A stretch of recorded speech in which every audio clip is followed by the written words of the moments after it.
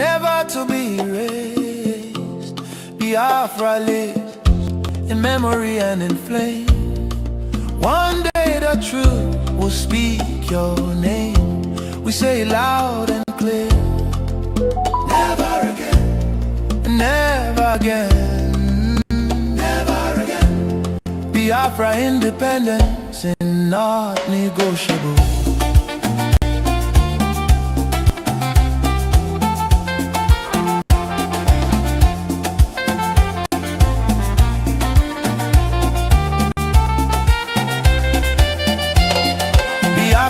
Independence is not negotiable.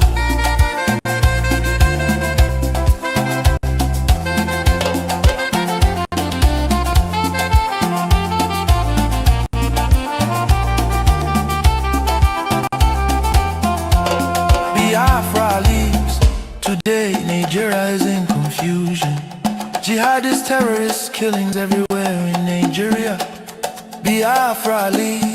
Retreat and surrender is dead for us. Therefore, no retreat, no surrender.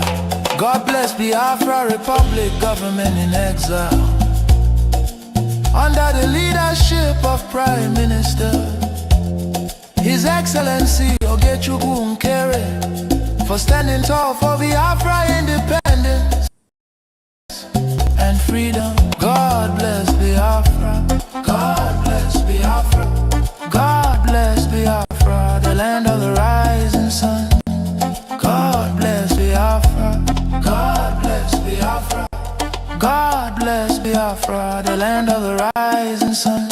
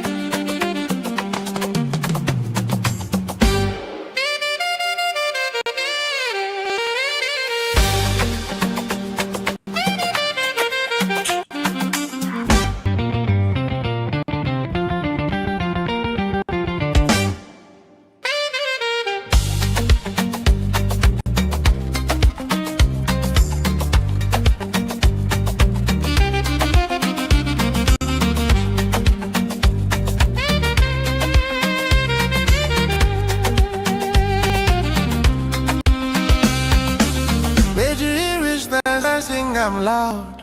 Go Georgia, for all our heroes we make us proud. Go Georgia, Biafra blood, Biafra spirit strong. Go Georgia, their story they live now they make us holy. Go Georgia, dance with joy even if I they cry. Go Georgia, honor our people we pay the price. Go Georgia, make that we no go ever forget. Go Georgia, forever bright, forever we go praise. Go Georgia, go Georgia, go Georgia. Back for 1967, call come out Georgia. When trouble show face, hope still stands tall. Them stand ground well to protect their own. Past fire, hunger, rain and heavy stone. Would you pull it us with hearts way true? Mama them fight, papa them too. Picking them brave as them walk at the road.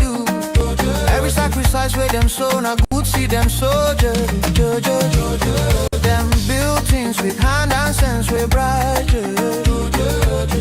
Obunigwe shine like morning light. Pulia strip they touch the sky. Them say we no go die, we go still try. No, we no go let their name just fade away. Their strength now our strength to this very day. Lift your voice, lift your leg, make the rhythm flow. For heroes of old, for heroes of old. am loud. For heroes we make us proud. Biafra blood, Biafra spirit strong. Their story they live, now they make us so judge. Dance with joy, even if I they cry. On our people we pay the price. May 30 we no go ever forget you. Forever bright, forever we go pray.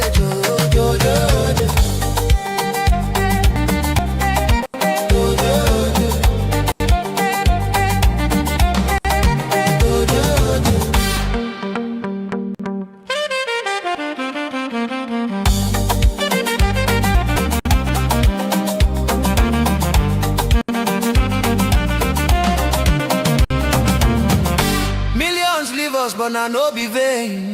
The pain turn to our big gain. Whole world look and learn the truth about human value and brave youth. From east go west past every say. We they carry their legacy. Strong sense they run deep inside. Every step where we take, na pride where they guide. Women stand when hope almost go. Them you wound, them show love well. You them are right, keep on go. Freedom dream now waiting we they land. May 30 we go stand and sing I'm loud. For all our heroes we make us proud. Biafra blood, Biafra spirit strong. Their story they live now they make us solo. Dance with joy even if I they cry. Oh no, our people we pay the price. We no go ever forget. Forever bright, forever we go pray.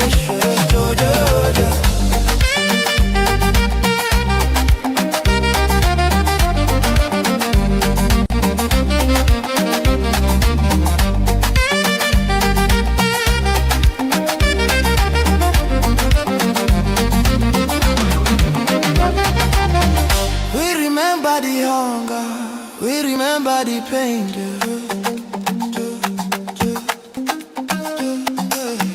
We remember the victory, we come out from rain.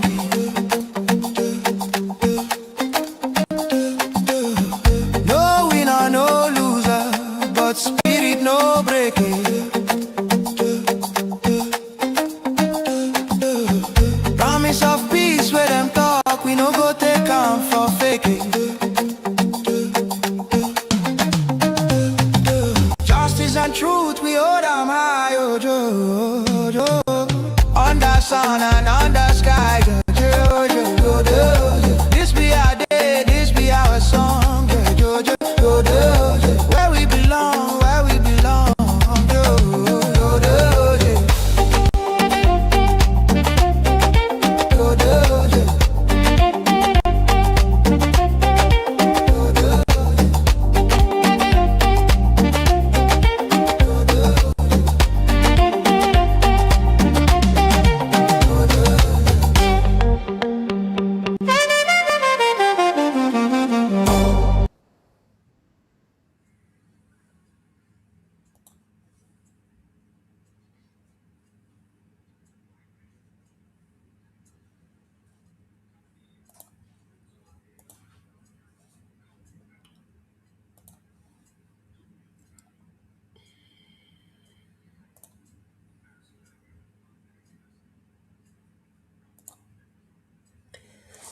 Good morning, good afternoon, good evening, wonderful Biafrans, lovers of freedom all over the world.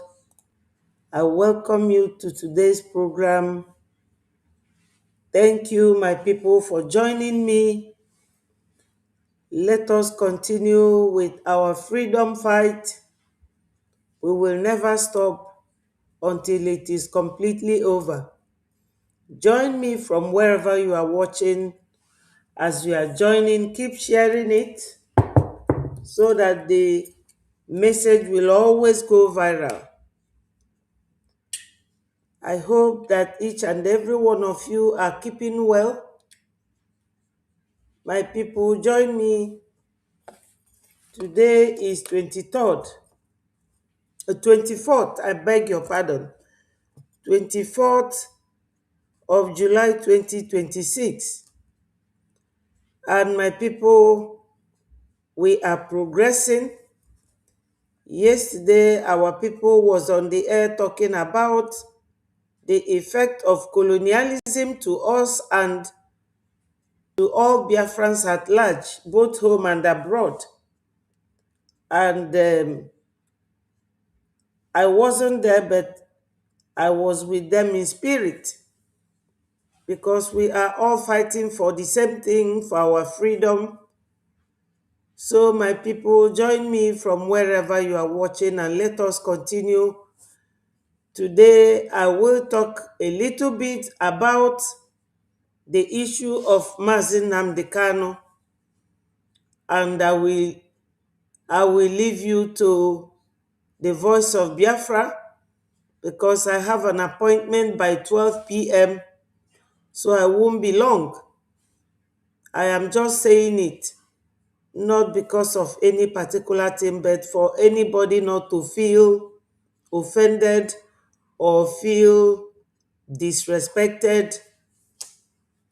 I wouldn't have come out, but you know, my people, I love you guys so much. I respect you so much because ndị Igbo si onye agha na nwanne bụ ife ukwu. Ndị be anyị nọ n'ụlọ, ekenekwa m unu. Ekene m nwoke, ekene nwanyị, nke onye chilu ya zelu. Tata bụ ọgụ abalị na ịnọ nke ọnwa isaa na arọ 2026. My people, we are moving and the days are moving. Gbakọtanụ ka anyị were ofu obi na ofu onu wee na-achọ ife anyị na-achọ. Ndị izu fada ezu ike, anyị nwa amezukwa n'ike.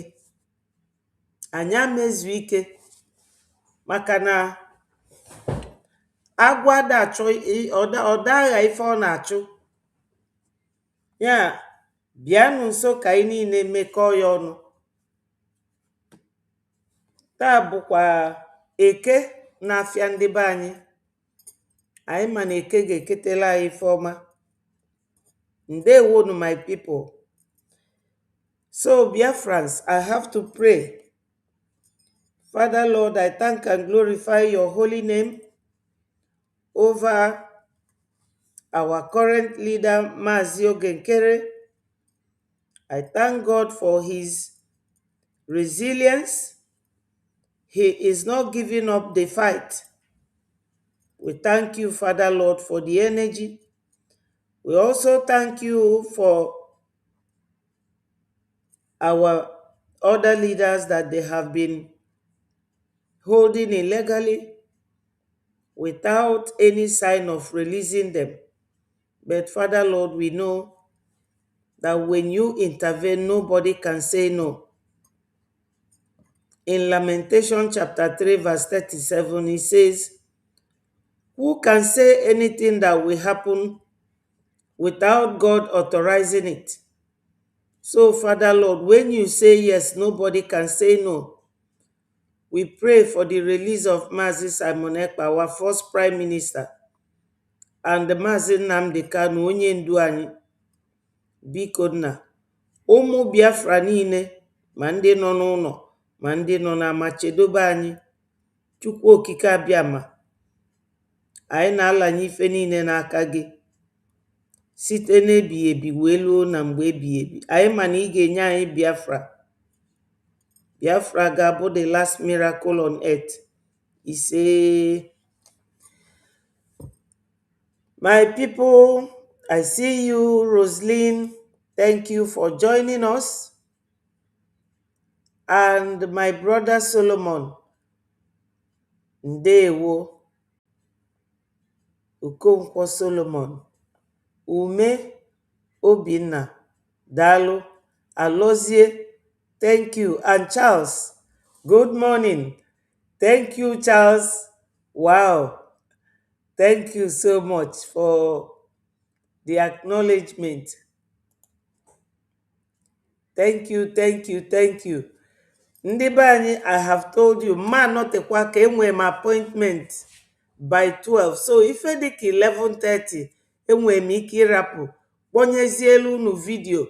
Yesterday, our sister Obi and love our sister na Mazi Emelike and Mazi Oke fa gbakọtara ọnụ wee kwuo ife gbasatalụ effect of colonialism, on our people. Yes, thank you, Charles. Charles is urging everybody to share so that the message will go viral. Please, my people, touch the share button.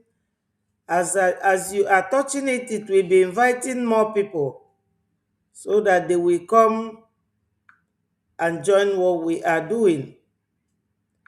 So, effect of colonialism, my people,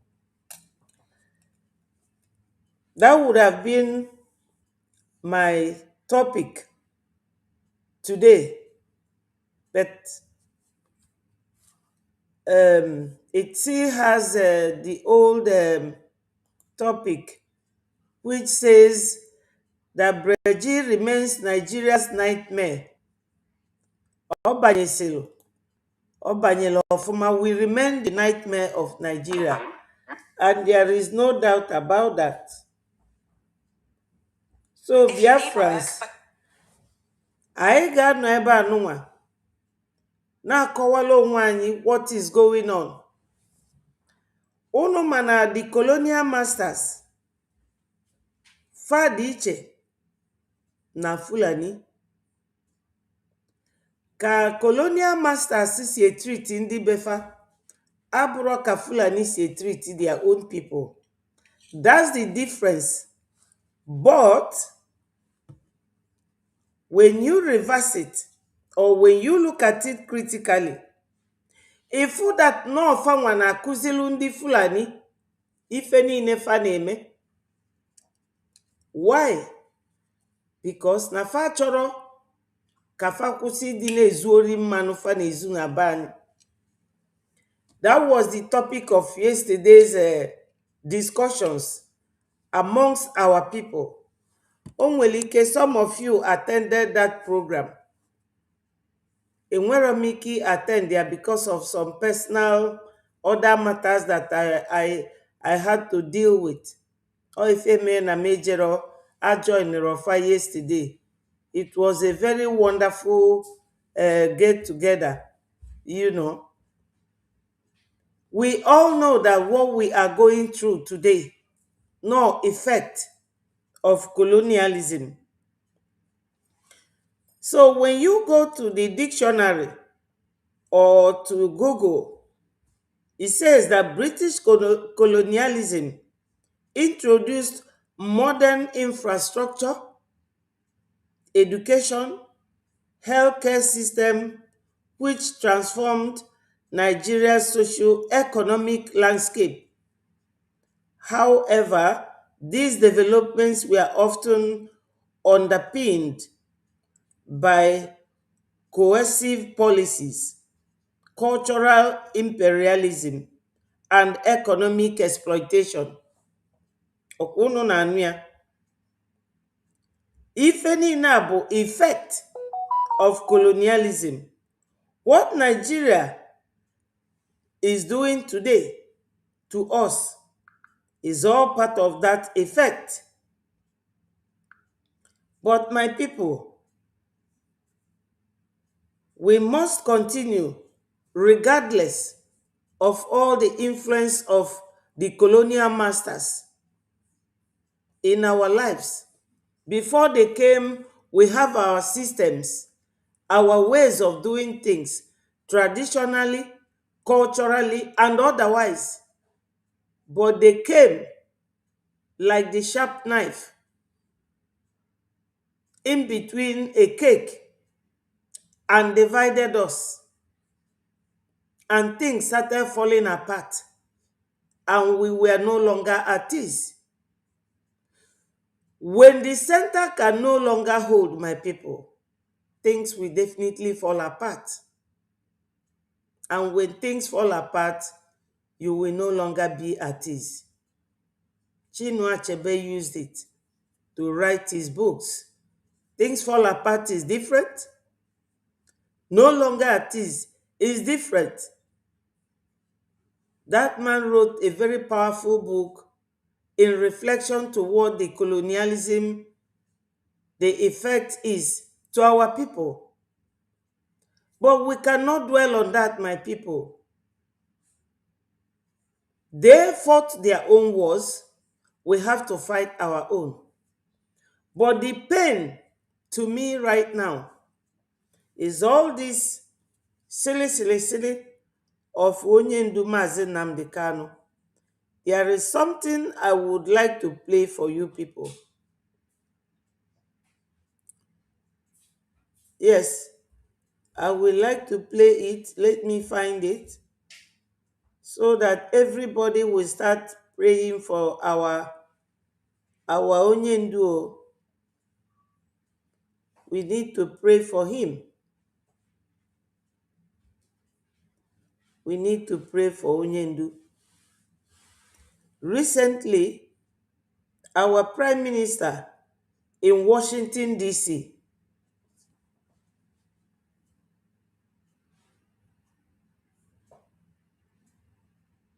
yes,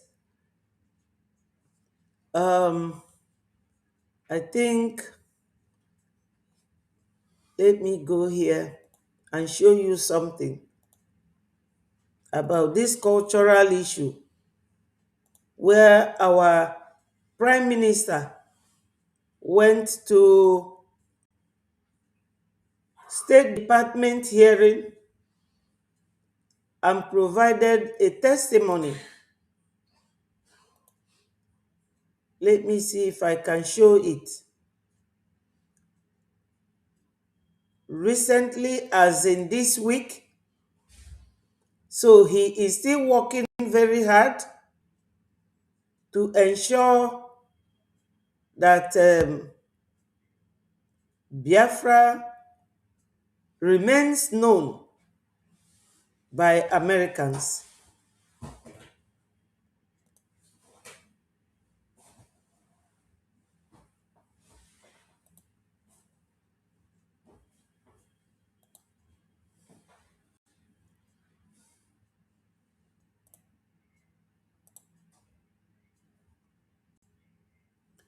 He says it's people's dailies.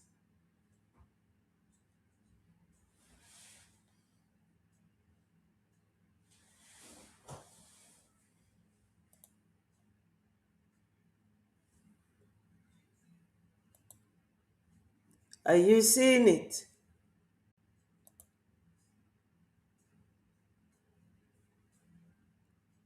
That's where our Prime Minister went to this week. He said that this is the very first time in history in which a Biafran independence leader has participated in a state department or provided testimony to the U.S. State Department.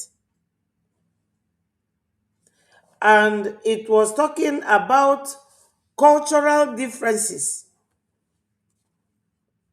My people, this pertains exactly to what we are talking about and the issue they discussed yesterday. When you see this, our Prime Minister, you will not believe how fast he can move. And we are so proud of him. Very, very proud of him. This was at the State Department where they provided hearing and testimony to the US Department. And he was there telling them about the cultural differences between Biafra and Nigeria. So, my people, we will not forget our history. We cannot forget what we are fighting for. So, no matter what they do,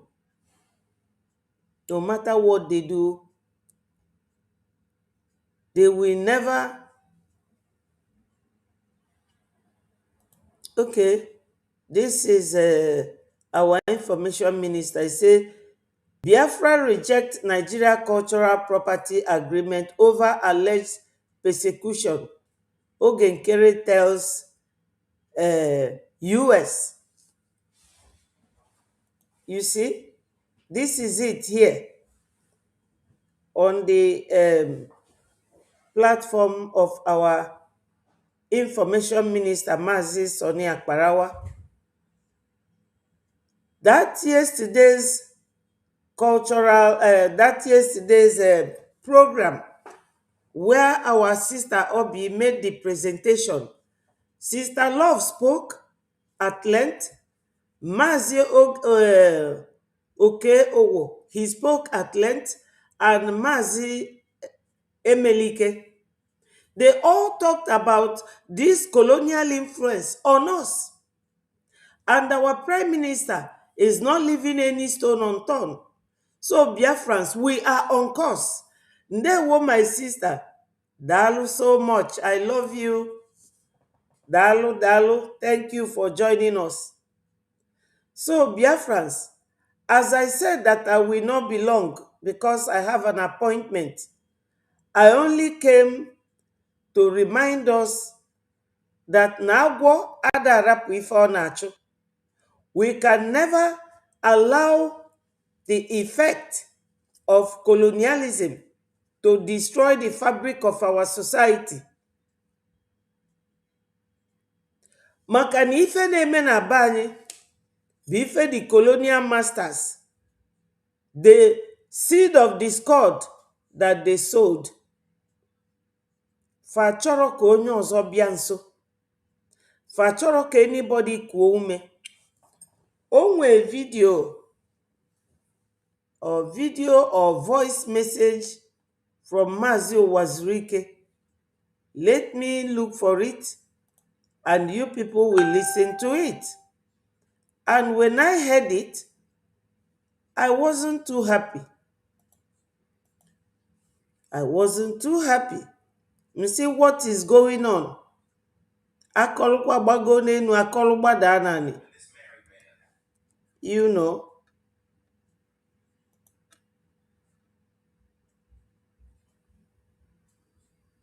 I just heard it. Ebe ọ nọ na-ekwu something. Si na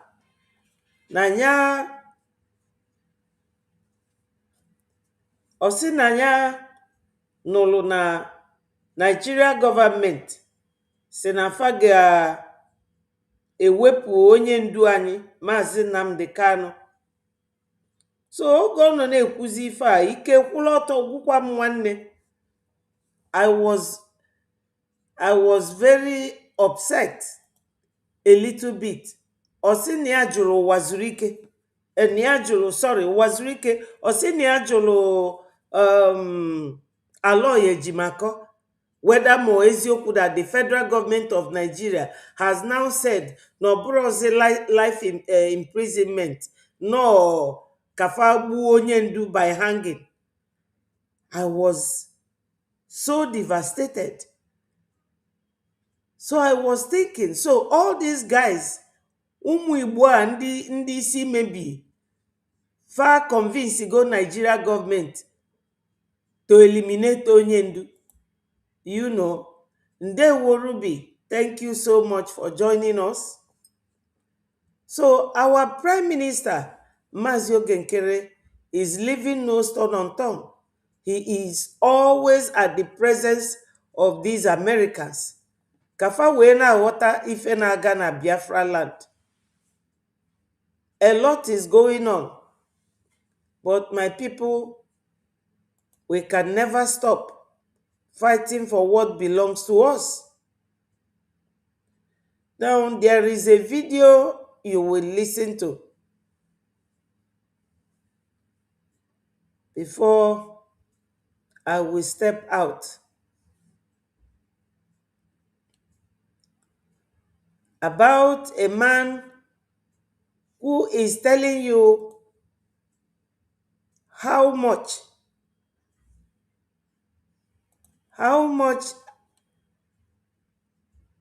Nigerian government is paying terrorists. So you will understand that onye si na ya ga-egbu Maazị Nnamdi Kanu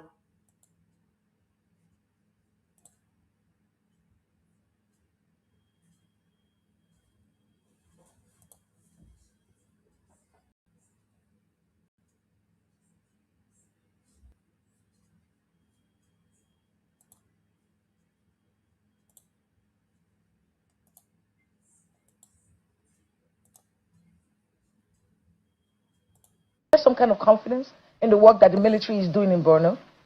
Thank you very much for the question. Actually, the whole thing is a bit complicated, I would say. Yeah. The military are doing everything they can. In fact, especially the ones in the forefront fighting, they are doing the best they can. If you see, it's been years since they've been fighting against terrorism, and you know all sorts of in Borno State and everything. I think without the military by now, that state would have been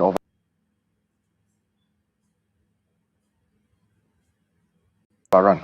So I'd say they are doing a good job, but at the end of what the tunnel of whatever they are doing,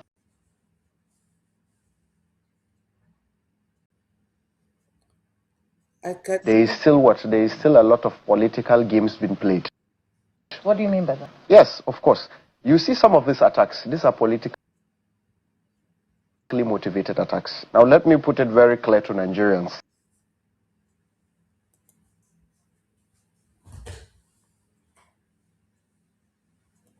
Because normally when I come on live or anywhere, they know what happens. I get to put out whatever. Now, let me play it from my phone. People, and how are you people surviving? We just try to give people an idea of what Borno is what's happening in Borno from January up until yesterday. yes.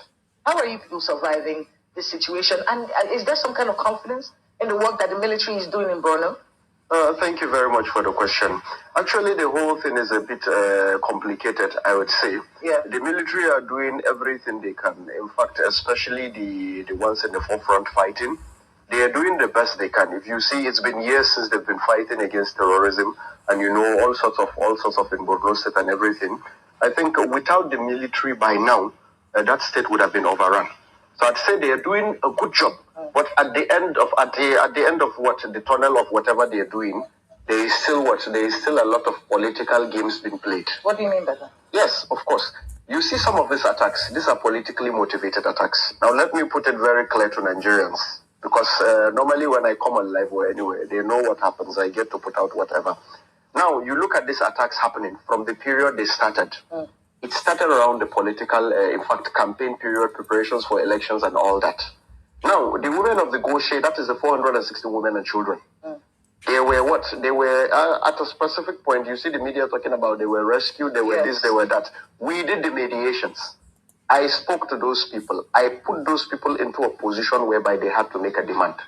Because initially they had no plans of releasing those people. You spoke to the terrorists? Of course, I was the one who made all the process. The video you saw online, I was the one who directed them to get that video for us. Okay. You know, it took me around 2 to 3 weeks communicating with them until I got to the top, end of wherever I was supposed to reach. We had these discussions. They agreed to make the video proof of life. One thing Nigerians don't know, they made a first video. The first video was not good enough. I had to still tell them to make another, which kind of brought some, and all that, but it was settled. At the end of the day, They made the second video and the world got to see. So now, when the whole process came to a specific point, when the mediation came to a point whereby money is going to be paid, let me quote and make it clear, ransoms was paid. Keep it aside. From Brgie? Yes, of course. Okay. Ransoms was paid in billions. Around 5 billion was released. By who? Well, you want to... I hope you people have heard it. I know that some people might say, why is it that we talk about Nigeria? Unfortunately, we will not stop talking about Nigeria. Our people are still trapped in Nigeria, and our people are still paying tax to Nigeria from the businesses they do. By the special grace of God, our people are more in business than any other tribe in that country. Apart from our crude oil, our gas, and everything they are getting from our land, our people are mainly traders and businessmen and women. They pay tax to that country. They do everything. They still get attacked. Some of their businesses bulldozed, burnt down, their houses the same. But a man like the guy I showed his video the other day had the effrontery to talk about insecurity in Southeast, and that Onyendu is the one causing it. Do you people hear how much this man said that they pay to terrorists? Let me show the full video so that you will see it. Look at it here. 5 billion was released for Boko Haram, ISWAP, plus ISIS. That's what this man is saying. Insecurity all over Nigeria. Mazi Nnamdi Kanu can never be the one causing insecurity in Biafra land. And somebody will be asking for Mazi Nnamdi Kanu to be unalived. Because after Mazi Nnamdi Kanu, they will now turn to another person. And God forbid it that they will touch our Prime Minister, Mazi Ogenkere. Enough of Nigeria attacking our people, and one stupid business Igbo man will come talking rubbish. I don't know what is wrong with some of our people. Whether they don't know what is going on, or they know what is going on, they want to keep serving their slave masters. I really don't know what is wrong with our people. From what this man is saying here, anybody who is sensible will understand that truly Nigeria is in a very big mess. Any American program you will hear is where they are talking about terrorism level in Nigeria. The UN can do well in terms of having that. This one is an American. Persecution of Christians. We are taking the... Nigeria has been bribing some Americans to confirm that there is no Christian genocide. But you can never make America to say what is not right. Let us listen to this man. We are taking the persecution of Christians very seriously. I have to say, I did not have Nicki Minaj on my dance card, but to have her with her global following at the UN to put a spotlight on this issue was a real honor, and I think it's one of the things the UN can do well in terms of having that global platform and having the entire world right there in New York. And we've seen the Nigerian government move as a response to the president's attention, our attention, her attention, and others on the issue. They're cooperating with us more than they were on counterterrorism. They're cooperating in terms of their security force capacity. They still have some work to do, frankly, in terms of the Sharia. They still have more to do, frankly. They still have more to do. So, Biafrans, as I showed you this picture of our Prime Minister in Washington, D.C. recently. His movements, his engagement is nothing but the projection of Biafra. He is projecting Biafra, and our projection is the downfall of Nigeria. So let no one make mistakes. Tomorrow is our fundraising Saturday. Please, my people, let everyone endeavor to be there. Ndị be anyị nọ n'ụlọ, echi bụkwazi mbọsị anyị na-eme fundraising. Onye ọbụla gbaa mbọ fụ na ọ bịalụ de maka agbara aka achọ nwata eze n'ọnụ. I need support our government and our Prime Minister. He is making a very swift and sharp moves in America, all for the benefit of Biafrans. Before now, unu na-anụ ka ndị America si etu ekwu maka Nigeria. Let us be honest with ourselves. But it is all happening because of our PM's push. He is pushing very hard. America is not going to ignore, because they know that if the terrorists in Nigeria succeeds, they are always the target. The law that is in place in many of these local provinces, and make no mistake, churches are being burned, pastors are being executed, people are being arrested literally for just wearing a cross around their neck. And the Christian religion is the most persecuted religion in the world right now. And this administration, and I as its representative at the UN, are taking it incredibly seriously in every action that we can. We are taking. So, when he said that they are taking it up seriously, my people, what will come to mind is that the moves being made by our Prime Minister is yielding a lot of fruitful results. Ndewosi Enrock, thank you for joining us. I appreciate you. So, Biafrans, whenever we are here, I know that we are here to talk about Biafra, but we have to touch light on world news, what other people are saying. And unu ga-ama na anytime a na-ekwu maka Nigeria, you have to expose them very well for the world to know. All maka influence of Biafra. And onwere ndị ọzọ na-eme that move abụrụ Biafra Republic government in exile. So my people, we are very good to go. A lot is happening, and we don't have to ignore that. If you look at this one, you will see that's the Secretary of United States.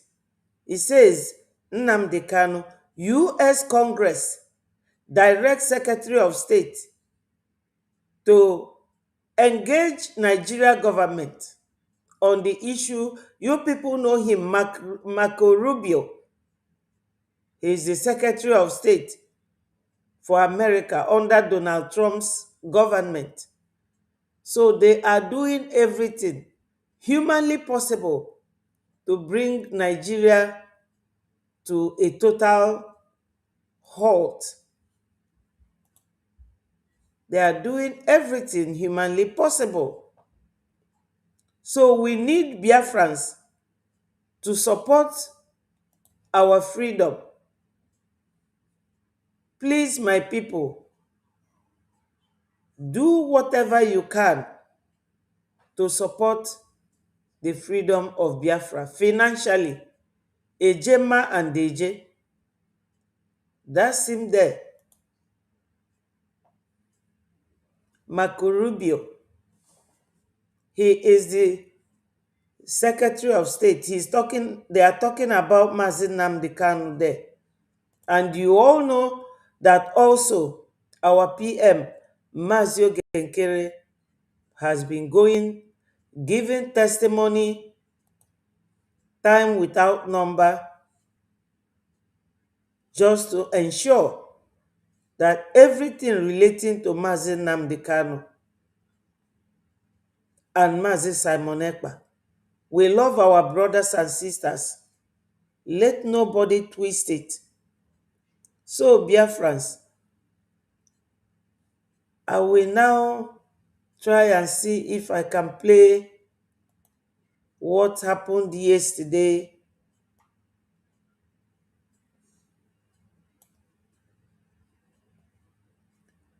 when our sister Obi presented the program.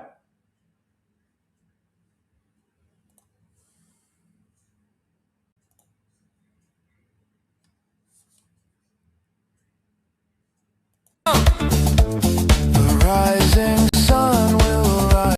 That is not, I think the Biafra government is doing. I wish we can, To support Brgie. Thank you very much, Honorable Elias. Thank you, and thank you. Biafrans that are, talking. Is innocent. If they succeed, capture Biafra. We encourage the West to support Biafran cause. We also encourage United States of America to hasten up.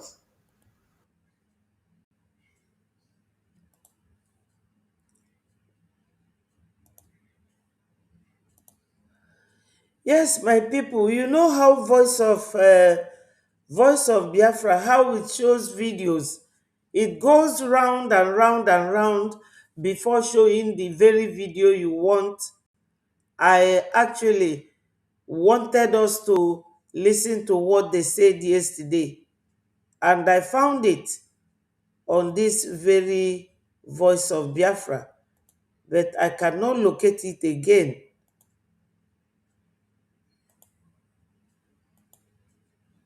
So that you hear what they said individually and collectively.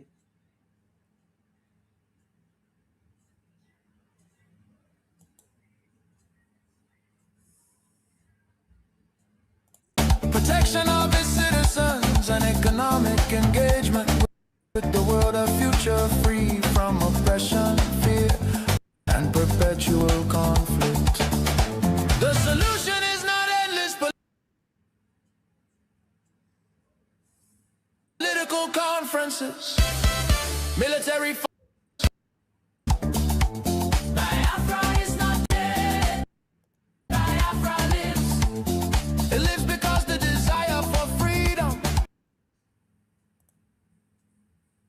cannot be extinguished. Nigeria's ongoing crisis, corruption, insecurity, poverty, and division are proof that one structure cannot hold people with dangerous diversities together. For the million already lost, for the children yet unborn. Biafra, Biafra independence is non-negotiable.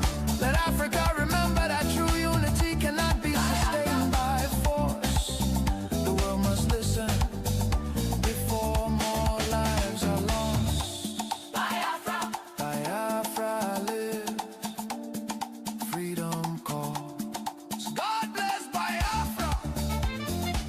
God bless the land of the rising sun.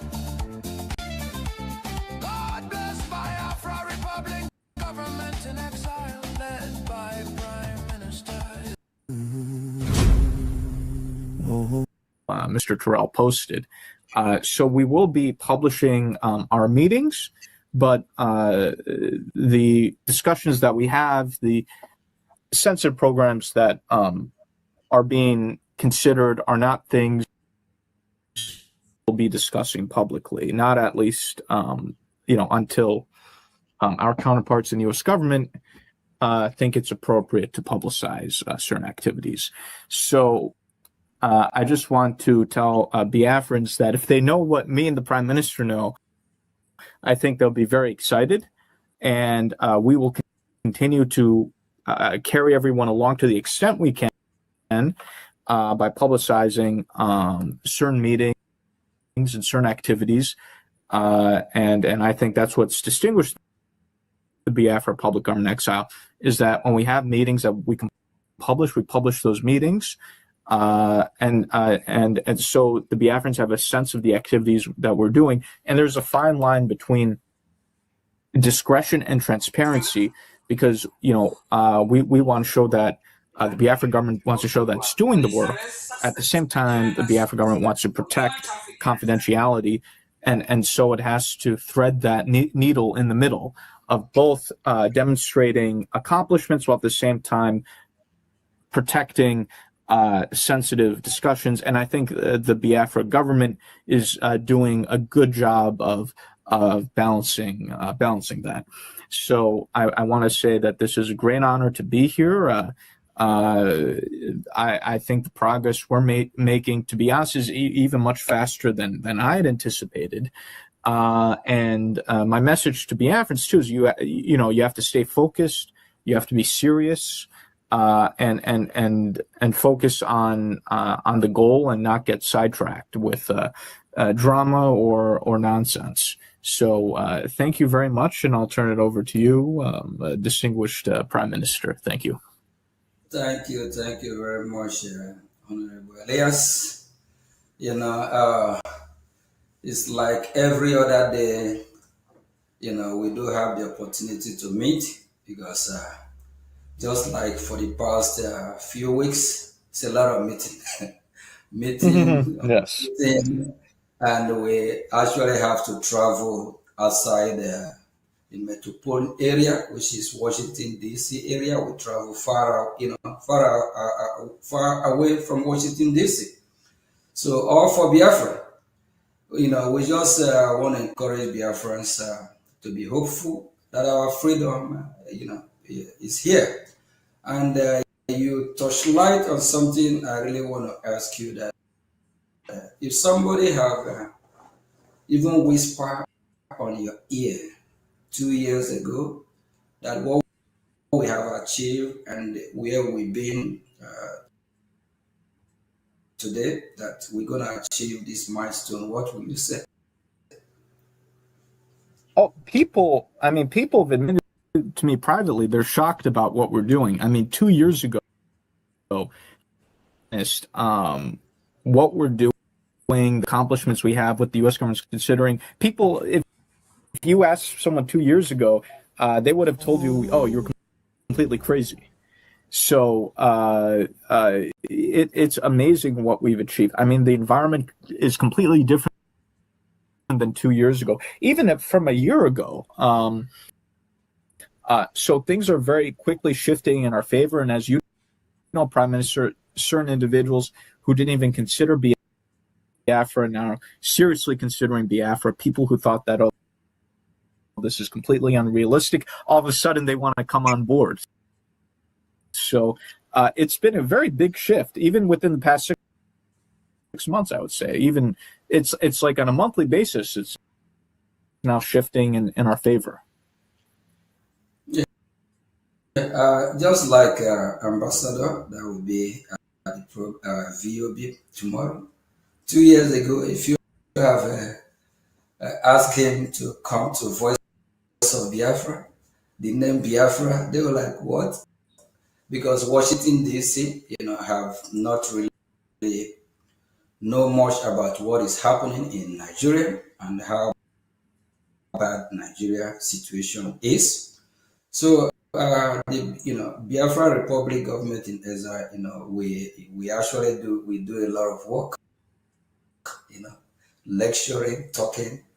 Like our last meeting, if you recall, we spent almost 2 hours, right? Correct? Yes. Yes. So talking, and now Washington ear is wide open.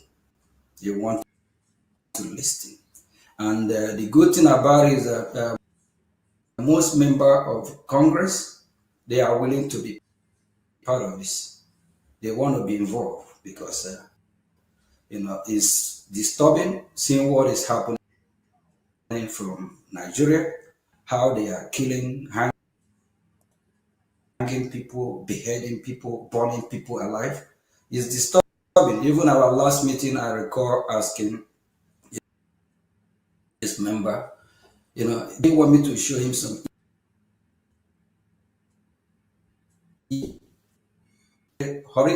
horrible. So I'm glad that Washington D.C. Now start talking about Biafra. And the last hearing of which Senator Ted Cruz just a few days ago he was there, and Dr. Wale was there.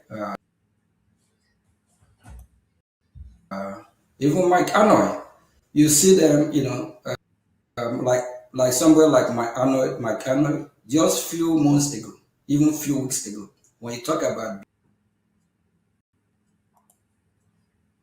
Biafra separated from Nigeria, he will tell you, no, no, no. So we can hear him say that, it's time to divide Nigeria. It's an option now. It's no two ways. Yes, Biafrans, we are going to teach the citizens of Nigeria what it means. Ndewo, my sister. Thank you for joining. Nenya, thank you. We are going to teach other Nigerians, those one Nigerianists, what it means to be free and independent. We are going to teach them that. Because Nigerians, they have this problem that they don't know how to solve, and we are solving it for them. And they are making noise. We are solving it for them. The problem of the insecurity in Nigeria now, we are the ones solving it for them. Now look at this man called Bala Mohammed. Are you people seeing it? Let me put it here. Bala Mohammed is talking about Arabic education should be integrated into national curriculum. Bala Mohammed, the governor of is it Borno or Katsina State, a Fulani man. But they banned history in schools. And yesterday when my sister Obie was talking, he was just calling them one by one. Love said her own, Mazi Oke said his own, and Mazi Emelike said his own. The effect of colonialism on us. The youths of Biafrans today, they don't know anything about their history. But now, this Eflef here wants to bring Arabic education to be integrated in Nigerian schools. So we have nothing to do with Nigeria and the Arabic teaching. We don't. We don't have anything to do with them. We want to tell our own history by ourselves and not the other way around. So when you hear things like this, you will know that as we are now trying to leave Nigeria, that we are teaching them enabled by the how to resolve their problems. The solution. Nigeria is the deadliest place on earth to be a Christian today. Yes. Nigeria. We Biafrans are the ones teaching Nigerians what they should do, how to do it, as a virtual end of their problem. Division. So tomorrow, my people, let everybody be there. Let Biafrans come and donate. Ejema and Eje. Whichever one you have, whichever one you can donate, please, we will appreciate you. We will sing for you. Come and donate. Tomorrow is our fundraising. Listen to this. Nigeria is the deadliest place on earth to be a Christian today. Since 2019, tens of thousands of Christians in Nigeria have been slaughtered as part of a sustained pattern of religiously motivated violence by Islamist jihadis ignored or enabled by the Nigerian government. Extremist groups like Boko Haram are allowed to operate without any meaningful response from authorities. A courageous leader named Mazi Nnamdi Kanu was convicted in a farce show trial for speaking out about what's happening. Now, he talked about Mazi Nnamdi Kanu. Remember that the other day, I brought a video of an Igbo man very busy castigating his own brother. A lot of people have been talking about that man. And Ife Diama, a lot of people have been talking about him. But this is a man from Michigan in America, a congressman, talking about your own brother. Is that not a very big shame on anybody that will be suggesting for Nigeria government to buy Mazi Nnamdi Kanu? When you add all these things together, you will see that all we need to do is to donate, support our government. My people, anya nọrọzi na anyị na-eme ngagharị na street or na-wave our flag. No. We are now at the center of our diplomatic movement for Biafra to come. And my people, it requires money. To be honest with you, it requires a lot of money. And all we have to do is to share whatever you have.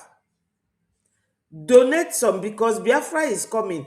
All these people are working with our Prime Minister. Let me show you so that you will all realize that I am not lying to anybody or trying to sweet talk anybody. I'm telling everybody the truth. Biafra is coming. Trust me. Biafra is coming.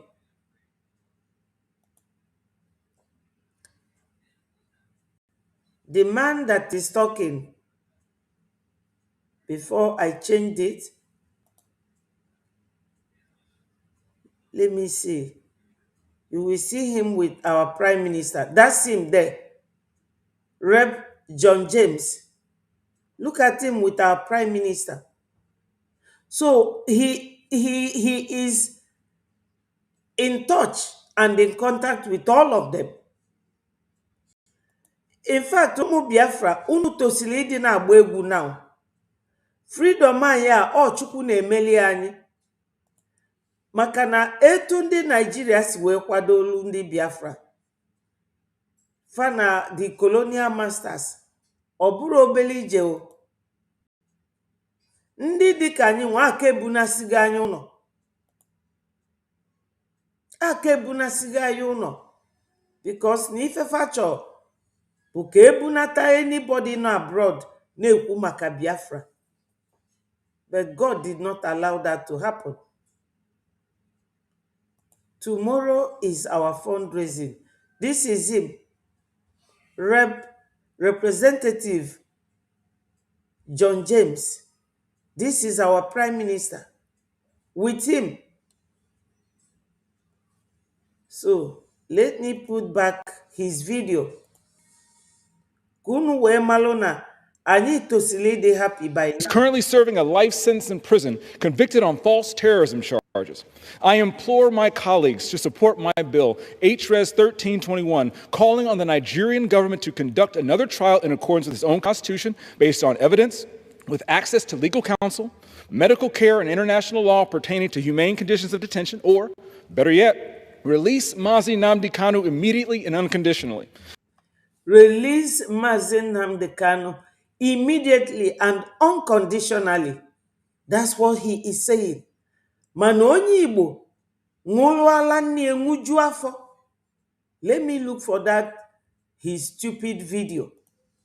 Say ka egbuo nne ya na ọ bụrụ Mazi Nnamdi Kanu. You know, this man is here advocating.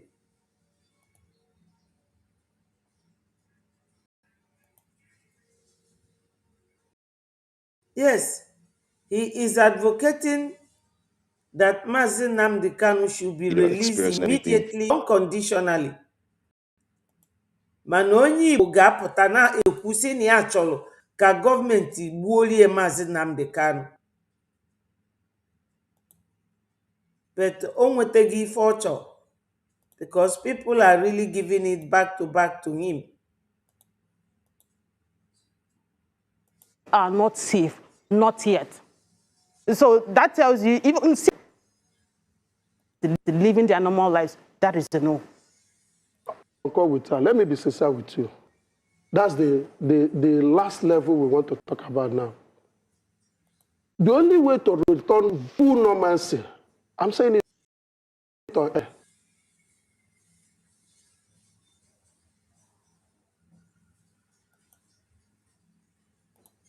If you watch the system the whole thing is going, the time they arrested Nnamdi Kanu, it was like up and down, up and down. Yeah.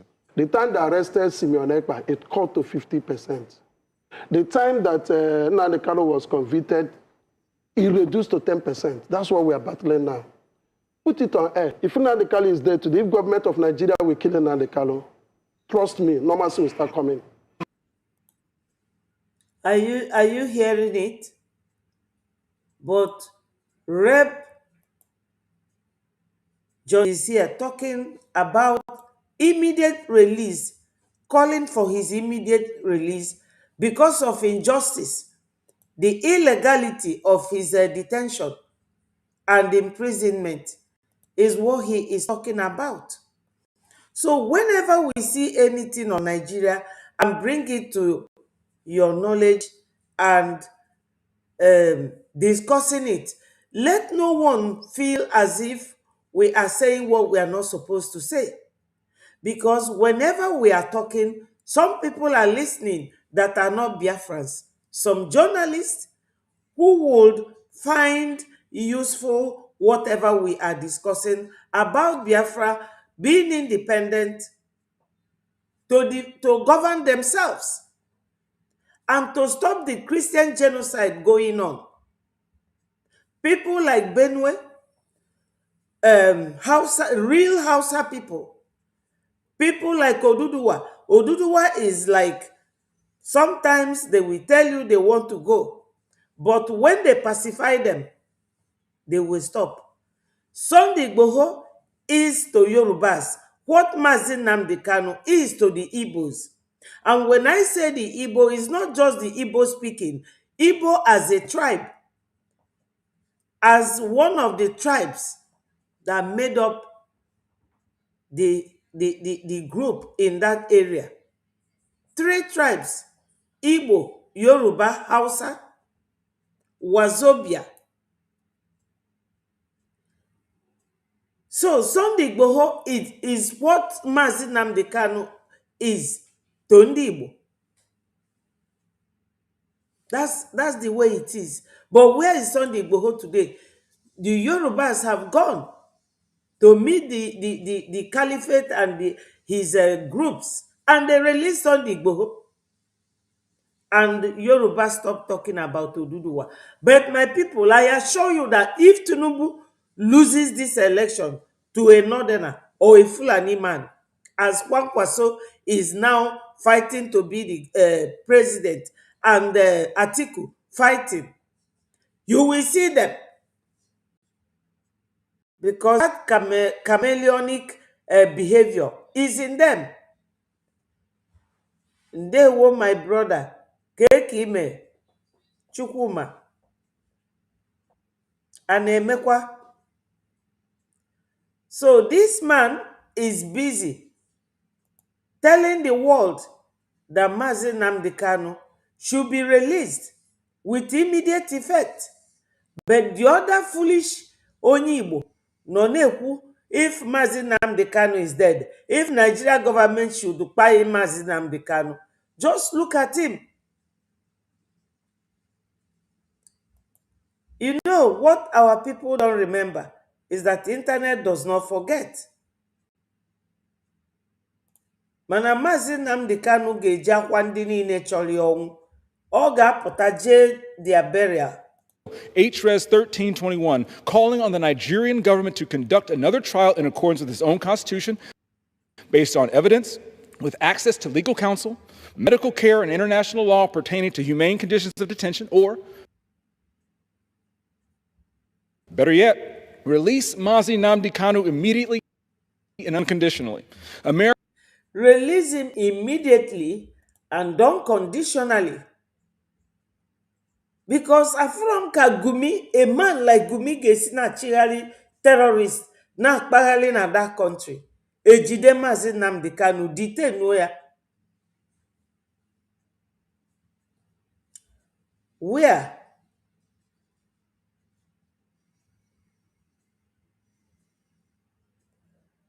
Sorry, which Obi is that you saw? Obi or nke Chicago? Because Obi does not mingle with this type of people. Yesterday, Obi conducted an interview. Chukwuma, tell me, which Obi is that? Is it Obi, okay, the former European rep? Please let me know which Obi you mean. Is it Obi Chicago or Obi the former European rep?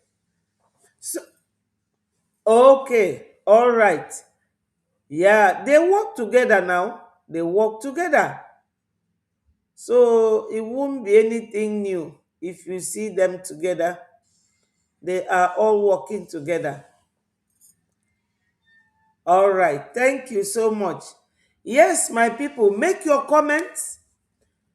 Make your comments and let us continue. America gives billions to Nigeria. We will not continue to fund a Christian genocide. We have the moral obligation to stand up so our Christian brothers and sisters can worship the Lord our God in peace. With that, Mr. Speaker, I yield. Yes. Now, he yielded. This is in their house. And he was just standing there talking about this. My people, are you seeing all the House of Representatives, about 10 of them in there listening? And they will be asking, who is Mazi Nnamdi Kanu? Why is he there? And when you see this very video or pictures of our Prime Minister with this very man, you will understand that our Prime Minister does not leave any stone unturned. He goes out there. Look at him with this very man that have just given a speech. So we should all be happy.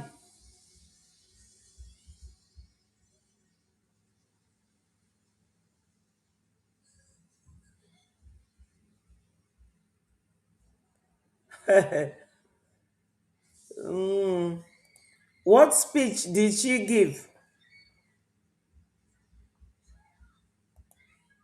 So, Biafrans, I have to really I have to really call it a day from here. As I told you, I have an appointment, and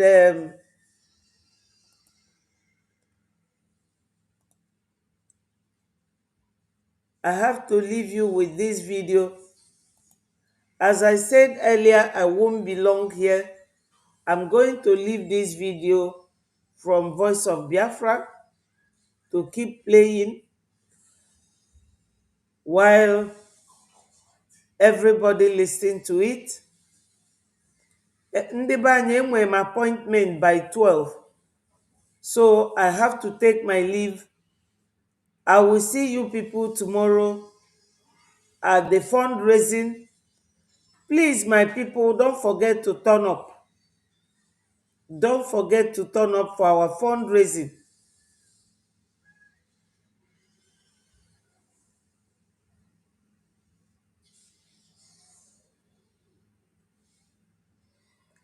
Okay, is it in America?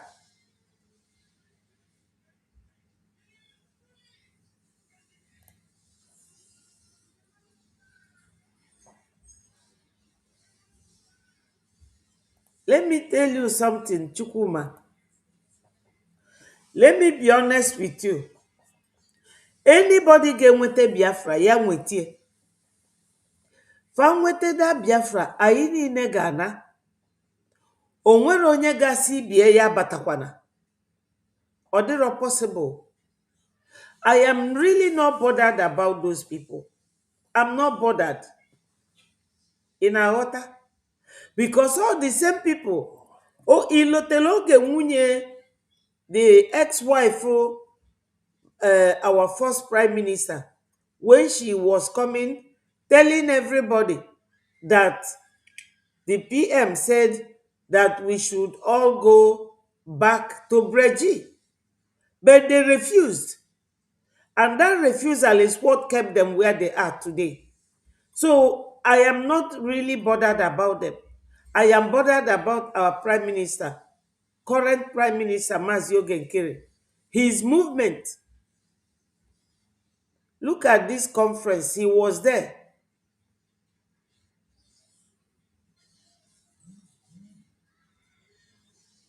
He was at this conference.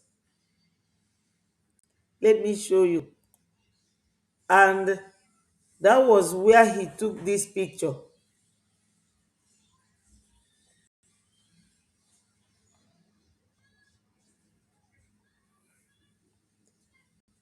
Yeah, this very picture. He was there. He says Biafra Republic government in exile PM urges US to suspend Nigeria cultural deal.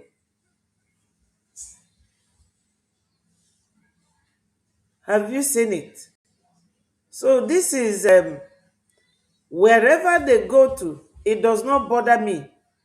This is the man that what he does currently and now should be bothering you, not those people. Not those people. I'm not bothered about them. I'm not. Whatever they like, let them do.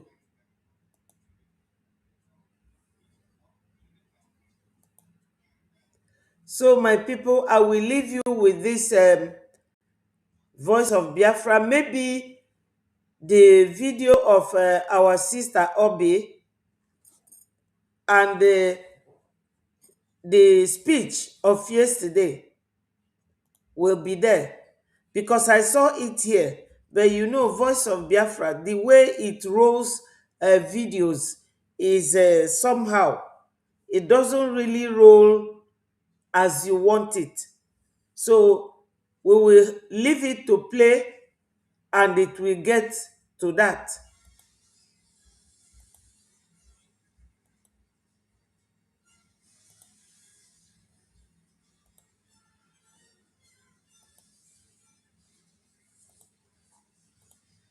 About it. And we also hear from former President Trump advisor, Dr. Wale, also talk about Biafra. So Biafra must be free, and we are glad. Yes, and for Biafrans that are still, not supporting, what message do you need to, what do you think they need to do so that we can move as fast as we can? So, what is your message to Biafrans that are not supporting what we are doing, or Yeah. Biafrans What that what don't I believe in what we are doing so far? Yeah, so what I would suggest is, look, things always take time in any movement, in any revolution. It's understandable. What I would say to Biafrans now is, I think until this point, there's been a lot of chaos and instability in the Biafra movement. I think for the first time with the Biafra Republic Army in exile under your leadership, Mr. Prime Minister, we have a right group of people who are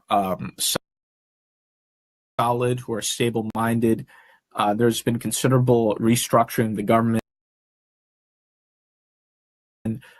weeding out of bad elements in the Biafra government leadership, and now we have a solid group of professionals in the Biafra government.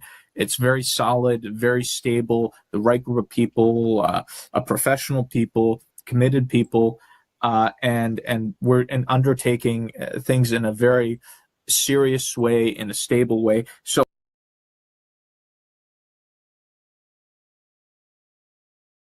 what I would suggest is to Biafrans who may have been a little bit disoriented, given the chaotic nature in which previous Biafran organizations were run or things were done in the movement, I would say, no one's forcing you to do anything, but watch carefully what we're doing and use your common sense.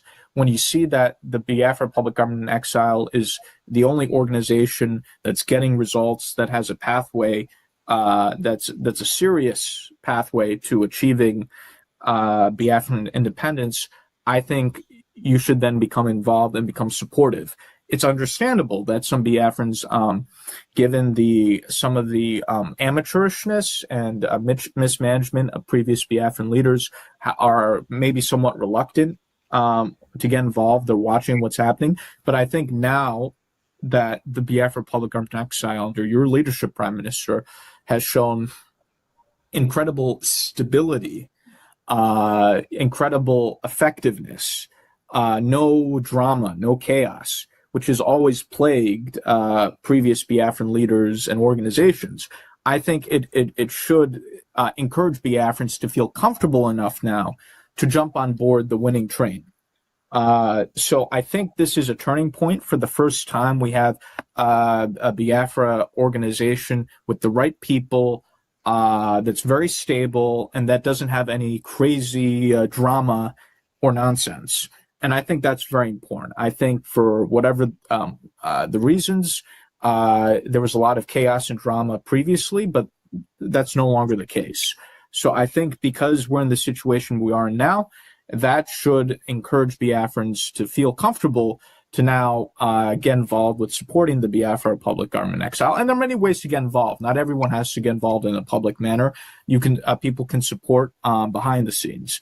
So I think now Biafrans who should take a new look carefully at what Brgie is doing, and I think Biafrans who have common sense and who are thoughtful can look at what Brgie is doing and make a judgment for themselves. And I think based off of that judgment, they should be inclined to be supportive and to get involved, because I think Brgie is doing all the right things.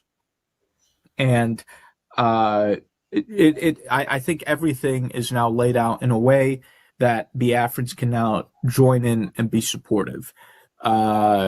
It's understandable that some Biafrans were a little bit confused or reluctant in the past, but now that things are clearing up and everything is laid out with the Brgie structure that we have, I think Biafrans should set aside past conceptions or notions, look at Brgie with a fresh pair of eyes, come to conclusions on Brigie's effectiveness, which they'll see that it's been very effective, and then come on board. and be supportive.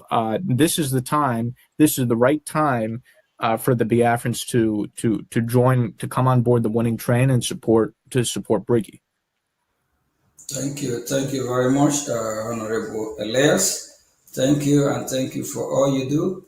And based on your understanding as somebody who worked closely with United States of American government, of which you also represent in a lot of countries from Africa, is there any other government, Biafran government, that is working hardly, very hard, or working with United States of America government, apart from Brgie, that a government that that probably still that one can look up, even a U.S. government FARA document showing that this group or this government, they are fighting to liberate Biafra people. Is there any other government, based on your own knowledge or understanding, apart from Biafra Republic government in exile? Yeah, Brgie, the Biafra Republic government in exile, is the only government in exile, not just only government in exile, but is the only Biafran political entity, you could even say, that has high-level relations with the U.S. government. While there are various Biafran groups that exist, the Biafra Republic government in exile is the only one that has a close working relationship with the U.S. government at high levels and is trusted by the U.S. government. Therefore, I think it's critical that any other Biafra group or Igbo organization be in touch with the Biafra Republic government in exile if they're interested in engaging with the U.S. government. They should do so through the Biafra Republic government in exile. So Brgie is the key organization with relations with the U.S. government, and as such, Brgie will play a critical role in the future of Biafra, and Brgie cannot be in any way circumvented from decision-making on Biafra, because any attempt to go around Brgie in some way means you're trying to also cut out the U.S. government. So Brgie is the only organization that has that's viewed in a serious way by the U.S. government. Thank you very much, Honorable Elias. And Biafran people, you have heard it from, we call him Mazi Elias. So we Biafrans have given Honorable Elias a title as well, Mazi Elias. And he worked closely with U.S. government. So he knows more than a lot of us, and is somebody who represents not just Biafran people. He also represents other countries from Africa. So this is his field, this is his profession. So he have given the Biafran people, a well meaningful advice. If you're a Biafran and you love freedom for your people, you love freedom for Biafra, come on board, support Biafra Republic government in exile. This government is government of the people by the people, and the government officials, they are servants of the people. These are men and women that volunteer their time, their effort, their energy to serve the people of Biafra. Please, you are welcome on board. Any group that you are affiliated with, you are welcome to join Biafra Republic government in exile, the government that is working closely with United States of America. And I, as the Prime Minister of Biafra Republic government in exile, I am a living witness. I have had series of meetings with U.S. government officials. So I heard what echo in my ear, and I also heard what we need to do, and their advice, and what is expected of us. We need to unite. We need to focus. We need to organize. We also need to know that United States of America have our back. The question is that how ready are we? Are we ready for our freedom? And I also want to remind Biafrans what happened in Iran.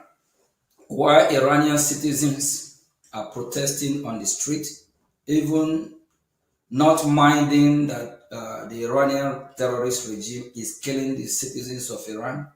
Iranians are so determined to go out the street, protest, make a loud noise, and it get to the ear of the president of the United States of America, the president of the free world, and he told the Iranian people they should keep protesting, that freedom, their freedom is in their hand, meaning that help is on the way.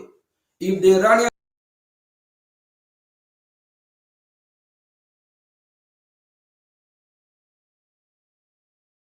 people have stopped protesting, sending a strong signal to the world about what is happening, if they have stopped to alert the world that serious we are, and we need to stop this emotional blackmail that the Nigerian terrorist state have used on us. We are so glued with our past. Let's focus on the present. We understand that we have Biafrans that are, have been massacred, and like Mazin Namdekan is kidnapped from Finland, from Kenya, by these terrorists Nigeria. And we also understand that Mazi Simon Ekpa likewise is arrested, all because of fighting for the people of Biafra. So we're not going to dwell on past. Let's dwell on present. And the present is what we revive our past. We that are fighting are the ones that will free all the political prisoners, because that's what they are. They are political prisoners because they are locked up because of agitating or fighting for Biafra freedom. So let us all stop this emotional blackmail that the Nigerian terrorist state are using on us, and support the current leadership, of which I'm the Prime Minister. So Biafra Republic government in exile will do everything humanly possible to release all political prisoners. It's a task. We represent the entire Biafra, so we don't represent some group of Biafra and avoid other group of Biafra. So all Biafrans are citizens of Biafra, so we'll do everything humanly possible to free all political prisoners. So your support, we hasten it. Your support, we speed it up. But when you keep dwelling on the past, we'll go nowhere. So let's dwell on the present and focus on the government that is making it happen. The government that have taken the cause of Biafra to Washington, D.C., because for over 10, 20 years, Washington, D.C. have not been talking about Biafra like today. Please, your support will go a long way. Thank you very much. And Honorable Elias, let's get your closing remark to Biafran people. I know you already encouraged Biafran people. I'm still getting a message that they would like you to speak more, but because of time and other engagement, and we'll be wrapping up. So Honorable Elias will also be at VOB in near future, very soon. Thank you very much. Yeah, thank you. It's an honor to be here. What I would say to Biafrans is the issue now is not even external support, because we're making huge progress with international support. In fact, I think the challenge is if the Biafrans themselves can move quickly enough and show that they're ready for their independence. So how fast everything moves, in a way, depends on you, the Biafran people. And I think you need to show seriousness. I think you need to show determination. You need to show commitment. When you have, let's say, Biafrans that are, talking about 2027 elections, and people in the Southeast voting for these Nigerian politicians, and all this sorts of stuff, that shows lack of seriousness, right? So there needs to be seriousness There needs to be commitment. There needs to be an understanding that we're dealing with international diplomacy at this point, and not noise making, and not all this emotionality. So I think the Biafrans have to show greater seriousness and determination. And part of this will, yes, depend on external support, but part of it will also depend on the Biafrans themselves. If you show the necessary level of maturity that's needed for what we're trying to embark on. So thank you, and it's an honor to be with you today.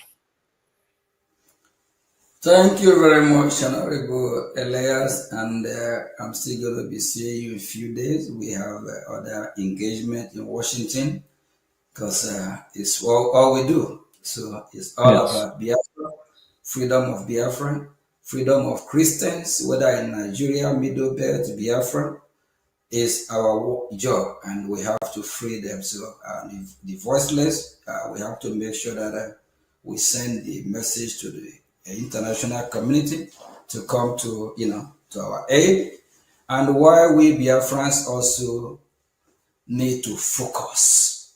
It's time that we change the dimension. It's time that we all align with Biafra Republic government in exile. The leadership of which I'm the Prime Minister, so Washington, D.C., U.S. lawmakers in Washington, D.C., they are pleased to have somebody like me, and they are pleased to know that I'm steady, and I'm somebody with common sense. I'm not somebody that they cannot count on or rely on. That's what matters. So last week we traveled out of town for a very important gathering, of which we also have some very meaningful meeting. Just a few days ago in Washington, I came across some of the members that we met at the occasion. They remember who I am, and they always say good luck, in what we are doing. So they wish us well, because they know we are fighting a just cause. Please, if you're a Biafra, support the current leadership. Ask yourself question: if this leadership of Brgie is delivering? The answer is yes. Of which Honorable Elias pointed out earlier. He also talked about how the Nigerian newspaper have talked about our impact in Washington, D.C. Actually, there's a time they are attacking us, right? They said, yes, but now Nigeria as country of particular concern we are the one behind it. Yes, we play a very vital role. Since 2014. Go ahead. Yeah, Prime Minister, even the Nigerian government media, if you notice, if you watch Arise TV, unlike previously when they let's say mocked IPOB or mocked different Biafran leaders, now they even the Nigerian government media is very careful in the way they talk about you and Brgie. Because they're now reporting on these international news stories about you and Brgie, and they're much more careful now with what they say, and they're a little bit more respectful. So the Nigerian gutter media is very they feel a little bit nervous. I think they feel very nervous. Yeah, because our message is sinking in, and I also want to appreciate Biafrans that are active in social media. Just like Mike Anoy that we talked about earlier. We remember months ago, if you talk about Biafra or about separation, before, it's all about how things will work Nigeria, but, based on what he himself observed and what he have seen, he came to a conclusion that Nigeria will not work, that Nigeria will not just work. And that also drew my attention to this group that are calling Save Nigeria group. I laugh, know why I laugh, Elias? I remember Gowon, right? Gowon is from Middle Belt. Yeah, Gowon fought and he killed Biafrans in millions. He tried to save Nigeria. Gowon try hard, very, very hard to save Nigeria. The same Nigeria that he tried to save is the same Nigeria that is killing his people. Even our former leader, Ojukwu, told Gowon that Gowon would be alive and watch Nigeria kill his people. And it's happening. Yes. Yeah, his community is being killed. Is the one being killed? Yeah. The one that tried to save Nigeria, just like this young man called or whatever his name is. I'm like, what's wrong with him? You can't save Nigeria. Or you can. A former president named Obasanjo said Nigeria insecurity can never stop. Obasanjo said Nigeria insecurity can never stop. That means what is happening, it just can't stop. And I thank God that Washington DC is beginning to realize, like one of the speaker at the hearing just a few days ago, he compared Nigeria to like Yugoslavia, right? Yes. Yes. So Nigerian people, they need to go and get their own separate country. So like if the Fulani people, if they believe Nigeria is their country, they can go coexist with the North, like the Hausa. We call them Hausa Fulani. So we encourage the middle belt. Nigeria can't be saved. Don't deceive yourself. And the funny thing is that the more they try to save Nigeria, the more Nigeria killed. It happened in Lekki Toll Gate. While Nigerians are waving Nigerian flag, protesting against police brutality, Tinubu, the same terrorist president, do you know that Tinubu ordered the military to open fire and kill a lot of these people protesting for freedom? Not to even these people at Lekki Toll Gate, not that they are protesting to exit Nigeria. They are just protesting for better Nigeria then. They are just protesting against the police, a police force called SARS, because these SARS are actually terrorists. The way they, the SARS turned to terrorists that are kidnapping people for ransom, because if they arrest you, they will tell you how much you need to pay before they release you. So they're committing a lot of crime. Tinubu ordered military to kill this innocent Nigeria protesting. Nigeria can't just be saved, so this Save Nigeria group need to stop wasting their time, because whenever they keep posting of their meeting from Washington DC to save Nigeria, that go on, their brother, uncle tried to save. It never worked. And the same Nigeria that they try to save is killing them. So it's high time Biafran people wake up, since they know that Nigeria can never work. Please support Biafra Republic government in Ezra. Biafra is here. We need to be more organized. We need to be more serious than ever before. So how I wish I can break some news that will make your day, but just believe me when I say Biafra is here. So there's a lot of talk going on. A lot of countries that want to support Biafra. They are just waiting for the Elias. What are they waiting for? Go ahead. Green what? Well, they're waiting for green light. So Biafra is yes, here. Green light. Green light. Yes. Yes.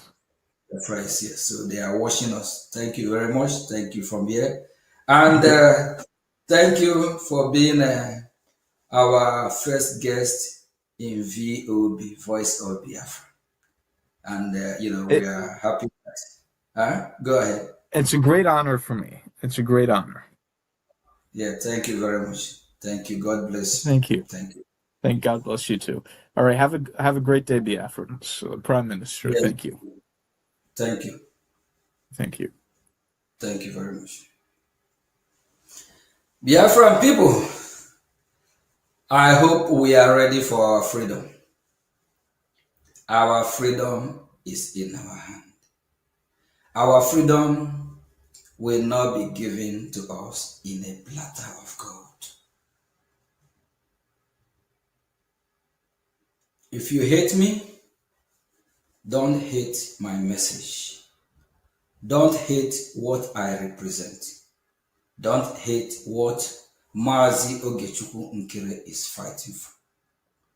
I'm fighting for the freedom of Biafra, of which freedom of Biafra is your freedom, is my freedom as well.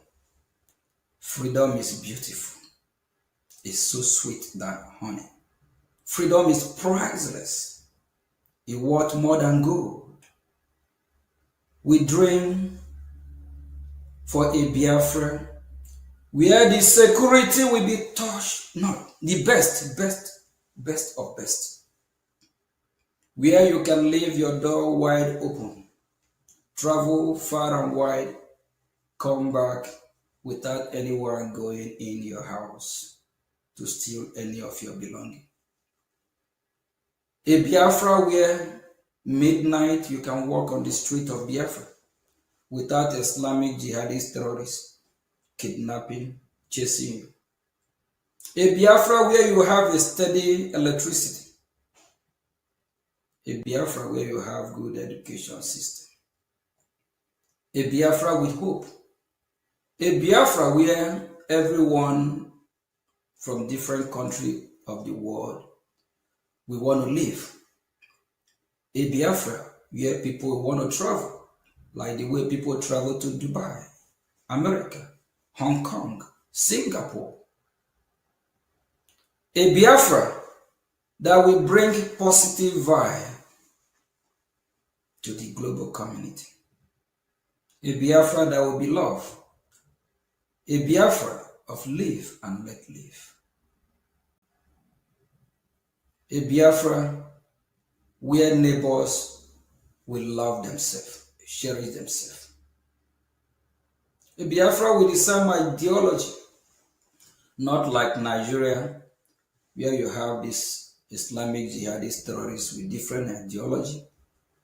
While you are preaching peace, while you are preaching unity, while you are preaching live and let live, the Islamic jihadist terrorists of Nigeria are preaching hate. While they are preaching jihadism, how you will be killed. With your support, with your help, we can all achieve this milestone. It's our dream. Our forefather dream, when are we going to be free? That is the reason why our leader, Ojukwu, resurrect the hope for Biafran people, for us to be free. Because we deserve to be free as free people. And we know that if we don't fight to be free, if Biafra land is overrun, the West should prepare that these terrorists will attack them, even from Biafra land. That is, if they succeed, capture Biafra. We encourage the West to support Biafran cause. We also encourage United States of America to hasten up so that we can all fight this one common enemy, this terrorist state of so-called Nigeria. Thank you, thank you, thank you, thank you. And for those that will be supporting now and those that will support later, we appreciate you. We appreciate all of you sacrifice. Thank you from here, and God bless you.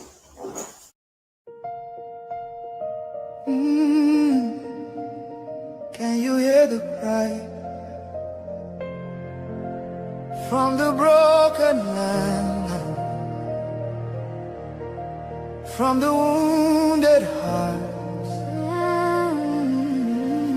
Nigeria, they bleed, people they cry, tears for the ground.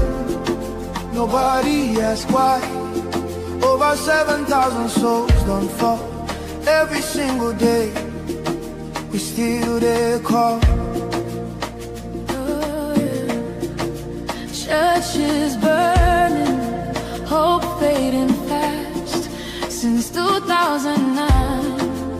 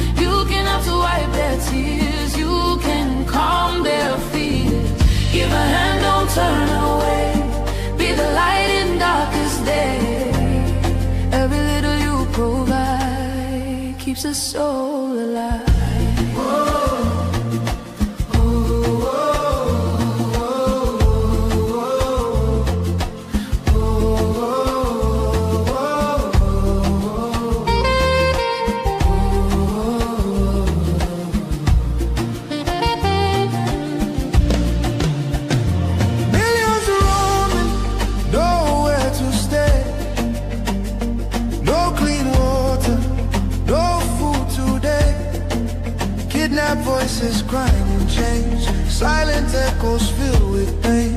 19,000 churches gone,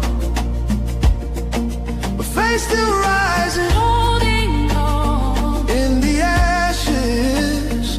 Hope remains, love can heal the deepest pain. Shelter broken, dreams erased. Hungry hearts we can embrace. Let compassion take its place. Now's the time to show His grace.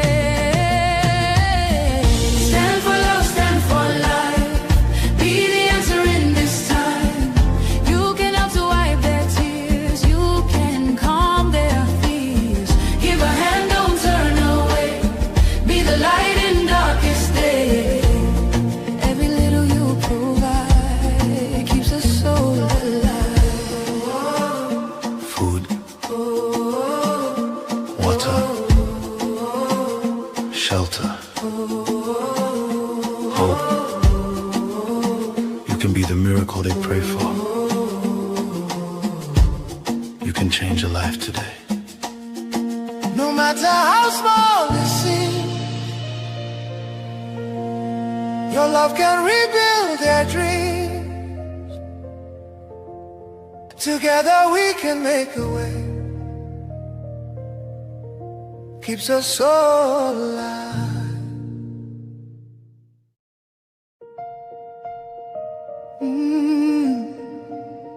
Can you hear the cry from the broken land, from the wounded hearts? Nigeria, they bleed, people they cry, tears for the ground. Nobody asks why. Over 7,000 souls don't fall. Every single day, we still there call. Churches burning, hope fading fast. Since 2009, the pain don't last. 50,000, maybe more. Heaven they count every single soul. Children without home tonight, mothers praying through the night, fathers lost no strength to fight. Who go stand for what is right? Stand for love, stand for life. Be the answer in this time. You can help to wipe their tears. You can calm their fears. Give a hand, don't turn away.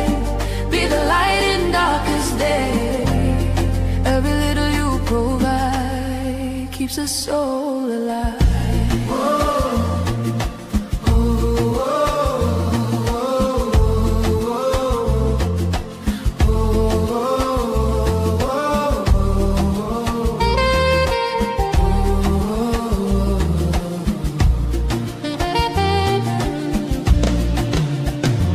Millions roaming, nowhere to stay. No clean water, no food today. Kidnapped voices crying in chains, silent echoes filled with pain. 19,000 churches gone, but faith still rising. Holding on. In the ashes, hope remains. Love can heal the deepest pain. Shelter broken, dreams erased. Hungry hearts we can embrace. Let compassion take its place. Now's the time to show His grace. Stand for love, stand for life. Be the answer in this time. You can help to wipe their tears. You can calm their fears. Give a hand, don't turn away. Be the light in darkest day. Every little you provide keeps a soul alive. Food, water, shelter, hope. You can be the miracle they pray for. You can change a life today. No matter how small it seems, Your love can rebuild their dreams. Together we can make a way. Keeps us so alive.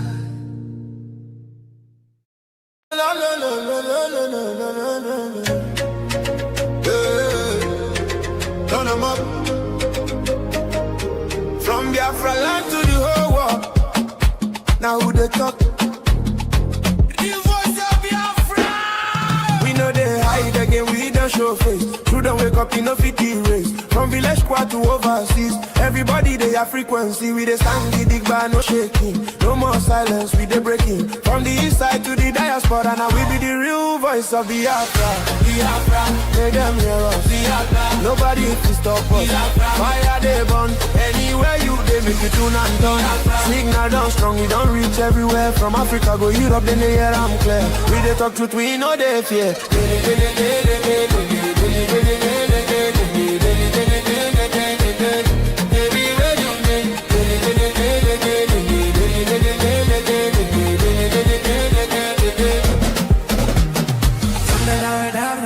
Mr. Toscano, simple question.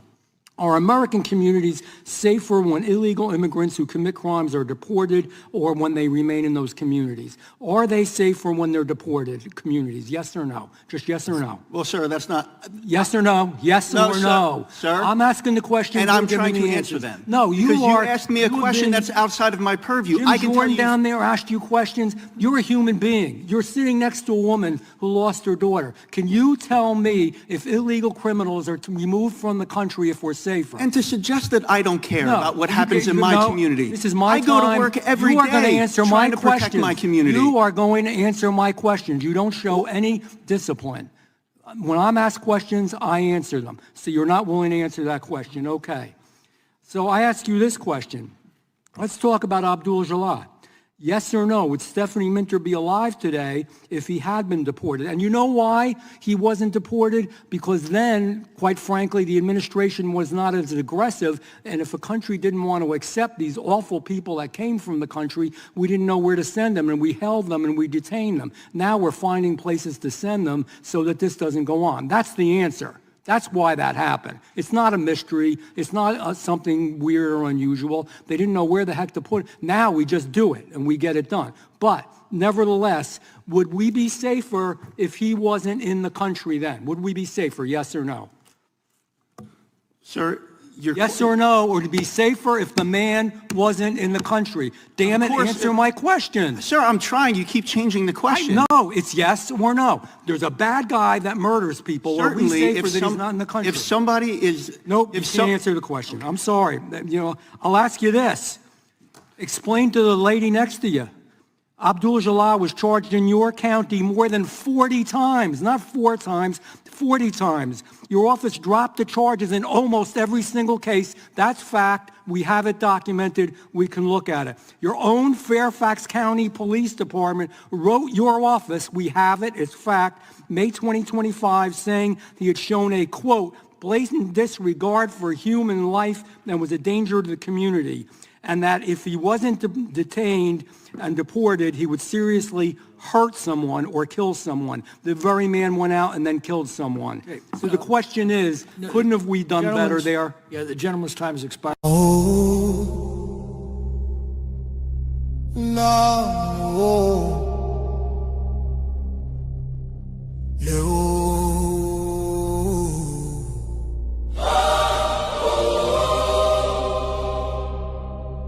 From every village, every city, from homeland to diaspora, hope is rising again.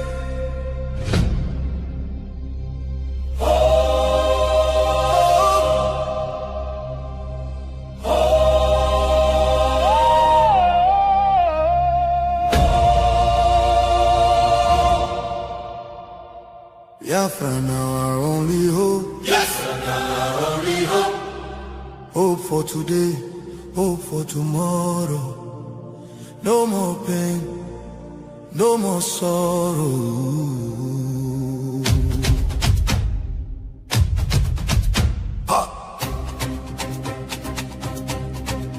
We bring better news, make you head on clear. We get hope, now Biafra we dey see. Beautiful nation, shining bright justice and fairness. Now the light. Biafra go be one beautiful nation. Every Biafran go enjoy true freedom. Fine, fine country, shining nation. Justice and fairness. Justice and fairness. Everybody equal, one love for rich and poor. Leader or citizen, no different. Justice go speak with confidence. No pressure, no discrimination. Rule of law for the nation. Truth and justice go reign forever. Biafra go get strong and better. Where your home? Biafra. Who be your home? Biafra. Waiting be your country. Biafra. No more suffering and smiling. No more fear, no more hiding. Respect and dignity for all. Every citizen standing tall. Free education, rich university, healthcare for every community. No more dying, because no money. Life go better for everybody. Biafra now our only hope. Biafra now our only hope. Stand up now, make we claim Biafra now our destination. Women go deliver safe for hospital.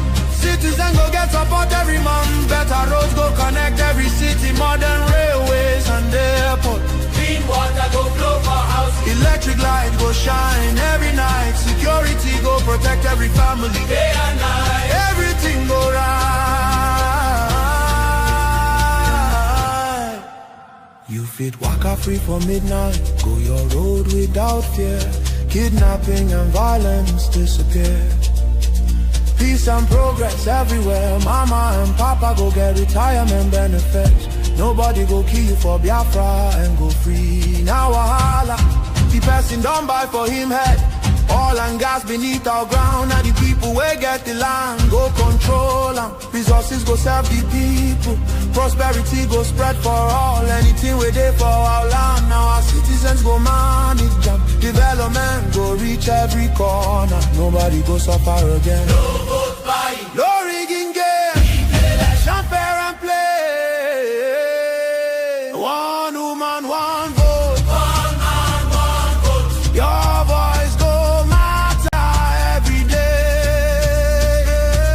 Biafra now our only hope. Biafra now our only hope. Hope for today. Hope for tomorrow. No more pain, no more sorrow.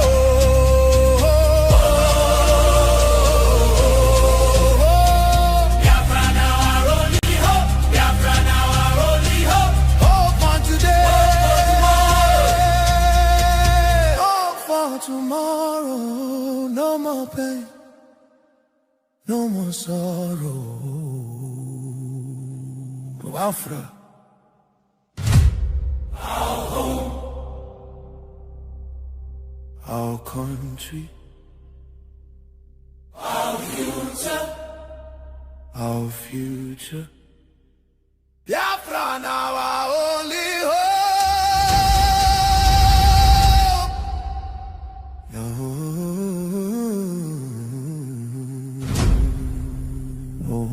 This is systemic failure. A collapse of responsibility. A nation where innocent lives are wasted daily. As fear grips the population, a new reality emerges. The people have lost confidence. Trust has been eroded. Hope has faded. But here, on this frequency, we do not deal in fear. We deal in truth. And the truth is this: a government that cannot protect its people has failed its most sacred duty to the people. Listen. Remain vigilant. Remain aware. Remain strong. Nigeria has failed its citizens, and in awareness lies survival. This is a wake-up call. You are listening to the voice of Biafra, where truth lives and freedom speaks. Biafrans stand firm until justice speaks louder than silence. And stay safe. God bless Biafra Republic. God bless Biafra Republic, government in exile.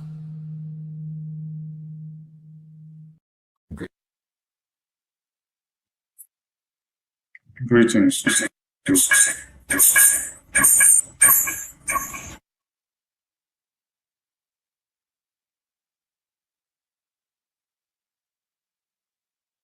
Take a commission break, and when we return, we continue.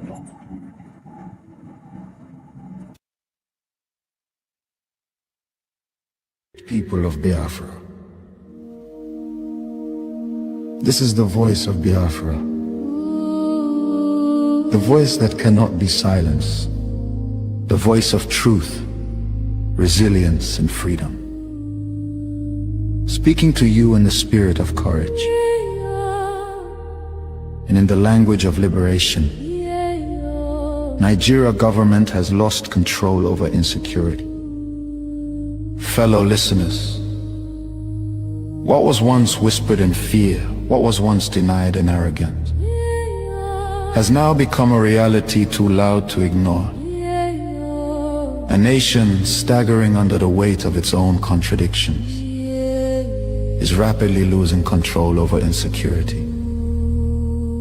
From the north to the south, from the east to the west, the land trembles, not from natural disaster, but from man-made chaos.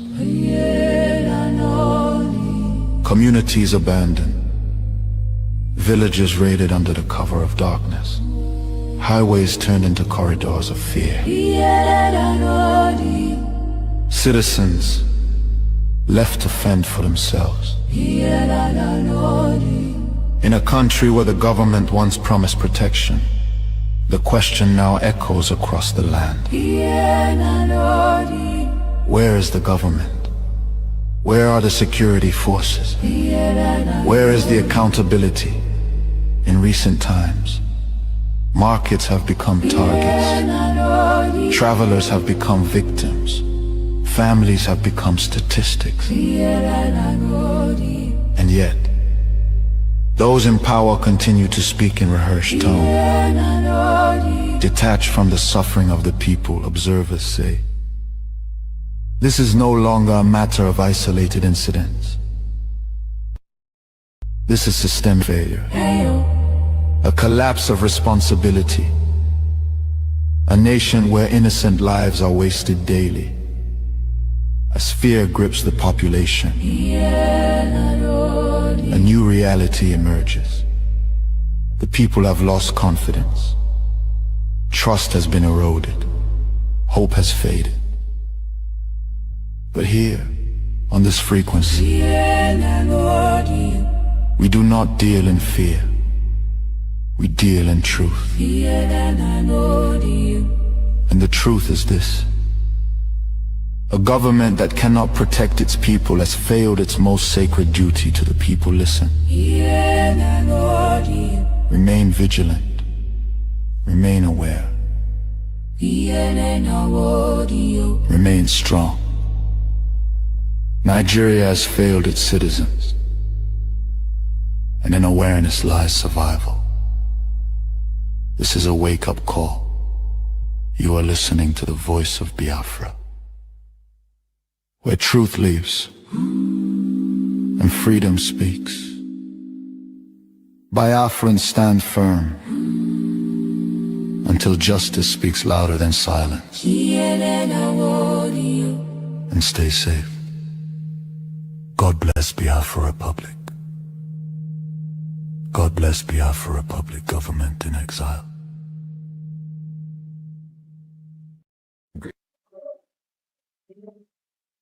Yes, on this very frequency, we tell you the way it is. I bring you warm greetings and welcome to Voice of Biafra Television.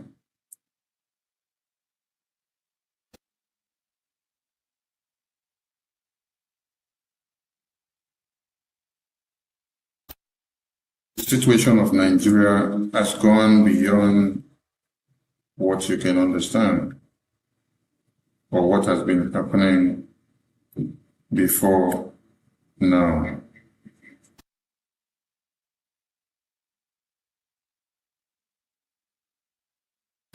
A lot of people that never believed in the cause of Biafra or what Biafran people have been talking about today can testify and understand the reality that they face. The voice of Biafra is where the voice of the voiceless can be heard, and is where the hope of mankind is embedded. On this frequency, as we said, is where you hear the truth, undiluted. The Biafra Republic government in exile have been on this since 2022. The awareness that the Biafra Republic government in exile have created so far has given room to the US lawmakers to understand the truth about the Nigerian situation. If you claim to be in the dark, it means you are just deceiving yourselves. The photo on the screen here explains and shows to you, photo on the screen on my very left explains to you what you should know, which many have claimed they weren't aware.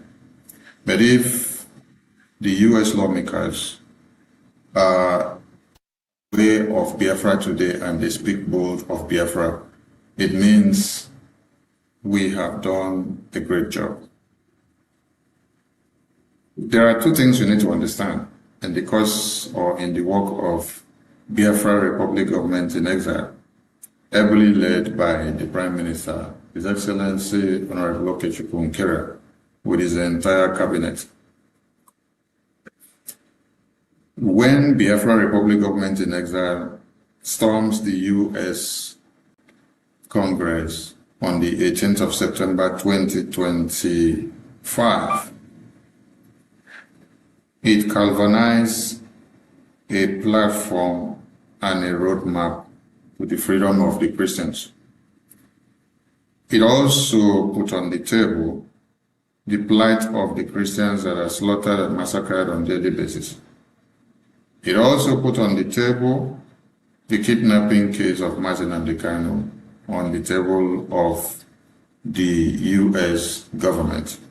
It also put on the table the imprisonment of Martin Simon Ekpa in Finland by the Finland government in collaboration with Nigerian government and the European government. The plight of the Biafran people and the independence cause of Biafra. It also put on the table deals and opportunities and what America will get from the Biafran people and what the Biafran people will also stand to gain. It also put on the table the prospect of the Biafra of tomorrow that we look up to see and what we envisage. It is important that the American government or the international or political diplomats that makes decisions and policies in the world understand what Biafra is putting up and what they expect to get and what will in turn benefit any country or sector that we are reaching out to. So the U.S. congressional briefing or the congressional testimony that was submitted by the Biafra Republic government in exile in June 2025 and the congressional briefing that was held on the 18th of September 2025 was a milestone. It was the first in history that has ever happened. Never in the history of mankind has this happened before. It was a turning point. It was a confluence, unit, and a point where everything came to connect. After this, Nigeria got into the situation that you find them today. And we are not surprised. because many and bodies and governments have benefited so much from the Nigerian situation without paying any keen attention or not minding what happened. They don't bother because they only go in there to get what they want and then give Nigeria what Nigeria wants. There are many NGOs and government bodies and groups and persons and individuals that have enriched themselves so much from the genocide that has happened in Nigeria for years. There are people that have had companies there and they ran the show for 20 to 30 years, 15 years, 18 years, but they never for once cared to bring the Christian genocide to come and speak up. Why didn't they come to speak up? Here comes a very big question, and we will also give you the answer vividly. Do you know why they never spoke up? Because they were benefiting something. They benefited something for the past 15 years or the past 20 years.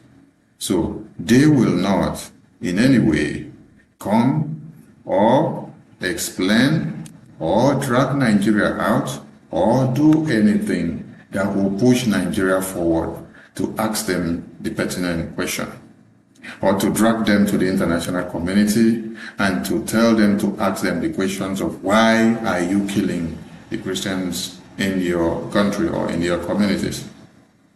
This wouldn't happen, because if they were running an NGO or they were benefiting from the oil and gas, just like the United Kingdom benefited from the oil and gas in Biafra land in the 60s to 70s, which they were able to slaughter Biafrans, supervise the genocide without any remorse, because their concern was not how many babies, women and children are dying, but rather what they will get in return is what matters the most.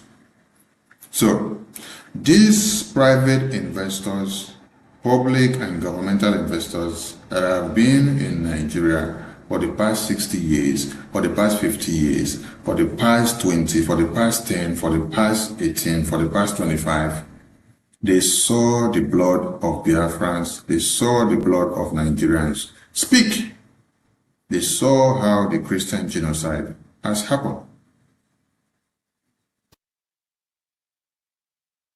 The commercial we just played depicted how many numbers of people have been slaughtered in Nigeria so far.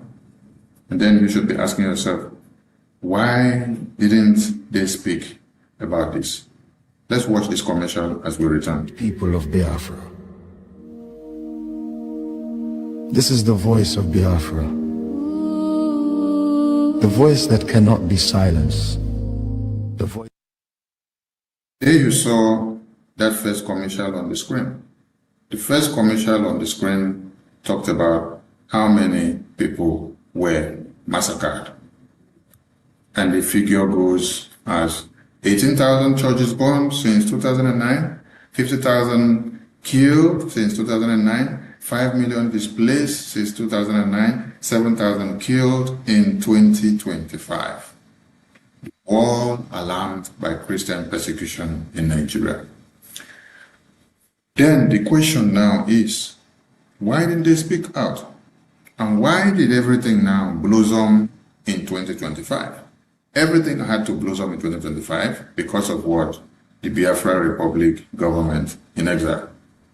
If you are watching this program from wherever you are, from Voice of Biafra Television in all over Africa, on Facebook, on Twitter, X, or on YouTube, or on Instagram,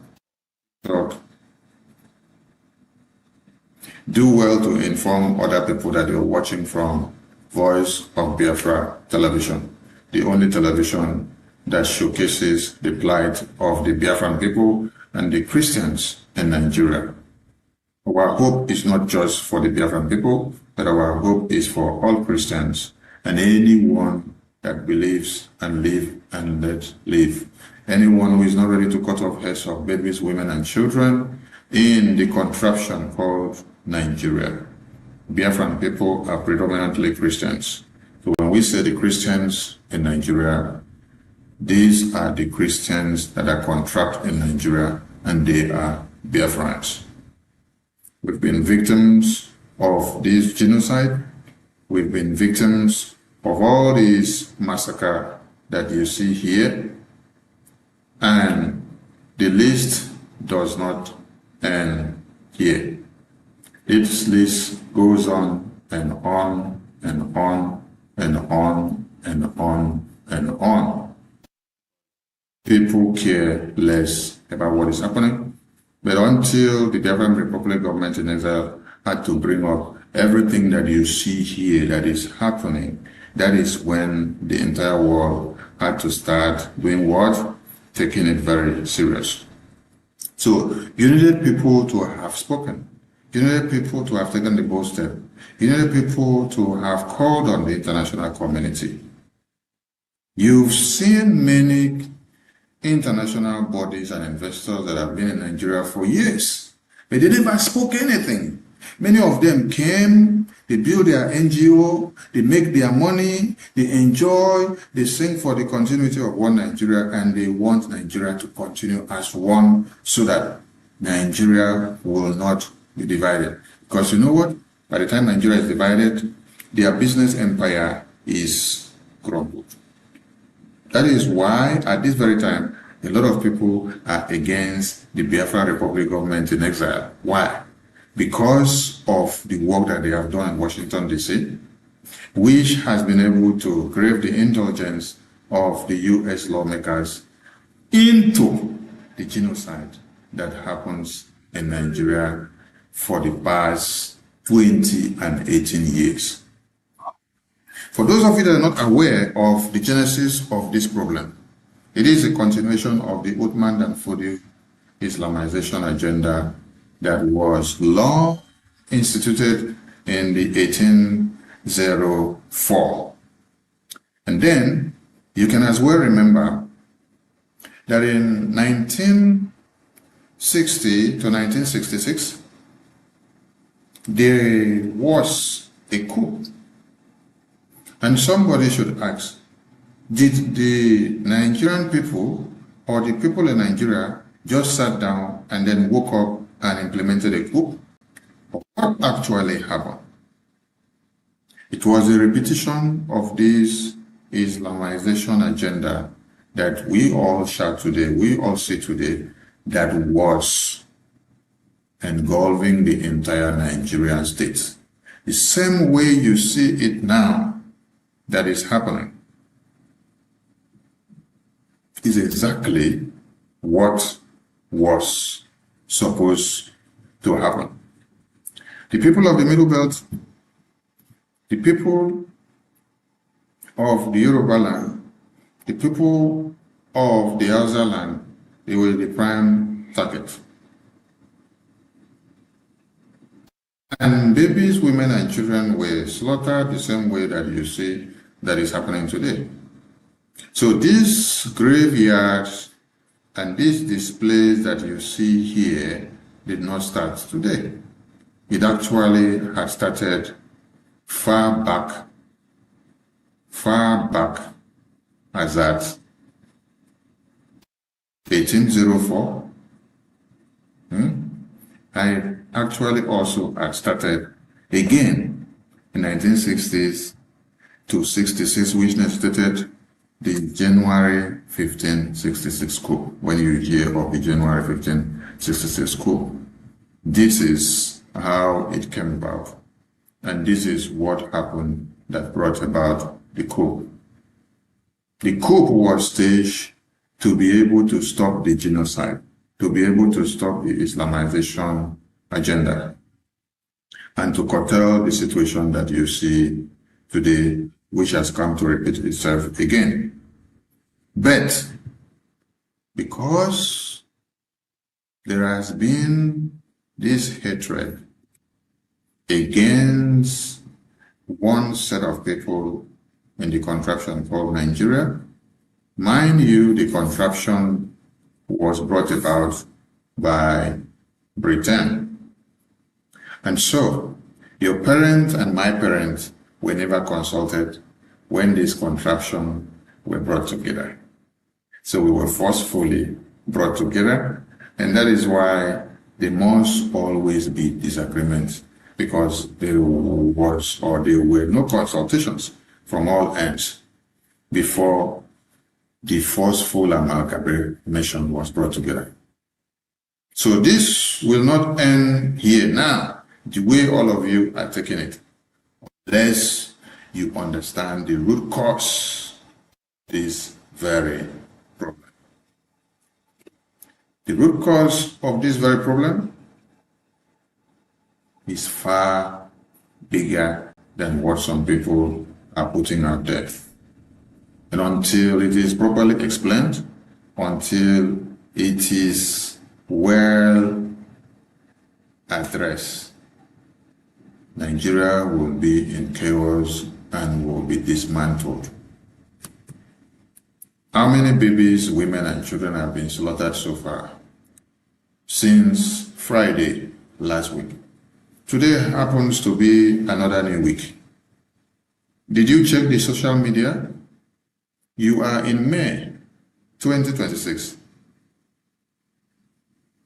What are the news headlines that you saw in May 2026? What did you see? The genocide increases day by day. It's either you hear about 50 slaughtered in Niger State, or you hear about 20 and 15 in Plateau, in Zamfara, in Benue, in Kano, in Kaduna, and Borno. But you know the shocking thing? Nigerian government pays these terrorists. They pay the terrorists with your taxpayers' money. They pay them with the dividends of democracy derived from the development or derived from the resources in your lands that are supposed to have been used for your own benefit. That is what is used to pay the terrorists. That's why we will always pose the question to every foreign policy makers. Is it nice or advisable, or are they doing the right thing by paying the terrorists and also reintegrating the terrorists into the military formations? Because we have checked, done research, and we haven't found another country that is doing the same. The terrorist that rips baby off your womb, the terrorist that slaughters and rapes your mothers, women, and children, the terrorist that desolates your communities, the terrorist that takes life, are the same terrorists that the government of the day reintegrates into the society and pays them. They even reintegrate them back into the military formations. And they claim they want to use them to do what? To go after the other terrorists. This is not possible. You don't bring a terrorist and mix up with babies that were raped by the same terrorists, and you say you are doing reintegration. You don't go and bring another terrorist and say, I want to use you to go after another terrorist so that I can terrorism. No. It's just like you go and meet Satan. You say, Satan, I want to use you to convert Satan. It will not work.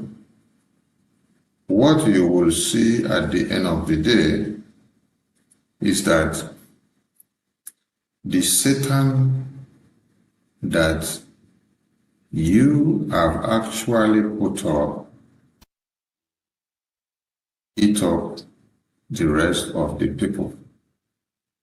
because they have to rapport and come together with those that you have given license. You have created a bigger monster, and you have given them more opportunities to unite and to destroy them all. Our question is, why pamper the terrorists so much if they are very good for your use? Why don't you just create a different country for the terrorists and then create a leader for the terrorists for them to lead the terrorists?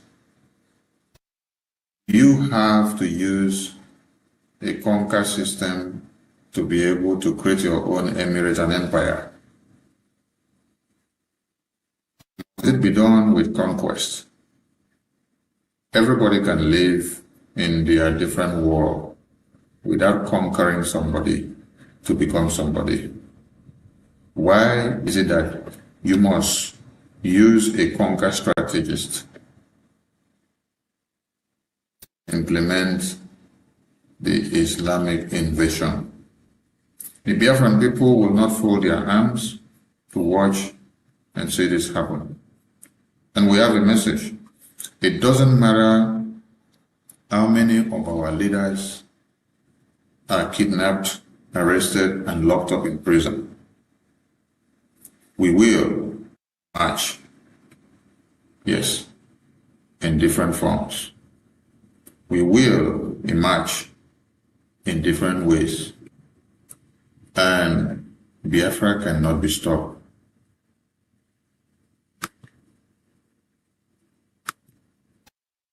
Biafra cannot be stopped. The declaration of Biafra had happened in 1967. And at that time, many of us were not born. We never even had the dream that we will be alive today to be partakers of the realization of Biafra today. But today we happen to be the key pioneers of today's Biafra. That is to tell you that if you take any of us out today, another of us will emerge and the fire will continue to burn. And the situation Nigeria is today has gotten worse than before. Yes, because looking at the situation of Nigeria today, everybody now feels the fury. If everyone weren't feeling the fury before, I believe today everybody can feel the fury. So, do you still disbelieve in the disintegration of Nigeria? Do you still disbelieve or misunderstand? Or do you still cultivate the hopeless hope that Nigeria will ever work? Because that is the mistake that many people have made.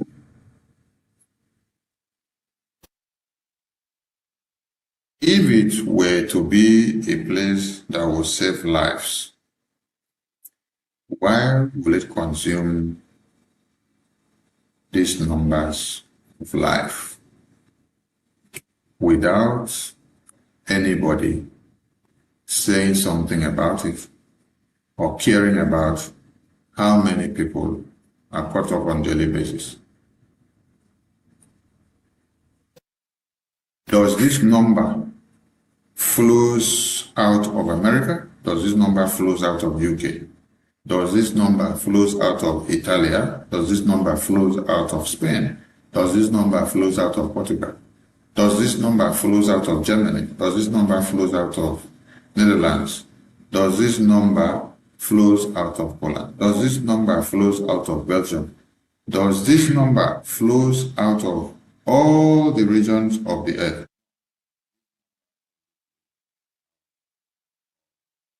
Nigeria, because it was designed to be the hub Islamic jihadist terrorists to launch a safe haven and to destroy the entire African people and implement the conquest agenda. If you do not rise up now and join hands to dismantle this hegemonic tendency, Africa will be worse than what you see in Sudan and Somalia and what you see in northern part of Nigeria now. Because the worst is yet to come.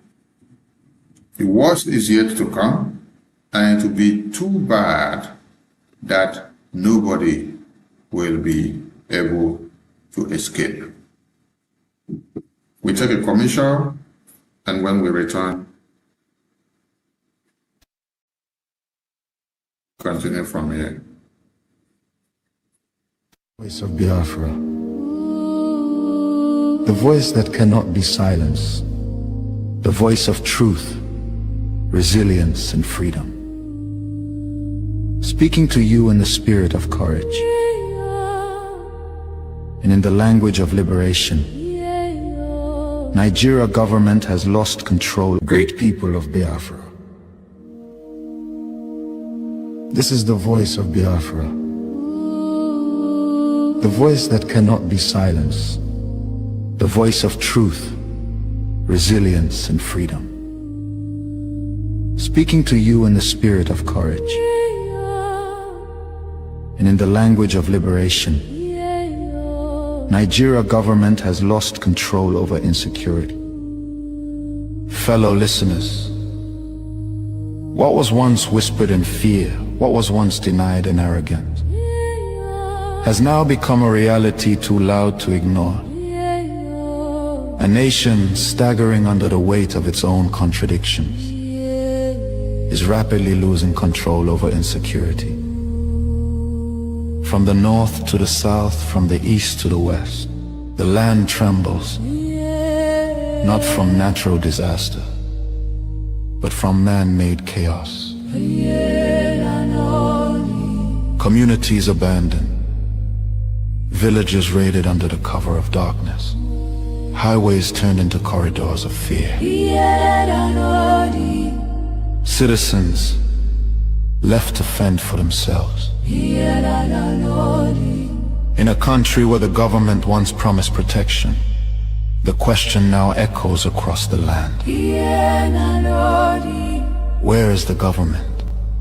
Where are the security forces? Where is the accountability? In recent times, markets have become targets. Travelers have become victims. Families have become statistics. And yet, those in power continue to speak in rehearsed tone. Detached from the suffering of the people, observers say, this is no longer a matter of isolated incidents. This is systemic failure. A collapse of responsibility. A nation where innocent lives are wasted daily. As fear grips the population, a new reality emerges. The people have lost confidence. Trust has been eroded. Hope has faded. But here, on this frequency, we do not deal in fear. We deal in truth. And the truth is this. A government that cannot protect its people has failed its most sacred duty to the people. Listen. Remain vigilant. Remain aware. Remain strong. Nigeria has failed its citizens, and in awareness lies survival. This is a wake-up call. You are listening to the voice of Biafra, where truth lives and freedom speaks. Biafrans stand firm until justice speaks louder than silence. And stay safe. God bless Biafra Republic. God bless Biafra Republic, government in exile. Great people of Biafra. This is the voice of Biafra. The voice that cannot be silenced. The voice of truth, resilience, and freedom. Speaking to you in the spirit of courage and in the language of liberation. Nigeria government has lost control over it.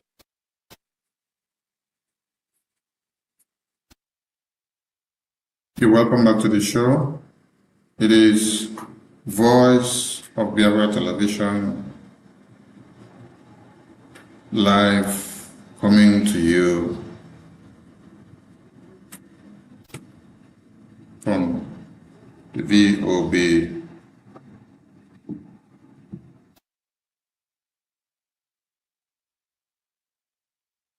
session. You can watch and join us from all over the globe.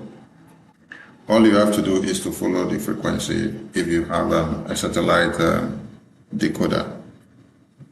And we shall be displaying the information on how to join, how to search your system to be able to catch up Biafra Television. Thank you for joining us once again. And the message here is that considering how the situation of Nigeria has been, if Biafra is not let go, there won't be peace in Nigeria.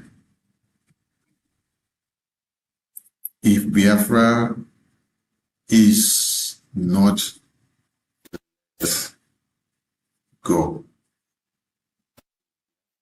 not allowed to have their freedom, it happens to be the roadmap to the freedom of every mankind in Nigeria and in Africa. Biafra is not allowed the pathway in Nigeria. There will be no peace in Nigeria.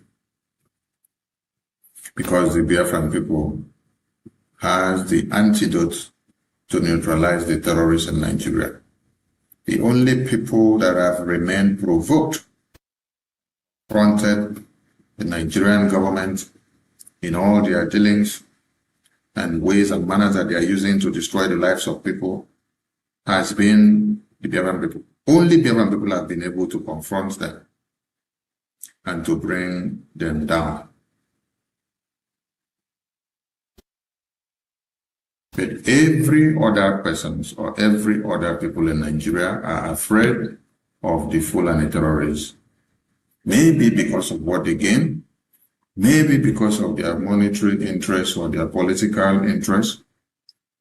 But the only people that says they cannot fold their hands and watch as babies, women and children are cut to pieces has only been the Biafran people.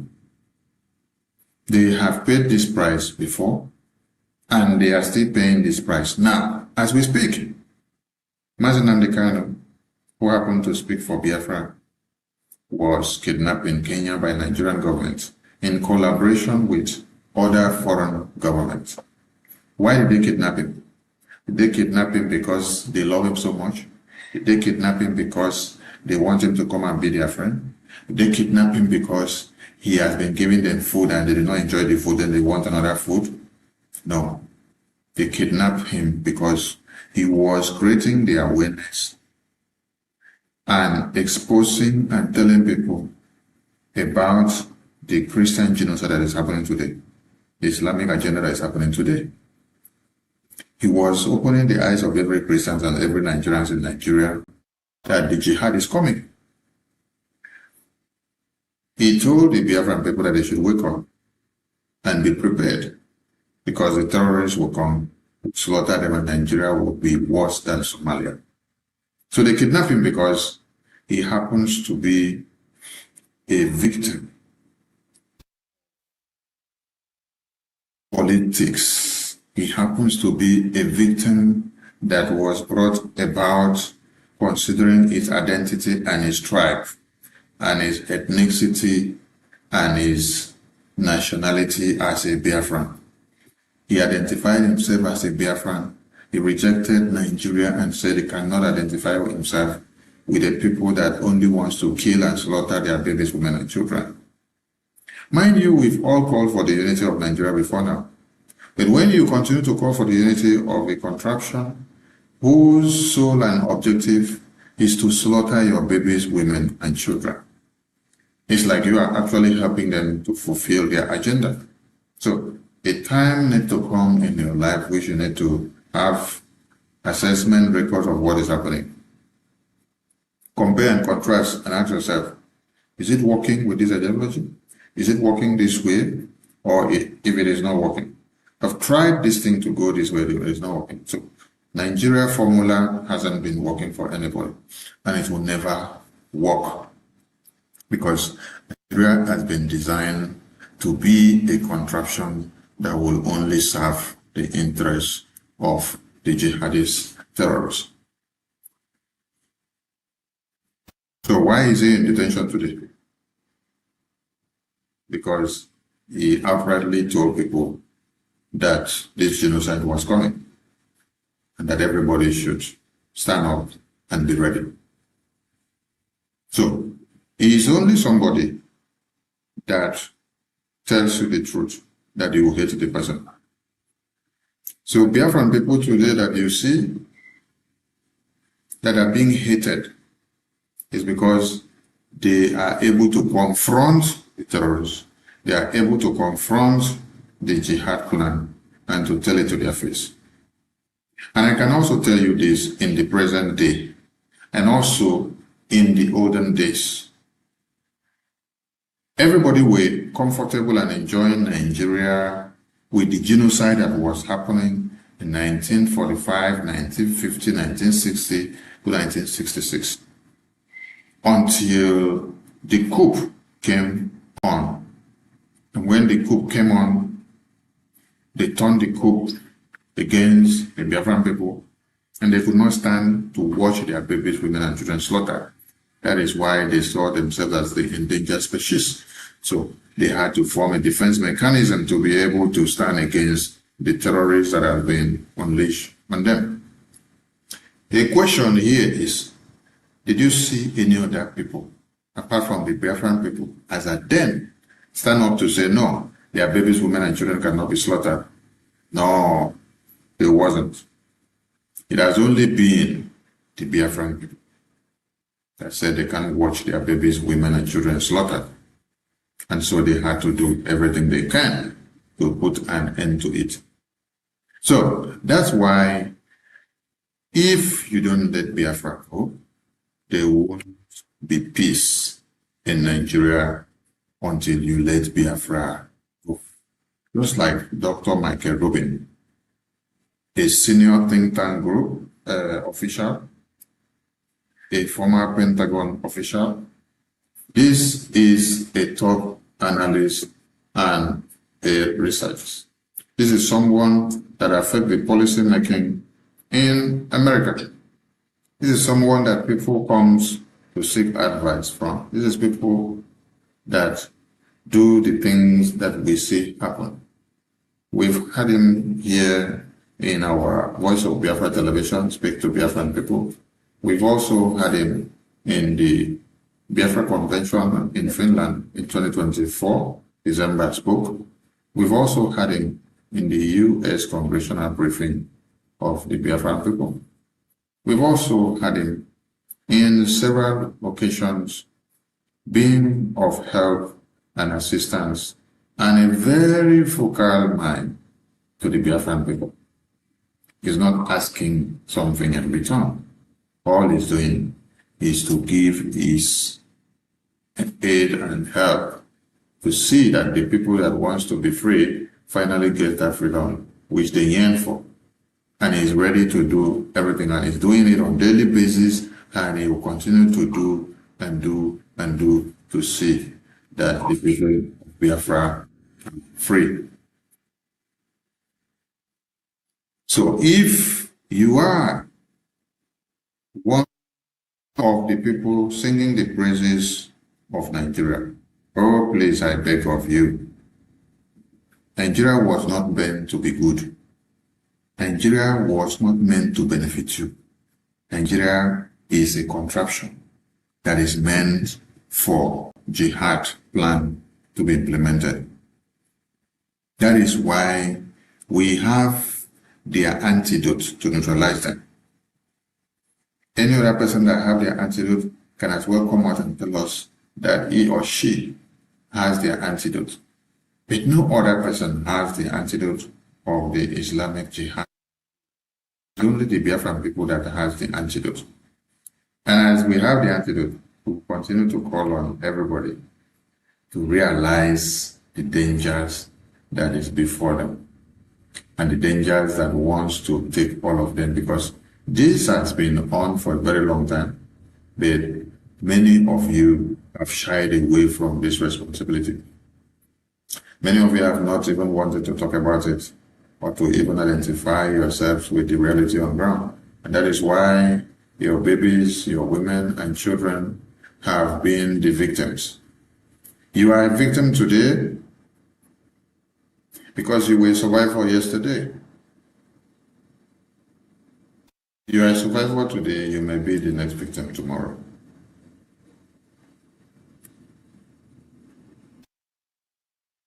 The work of the Biafra Republic government in exile lobbies and the Prime Minister in Washington, D.C.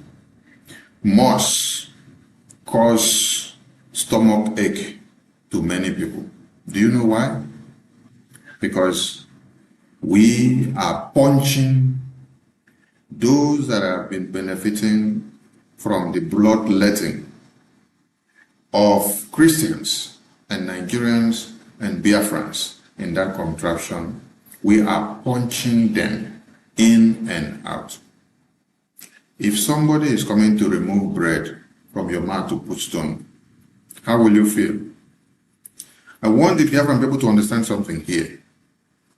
That those you see on the media attacking the Biafra Republic government, Prime Minister, his entire cabinet, the media team, the attorney of Brgie, and everyone that we work with, everyone that supports the quest for the independence of Biafra.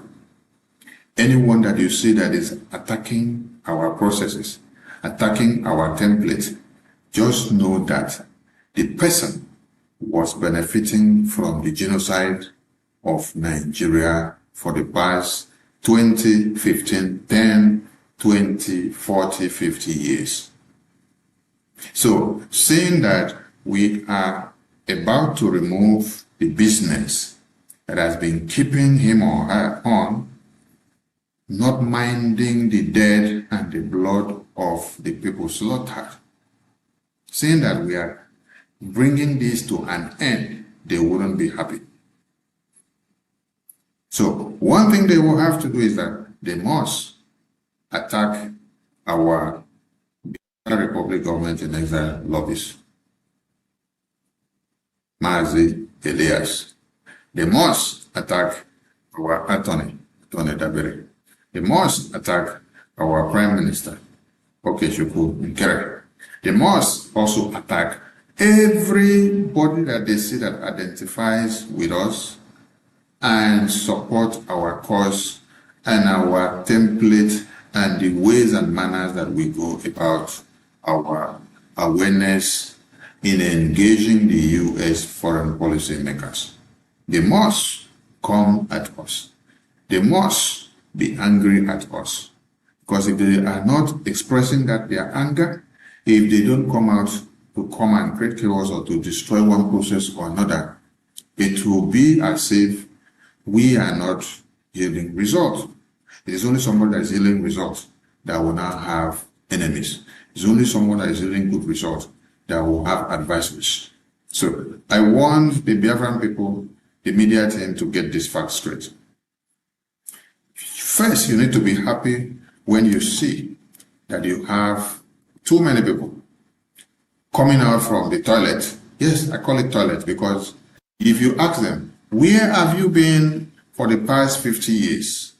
Where have you been for the past 30 years? Where have you been for the past 40 years? Where have you been for the past 10 years? Where have you been for the past 20 years?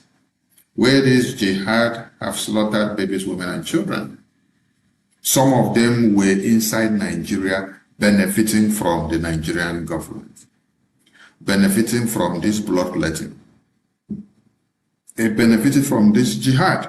They benefited from how babies, women, and children of the Christians are slaughtered and of the Biafrans. But they did not speak up. How would they speak up? Because money covered their mouth. They used the money, plan everything for them. They give them contract, they give them opportunities to enjoy everything in Nigeria. They will travel from all over Nigeria. They will do everything they want to do. They will give them all chieftaincy titles. You know, for you to be able to blend with the Nigerian politicians, you must fall into the circle of the corrupt practices. So they enjoyed all this show while Nigeria continued to wax on the blood of Christians. This has happened and happened and happened and gone for years and years and years. Nobody had the balls to hold Nigeria to their knee. I asked another question. Why didn't they, these people that you see today, attacking the Biafra Republic government in exile, on the strategies and template that we are using against Nigeria that has brought Nigeria to the international stage for them to come and answer questions in the past 20 years? Why didn't they come out to say Nigeria is bad? Why didn't they come out to say, oh, we have been doing business inside Nigeria for the past 10 and 15 years, and this is what we have been saying. They have been slaughtering, they have been maiming, and then they brought the petition, they brought it out and started doing open protest in America to submit to the US Congress for us to see that they will learn it. You see, they never did that. But they waited to see the opportunity that first ever in history, the Biafra Republic government in exile submitted a congressional testimony enumerating everything about Nigeria, enumerating the cause of Biafra and what Biafrans are doing now, enumerating the way forward and solutions and recommendations, and also telling the entire world that if you ignore the genocide, those resources that you so value in that contraption will not be available for you to have your hands on it again. Because when the genocide is done by the terrorists, they will use the process of the resources that they gather to acquire the weapons. And the first attack will come to America, because America has been mapped out as the prime enemy, because it's only America that is ready to crush every terrorist and every jihadist plan. So, to the media team of Brgie, I appreciate all your work, but be very happy when you see people attacking your work in the media, attacking the work of the Biafra Republic government in exile. One, it is recognition that you are doing what is touching the oligarchies. You are doing what is actually hitting the balls. You are doing what has actually destroyed their criminality. You are doing what has destroyed where they benefited from the blood of Christians and Biafrans for the past 40, for the past 10, for the past 5, for the past 15, for the past 20 years. So do not expect them to go back and sleep. What you should rather expect from them is to see them litter everywhere with their urchins and become nuisance everywhere. By so doing, they promote the Biafra Republic government in England and the work that we've been doing in Washington, D.C. They promote all our friends and allies and those that love Biafra and promote Biafra and wants Biafra to be, because they are doing free publicity for us now.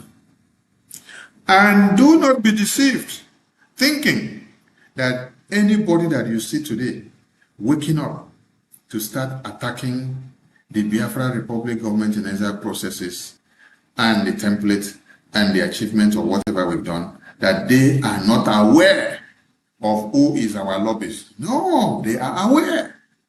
They are fully aware.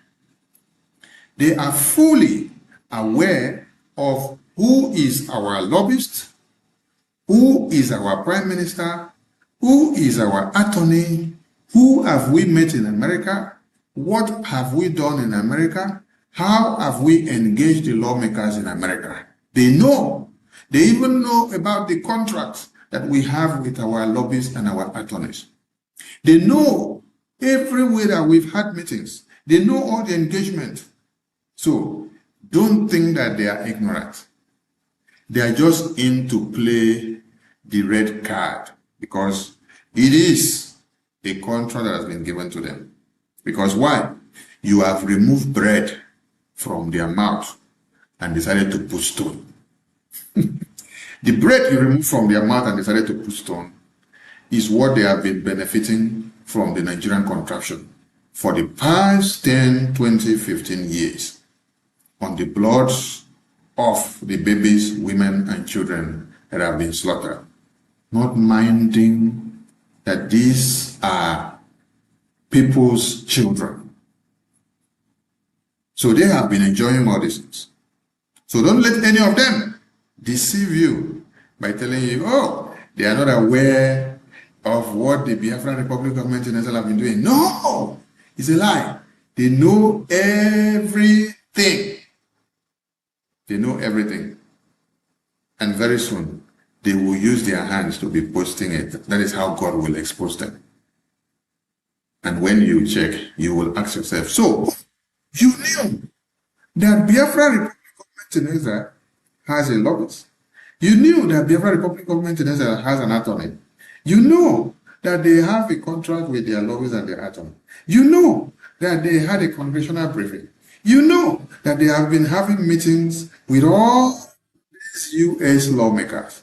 Yes, they are fully aware that they will come out to discredit your work in the media, to cause dissociation, to cause chaos, and to downplay your effort, to bring in conflict amongst you, so that it will seem as if you have not been doing anything.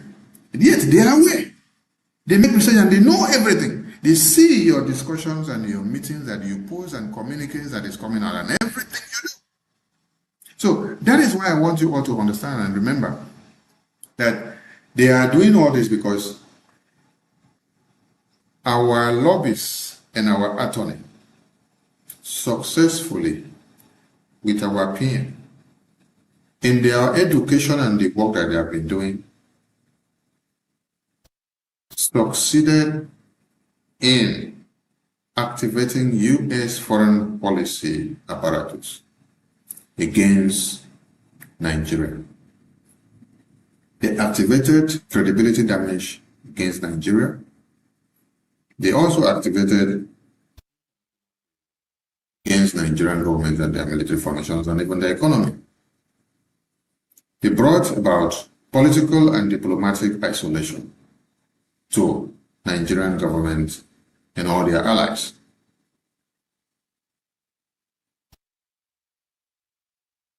They made Nigeria to become like this. So, why wouldn't those that were benefiting from the death and the blood of Biafrans and Nigerians not come attacking the Biafra Republic government in exile officials and even our lobbyists and attorney and even the U.S. officials that are also speaking in favor of Biafra? It's because we have caused them pain. And if it is by causing them this pain that will bring about the freedom of the Biafran people, so be it. They will see more pain. Because the babies, the women and children that have seen pains and penury in their lives for the past 100 years, for the past 5 years, for the past 10 years, nobody cared about them. Nobody bothered anything about them. Nobody thought they could come to their rescue. They've been battered, they've been massacred, and their lives has been like this for years. Nobody cared what would have been their own solution. So, the reverse is the case, and now that people have actually taken the bull by the horn, why are they complaining? The yellow and the brown and white envelopes that were being shared will not be going round again. Yes, the people that we call them, book them in the big hotels and give them preferential flights and give them everything they need so that they will continue to suck you dry. Such preferences will not be coming anymore. So there must be chaos. So Biafran people need to understand that we must see and have all these kind of people emanating at this point. And I also want to remind all Biafrans that this is part of the mountains that we must face. Because mountains upon mountains has to come in diverse ways. And this is part of it. And facing this one and overcoming it means we are winning. If you all gathered in the U.S. congressional briefing on the 18th of September, a place where people have not gathered before, an event where people have not held before, event where people have not seen before in their lives, you happen to be the first to have done so. First in history, and you expect that those that you have set this trap for or brought them down will not come after you, or you must be joking. You must understand that freedom fighting does not come easy. We take a short commercial and we'll be back. Security. Fellow listeners, what was once whispered in fear, what was once denied in arrogance, has now become a reality too loud to ignore.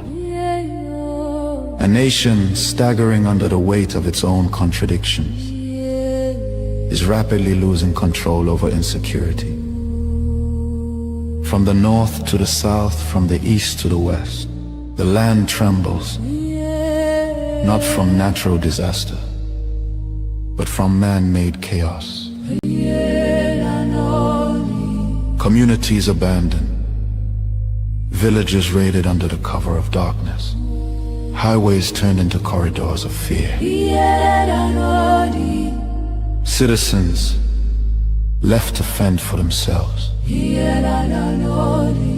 In a country where the government once promised protection, the question now echoes across the land. Where is the government? Where are the security forces? Where is the accountability? In recent times, markets have become targets. Travelers have become victims. Families have become statistics. And yet, those in power continue to speak in rehearsed tone. Detached from the suffering of the people, observers say, this is no longer a matter of isolated incidents. This is systemic failure. A collapse of responsibility.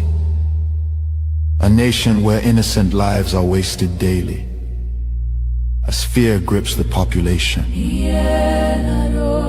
a new reality emerges. The people have lost confidence. Trust has been eroded. Hope has faded. But here, on this frequency, we do not deal in fear. We deal in truth. And the truth is this: a government that cannot protect its people has failed its most sacred duty to the people. Listen. Remain vigilant. Remain aware. Remain strong. Nigeria has failed its citizens, and in awareness lies survival. This is a wake-up call. You are listening to the voice of Biafra, where truth lives and freedom speaks. Biafrans stand firm until justice speaks louder than silence. And stay safe. God bless Biafra Republic.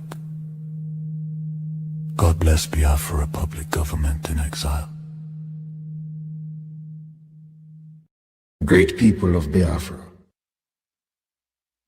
The voice of Biafra Television, VOB, reaching you from all over the globe.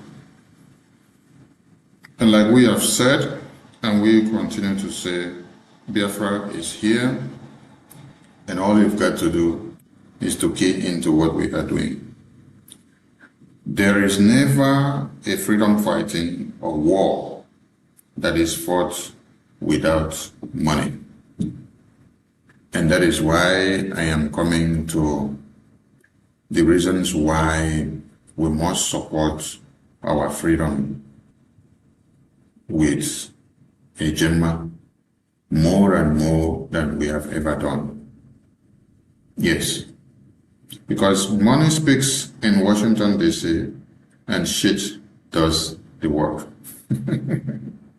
So they say, for us to have had the heavy hands of meeting these U.S. foreign policy makers, educating them and telling them about Biafra, telling them about the Christian genocide, having series of engagement with them, we needed a channel to have gone through.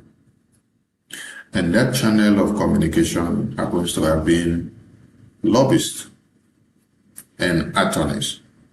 This happens to be the connecting rod. This happens to be the intermediaries to make see the U.S. foreign policy makers. So, if you check the media, you will now see that those that Biafran Republic government in exile have destroyed their business empire in Nigeria, those that were enjoying the blood-letting of Biafrans and Christians in Nigeria, the first thing they will post is to post our contract, whatever we are paying or what we are doing, or the financial agreements that they see in the media between our lobbies and attorney. Because they are angry. They are damn angry that BRJ are getting results for Biafra with the use of these lobbyists. It doesn't matter how much the pay is, but what speaks volume is that these lobbies and attorney are delivering on their mandate. Yes. If we were not delivering on that mandate, our voices wouldn't have been heard and we wouldn't have been spotted in the policy circle. We wouldn't have been spotted as being seen within the circle of the policy. So these people are angry that these lobbies and attorney is actually delivering on the mandate. And that is why we want them to cry more. Yes. We love to see panicants cry. We love to see them cry harder and cry bigger because it gives us joy. It helps us to weigh our balances. It helps us to check our statistics. It helps us to see if we are actually getting the result or if we are doing well or not. From what we have seen, with all the panicants that we've seen and with all the cries that they put out there, it simply tells us that we are doing excellently well. So, we need funds to do the political and diplomatic work. We need funds also to do the defense mechanism in the homeland. The Biafran people would have all been running away from their homes now. The Biafran people would have all been slaughtered now.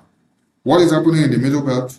What is happening in the North? What is happening in Yoruba land would have been happening in a very high level in Biafra land now. Did you know how it was curtailed? The Biafran people formed a defense mechanism. They protected their land. They stood up and said, enough is enough. We cannot allow these terrorists to come and slaughter our babies, women, and children while we sit down and look. That is why and how they have been able to curtail this jihad that is happening, that everybody are running left, right, center.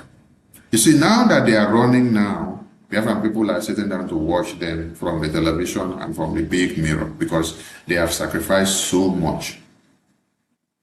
From 2019 to this day, Biafran people are bored or had the bad name because of what? Defending their land with everything that they had. They did not defend with saliva. They did not defend with water. They did not defend with sand. They defended it with funds. Men and women that volunteered their lives to defend their motherland, they defended Biafra. So we need funds. We're calling on all Biafrans to come and support Biafra so that you can stop the genocide happening in your land, so that you can be able to get Biafra recognized in the U.S. policy-making circle. We need the recognition of America. We need recognition of other countries. But you know what? Like our attorneys and lobbyists said, where U.S. leads, others follows because they are the leaders of the world. That is why our radar is not going to anywhere. Our radar is so fixated in Washington, D.C. Some of you will say, oh, why didn't you go to Europe? Why didn't you go to UK? Why didn't you go to Russia? Why didn't you go to China? I want to also answer you. Has Russia not been seeing the genocide in Nigeria for ages now? Has China not been seeing the genocide in Nigeria for ages now? Has Europe not seen the genocide in Nigeria for ages now? Has UK not been the one supervising the genocide of Biafran people? Has UK not been the one that gave Mazinam the kind of passport to use as a UK citizen? And then when they heard that Nigerian government has kidnapped him in Kenya, what has UK done? Is it not Europe that arrests Mazinam Monega and lock him up and charge him for treason and charge him for terrorism because of fighting for self-defense and freedom of the people of Biafra, the Christians? How is Europe different from Nigeria? And how is Europe different from UK? And how is Europe different from China and Russia? Because China, as we speak, are coming to exploit the situation of the genocide in Nigeria as we speak now. They are suckling the oil and gas and everything that is happening there. As we speak now, Russia is there looking where it will favor them for them to come in. Europe lock up Mercy Simon Ekpa, and they are ready to lock up Biafrans because of the oil and gas interests that they are having in Nigeria. So you see, then I bring another question. Why is America not arresting all of us? Does America not also have oil and gas interests in Nigeria? America has oil and gas interests in Nigeria. But they put the freedom of people first. They value the life of people first. They prefer to see that you live to enjoy the resources that you have. They prefer to see that you enjoy that resources which you say is your own. They want you to be the one telling them how far. As they negotiate, they want you to also have a say and speak. But what does Europe do? Europe don't care if you're dying. UK don't care if you're dying. America keeps their oil interests aside. They keep every other business aside. And then they sanction Nigeria on the demand of Biafra Republic Government in Nigeria. They designate Nigeria as a country of particular concern, seeing all the evidences of the Christian genocide and the political aggression or repression that they have used on those that are speaking up. They consider your ethnicity, your tribe, your identity before they pronounce you death sentence in Nigeria. And no other country cares about this. It's only America. It's only America that sanctions countries that are violating human rights. It's only America that is ready to come for you, to speak for you, and to stand in for you. Every other countries are only concerned about how much business and how much money they will make from their deals. It's only America that is ready to defend humanity. Yet America have their interests that they want, but they put your life first. That's the question you should ask yourself. How come America put your life first, but every other countries don't put your life first, but they put the resources that they want to get from you? That is why America deserves to be the leader of the war. Because they have the balls to tell who is doing evil. They have the balls to call you out and punish you. No other country placed sanctions on Nigeria. Rather, they continue to have business with Nigeria on a daily basis, not minding the dead bodies of babies, women, and children that are paraded in the streets of Nigeria. But only America does so. Do you now understand why America is one to reckon with? And if you need somebody to speak for you, you have to go and look for American government.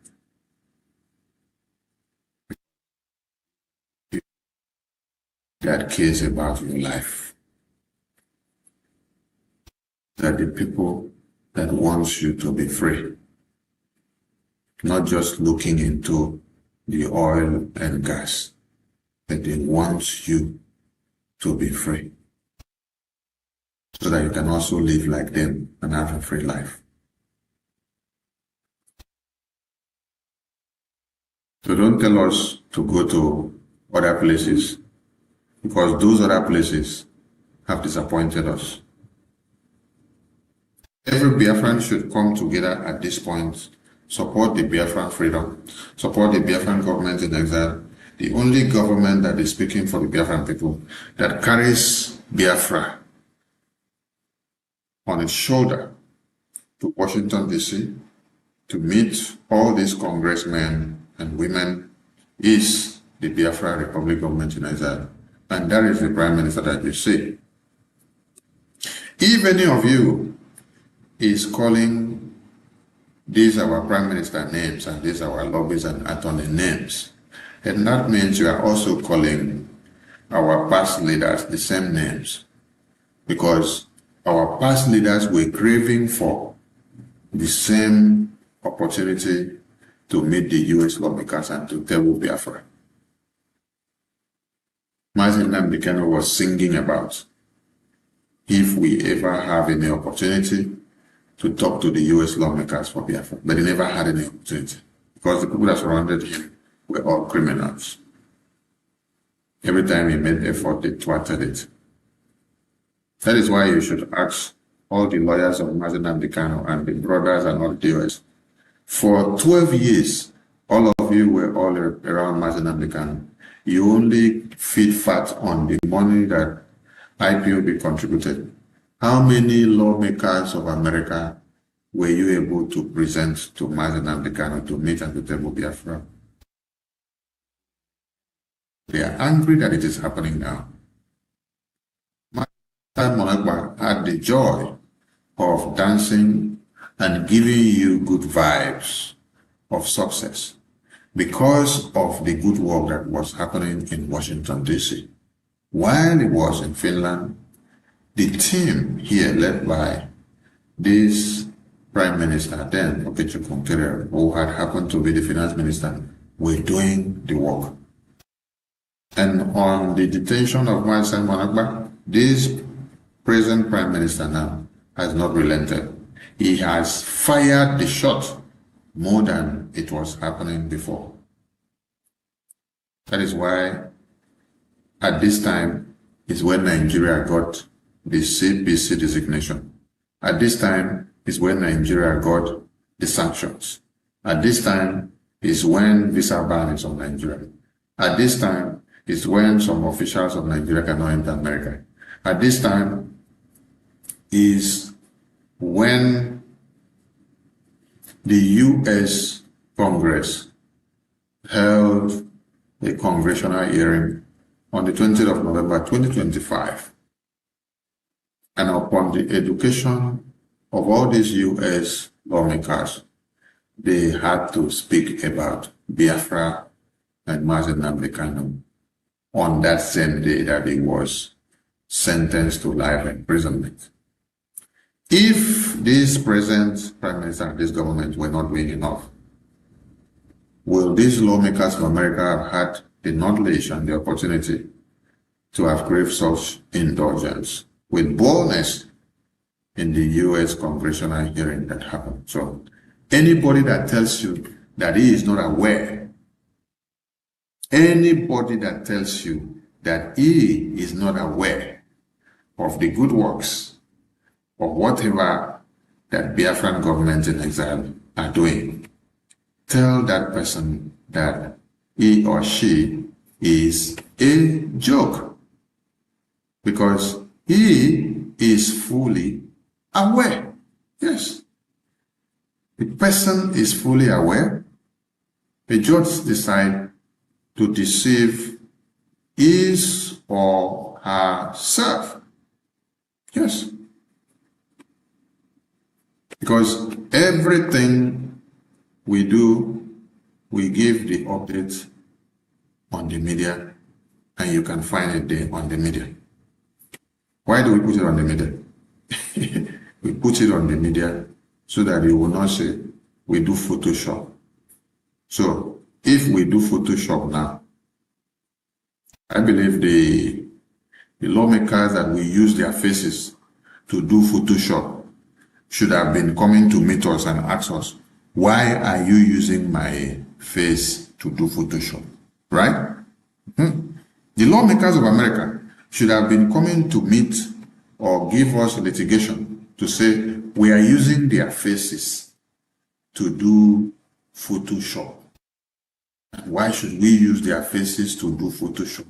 That they have not approved of us to use their faces to do Photoshop? This is a very pertinent question that you should be asking all the non-entities and the idiots that you see there on the social media, talking trash about the Biafra Republic government's diplomatic and political engagement in Washington, D.C. Ask them a very simple question. You say we are doing Photoshop videos and photos. Please, why don't you get to these U.S. lawmakers, ask them to place a litigation against the Biafra Republic government in Nigeria for using their photos for impersonation and blackmail and slander without permission. Yes. And for doing Photoshop of their photos and putting right up together and bringing them to the social media to deceive people. That is what these U.S. lawmakers that you see should be doing. When we see the litigation, we will know that we have been dragged to court against a crime that we have committed, and then we'll come to defend ourselves. But I haven't seen any of you with the boldness of doing such. So, if you are part of those that are going to the social media to say, we are just taking photos, and we are displaying photos, and we are doing Photoshop, know ye that very foolish, and you have been cursed. There is a curse on your head. Because if there was no curse on your head, you will not see reality, and then you say it is fake. If you say we are making photos with the U.S. lawmakers and foreign policy makers, please, we want to also see your own photo. If it is easy to also go and have the same kind of meeting with these lawmakers that we have had, and then bring your own photo. Yes.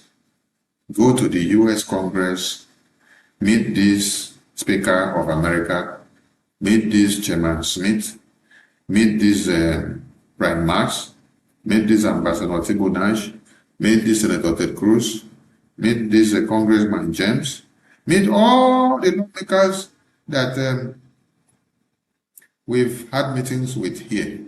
I can't mention all their names. You can see all their faces there.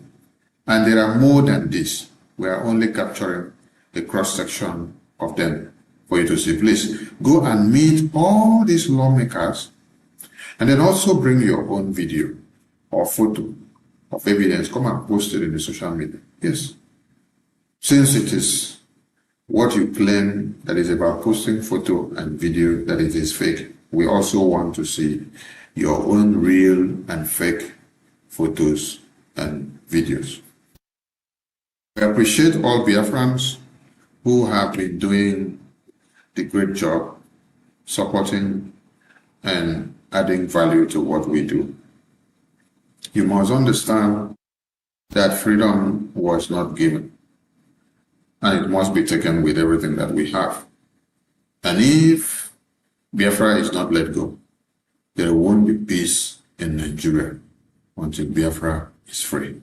Dr. Michael Robin warns, and I re-echo it again. If Biafra is not let go, there won't be peace in Nigeria until Biafra is let go. And for you to make that happen, the Biafra Republic government in Israel is the only body, the only government that speaks for the Biafran people. It's not the criminal politicians that align with the same terrorists to kidnap our babies, women, and children. It's not the same criminal politicians that dig our graves.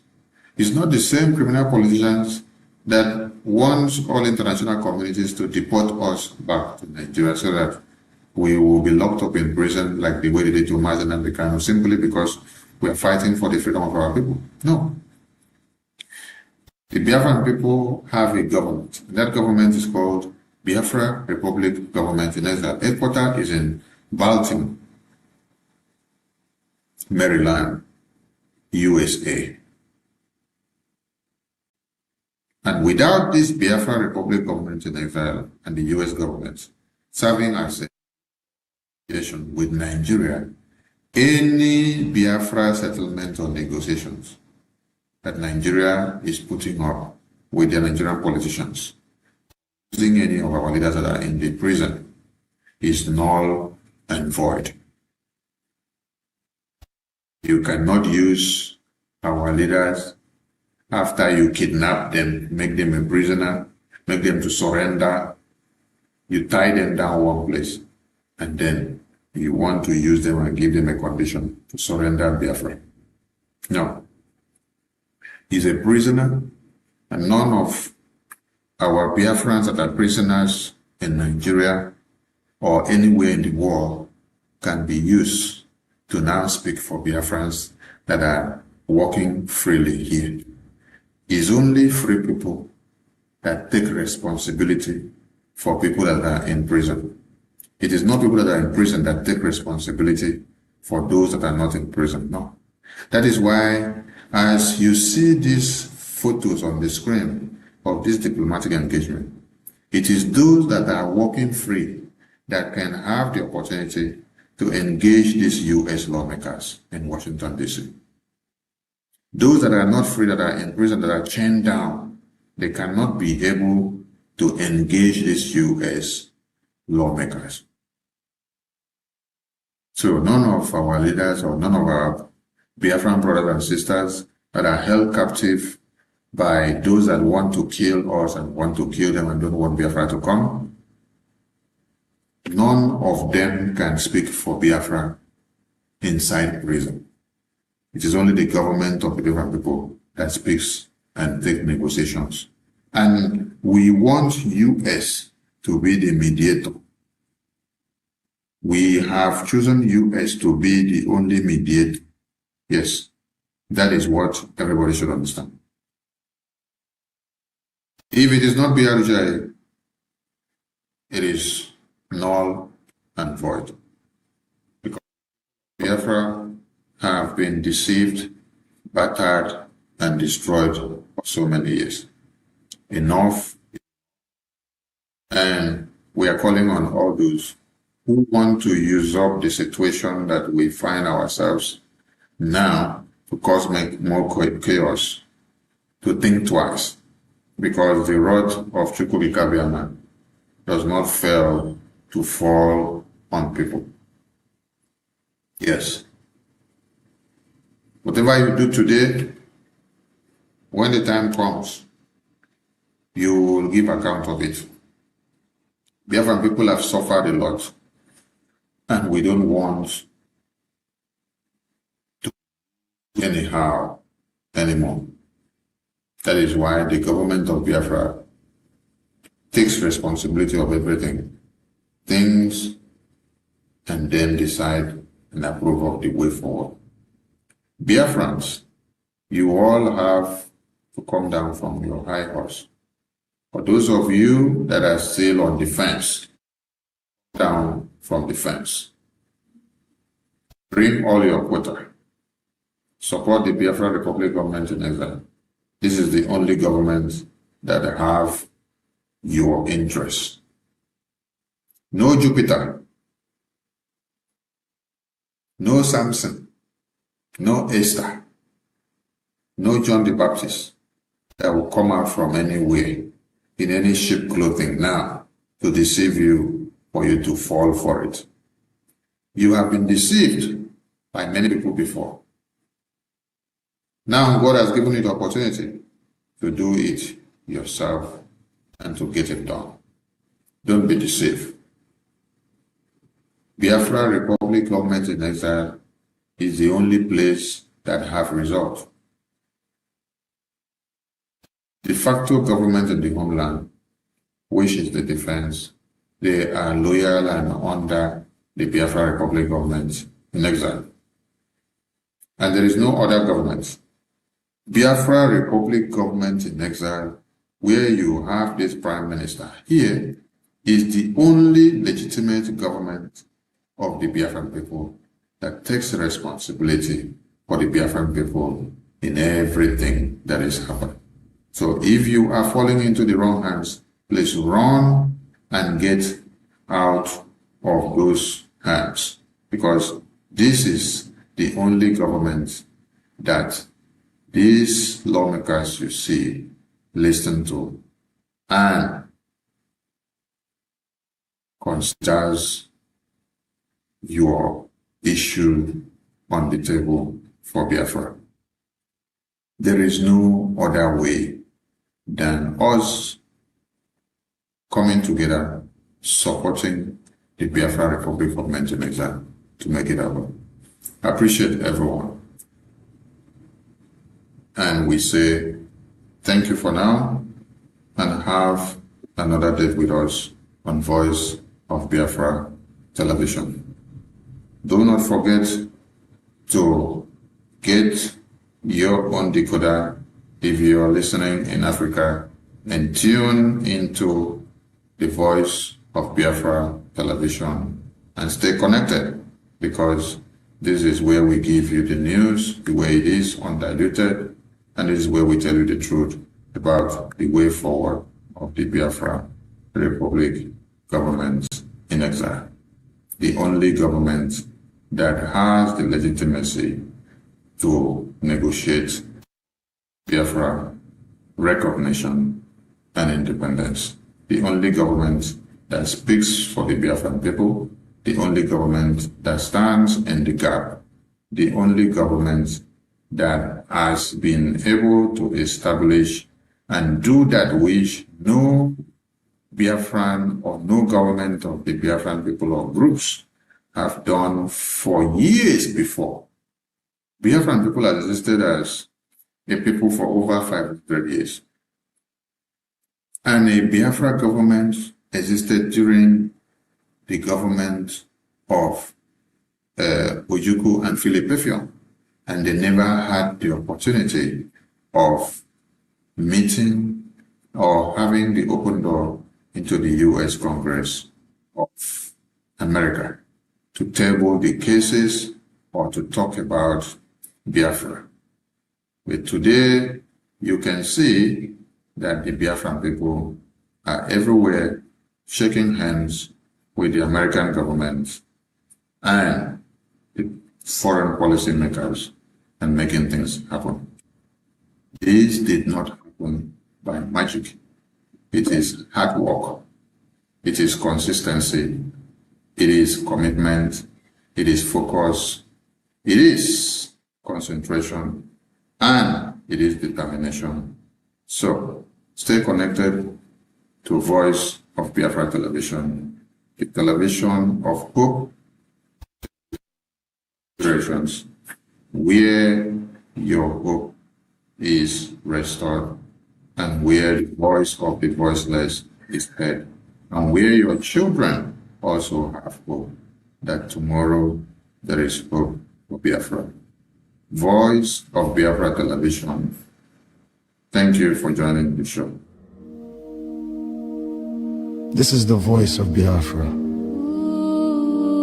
the voice that cannot be silenced, the voice of truth, resilience, and freedom. Speaking to you in the spirit of courage and in the language of liberation. Nigeria government has lost control over insecurity. Fellow listeners, what was once whispered in fear, what was once denied in arrogance, has now become a reality too loud to ignore. A nation staggering under the weight of its own contradictions is rapidly losing control over insecurity. From the north to the south, from the east to the west, the land trembles, not from natural disaster, but from man-made chaos. Communities abandoned, villages raided under the cover of darkness, highways turned into corridors of fear. Citizens left to fend for themselves. In a country where the government once promised protection, the question now echoes across the land. Where is the government? Where are the security forces? Where is the accountability? In recent times, markets have become targets. Travelers have become victims. Families have become statistics. And yet, those in power continue to speak in rehearsed tone. Detached from the suffering of the people, observers say. This is no longer a matter of isolated incidents. This is systemic failure. A collapse of responsibility. A nation where innocent lives are wasted daily. As fear grips the population, a new reality emerges. The people have lost confidence.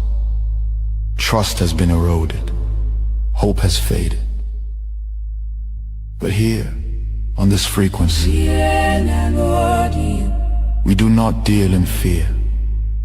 We deal in truth. And the truth is this. A government that cannot protect its people has failed its most sacred duty to the people. Listen. Remain vigilant. Remain aware. Remain strong. Nigeria has failed its citizens, and in awareness lies survival. This is a wake-up call. You are listening to the voice of Biafra, where truth lives and freedom speaks. Biafrans stand firm until justice speaks louder than silence. And stay safe. God bless Biafra Republic. God bless Biafra Republic government in exile. Great people.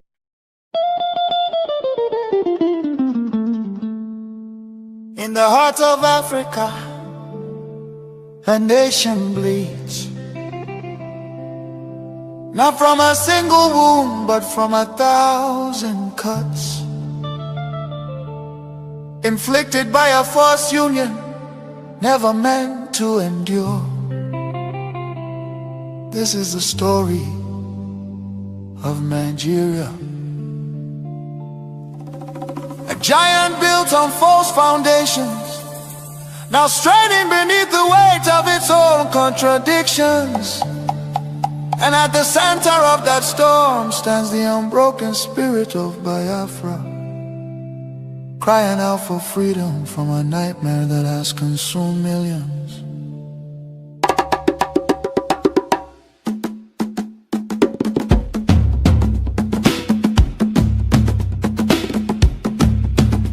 It began with the rivers of blood in 1966.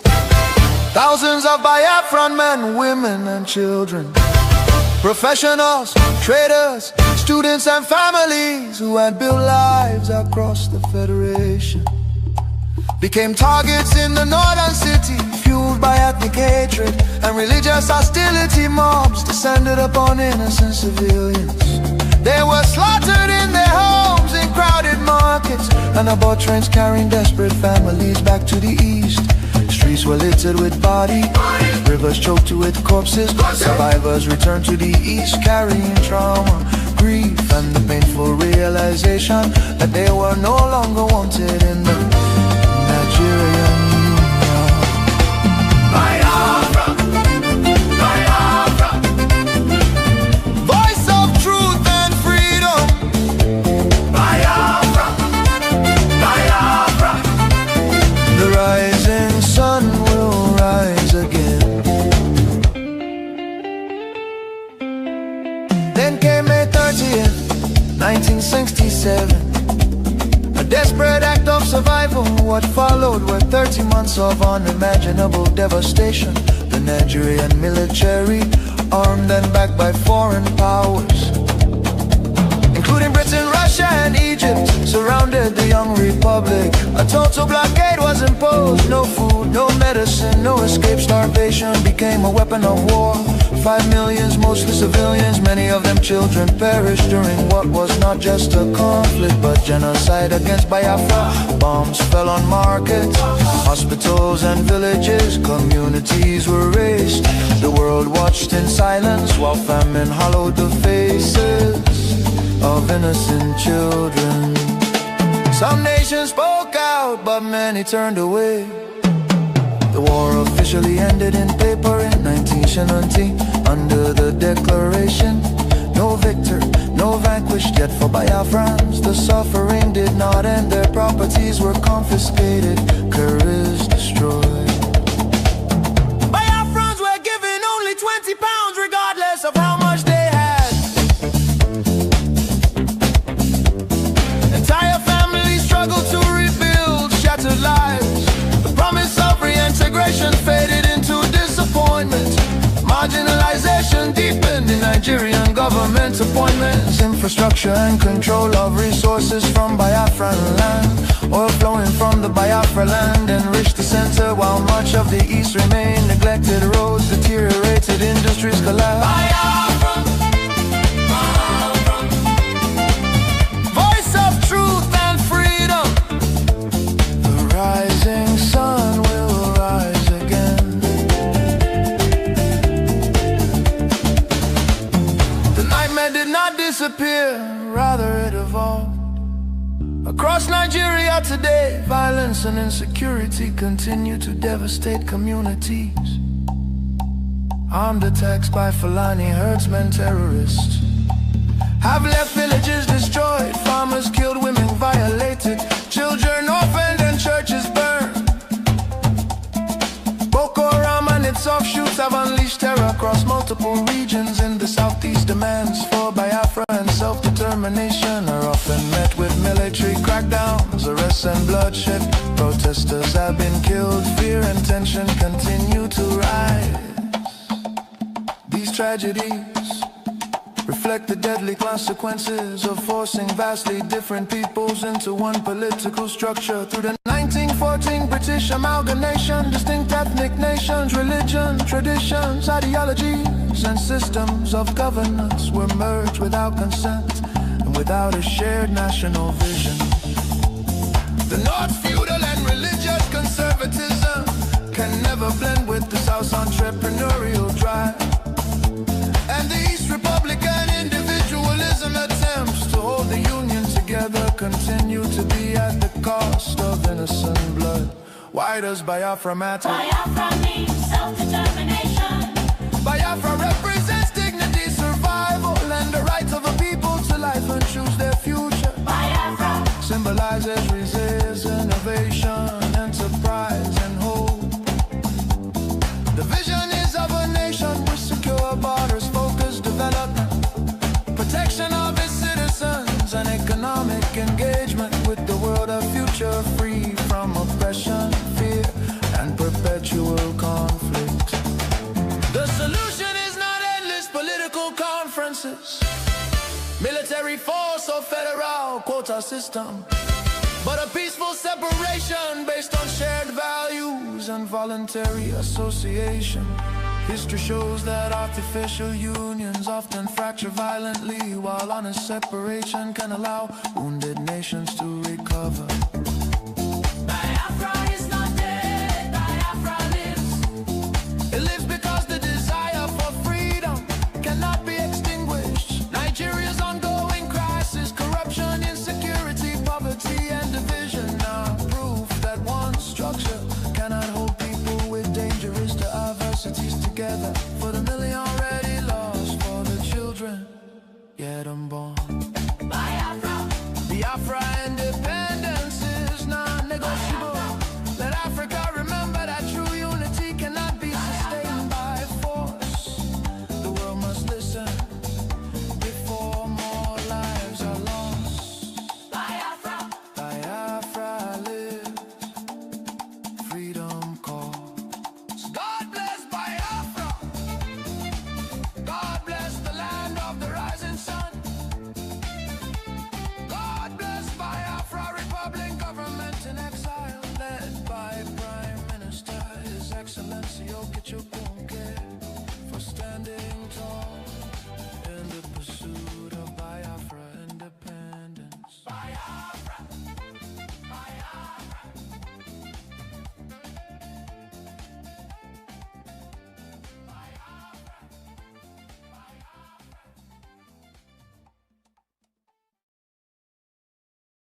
a wake-up call. You are listening to the voice of Biafra, where truth lives and freedom speaks. Biafrans stand firm until justice speaks louder than silence. And stay safe. God bless Biafra Republic. God bless Biafra Republic government in exile. Great people of Biafra, this is the voice of Biafra, the voice that cannot be silenced, the voice of truth, resilience, and freedom. Speaking to you in the spirit of courage and in the language of liberation. Nigeria government has lost control over insecurity. Fellow listeners, what was once whispered in fear, what was once denied in arrogance, has now become a reality too loud to ignore. A nation staggering under the weight of its own contradictions is rapidly losing control over insecurity. From the north to the south, from the east to the west, the land trembles, not from natural disaster, but from man-made chaos. Communities abandoned, villages raided under the cover of darkness, highways turned into corridors of fear. Citizens left to fend for themselves. In a country where the government once promised protection, the question now echoes across the land. Where is the government? Where are the security forces? Where is the accountability? In recent times, markets have become targets. Travelers have become victims. Families have become statistics. And yet, those in power continue to speak in rehearsed tone. Detached from the suffering of the people, observers say, this is no longer a matter of isolated incidents. This is systemic failure. A collapse of responsibility.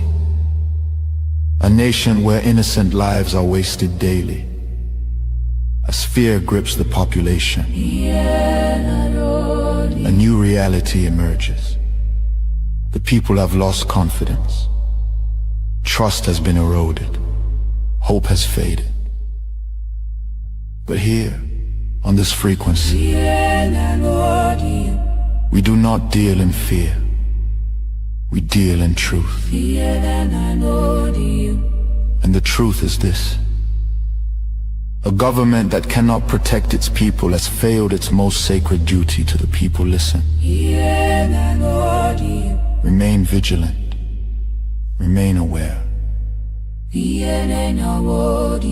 Remain strong. Nigeria has failed its citizens, and in awareness lies survival. This is a wake-up call.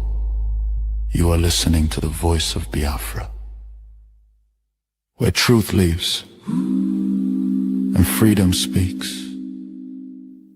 Biafrans stand firm until justice speaks louder than silence. And stay safe. God bless Biafra Republic.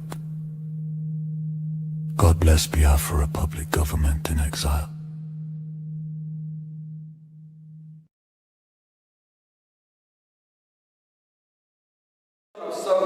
That bipartisan act, drafted amidst the triumph of liberal democracy and the multinational world order, following the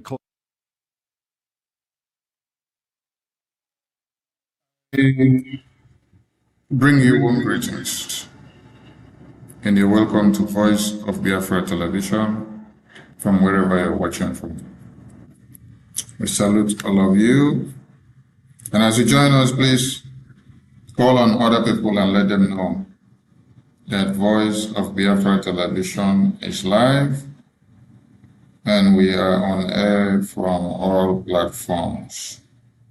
Greetings to the Biafran people. Greetings to everyone listening to us.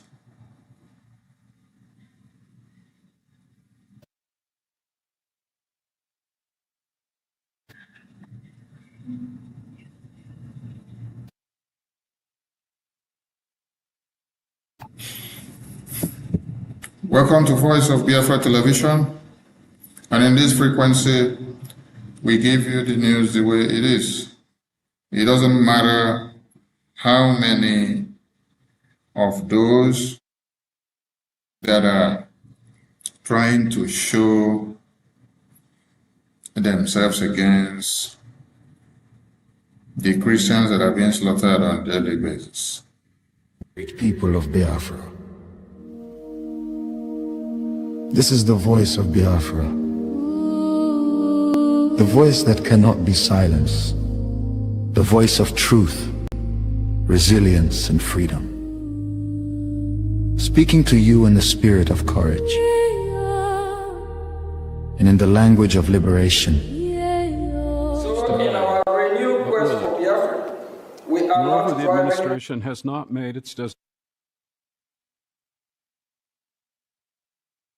Yes, good to have you all back again, and I hope we are coming out very clear.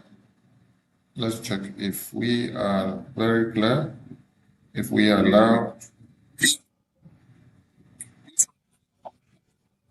All right, we are live and direct on all platforms. We are on Facebook, we are on Twitter, we are on YouTube, and we are also on the Voice of Biafra Television, coming out live the entire region of Africa.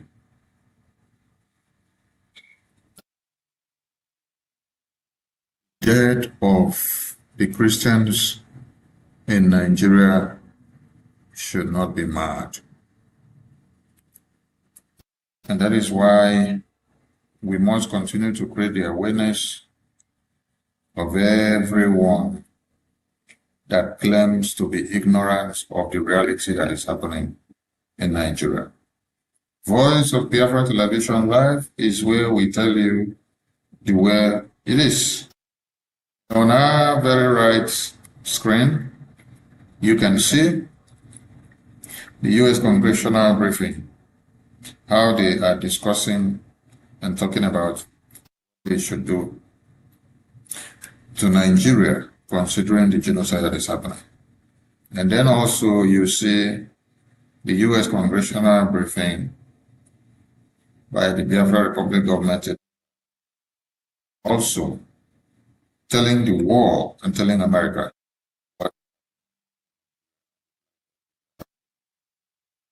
Greetings once again, and you're all welcome.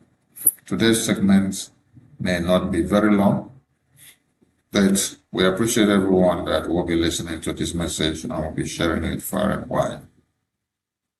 Yes, let us start by appreciating the U.S. government for what they've done, and appreciating the entire Biafran people who are standing their ground, the Biafra Republic government in exile. The Biafra Republic government in exile has come to stay, and it is the only voice of the Biafran people that speaks from Washington, D.C. Voice of the hopeless, the voice of the battered, the voice of the hungry, the voice of the motherless, the voice of the fatherless, and the voice gives assurance and hope to every Christian in Nigeria, letting them know their cases are considered and not forgotten. Appreciate those that are piloting the affairs of Biafra at this time, His Excellency Honorable Bishop Wonker and the entire cabinet of BRJ. If you do not know this man standing here, where you see the American flag behind him, then you are living in denial, because this is the man that is shaking Nigeria from Washington, D.C. He's done it not once, not two, not three, not four. And he continues to. Nigeria is in quagmire. Nigeria is receiving the pain of the good works that he's doing in Washington, D.C. It is through his political and diplomatic campaign that Biafra has been brought up in the U.S. Congress. For the very first time in history, it is through his political and diplomatic engagement with the U.S. lawmakers that has made the American lawmakers now have the boldness to speak of Biafra and to drag out Nigerian government is really in reality. Because they have been telling all of you long before now that the situation in Nigeria is about climate change, that it is about the economy, that it is about the changes in geographical areas. They've told you that it is because the inflation that is happening in other parts of the world is what is driving the insecurity in Nigeria. No, this has been a fat lie. The Biafran Republic government in exile have been able to bring these issues up and to let the entire world know and understand that Nigerian government have been lying. The big question is, why will Nigerian government be lying? Yes.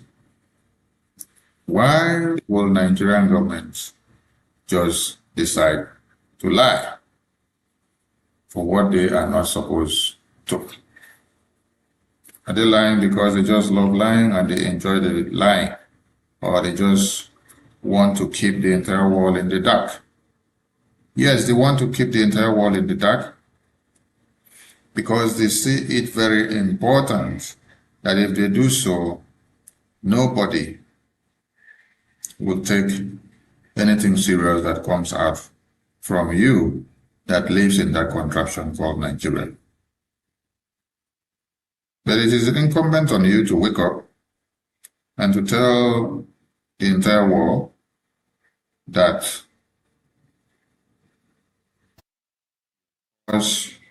is paramount. If you do not tell your story, nobody will tell your story for you. I appreciate all of you. The headline today says, many NGOs benefited from Christian genocide in Nigeria silently. I did stress on this yesterday, but it is very important that I stress on it again today. And also, for the first time, I'm going to display something on the Voice of Biafra television, so that some of you will see. And just hope this input will work for me. Yeah. And I want you all to see what I have to display. Yes. The entire world looks up to see a society of serenity. And in this same society of serenity, you also look up to see evil. That is why the people of Biafra let it go and will not let it be. Those that say we should not be alive, they themselves will not also. Yes.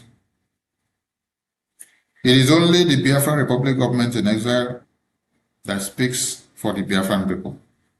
Yesterday, I stressed this issue, and that is the only government of Biafran people.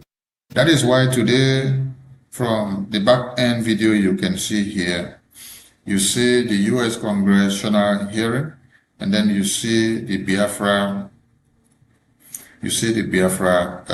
congressional briefing that happened on the 18th of September. So as to connect the dots.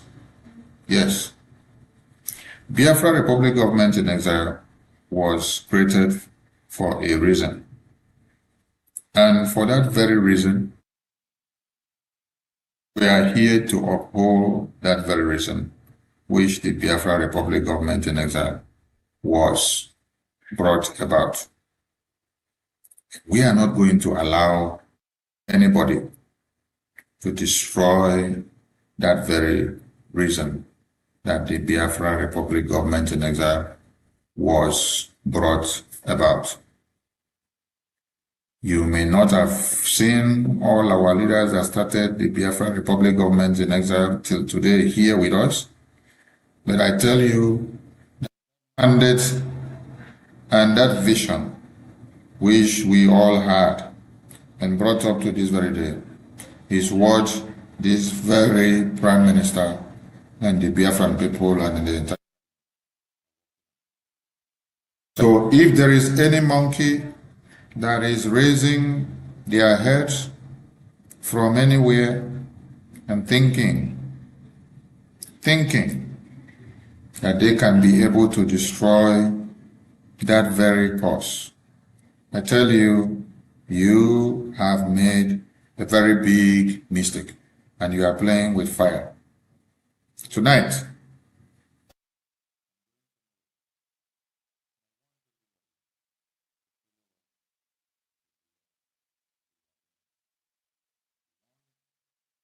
those that are ignorant and are not aware of what they should know, to start learning and understand so that they don't fall victims of what that are coming out in sheep clothing and deceiving them in the name of whatever name. So with me today, I will be taking you to try and join. Let's see where we are going to be. Take a short commercial. As we return, we will go right into this very course. Nigeria government has lost control over insecurity. Fellow listeners, what was once whispered in fear, what was once denied in arrogance, has now become a reality too loud to ignore. A nation staggering under the weight of its own contradictions is rapidly losing control over insecurity. From the north to the south, from the east to the west, the land trembles, not from natural disaster, but from man-made chaos. Communities abandoned, villages raided under the cover of darkness, highways turned into corridors of fear. Citizens left to fend for themselves. In a country where the government once promised protection, the question now echoes across the land. Where is the government? Where are the security forces? Where is the accountability? In recent times, markets have become targets. Travelers have become victims. Families have become statistics. And yet, those in power continue to speak in rehearsed tone. Detached from the suffering of the people, observers say, this is no longer a matter of isolated incidents. This is systemic failure. A collapse of responsibility. A nation where innocent lives are wasted daily. As fear grips the population, a new reality emerges. The people have lost confidence. Trust has been eroded. Hope has faded. But here, on this frequency, we do not deal in fear. We deal in truth. And the truth is this: a government that cannot protect its people has failed its most sacred duty to the people. Listen. Remain vigilant. Remain aware. Remain strong. Nigeria has failed its citizens, and in awareness lies survival. This is a wake-up call.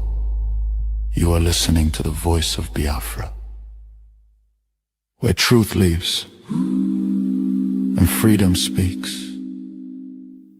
Biafrans stand firm until justice speaks louder than silence. And stay safe. God bless Biafra Republic. God bless Biafra Republic government in exile.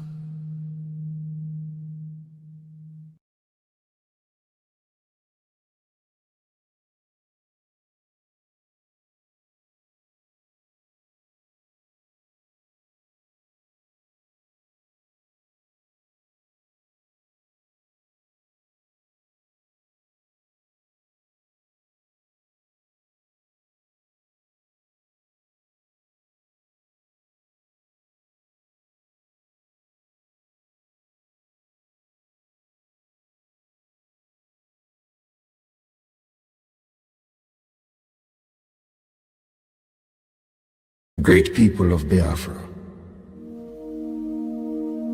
this is the voice of Biafra, the voice that cannot be silenced, the voice of truth, resilience, and freedom. Speaking to you in the spirit of courage and in the language of liberation. Nigeria government has lost control over insecurity.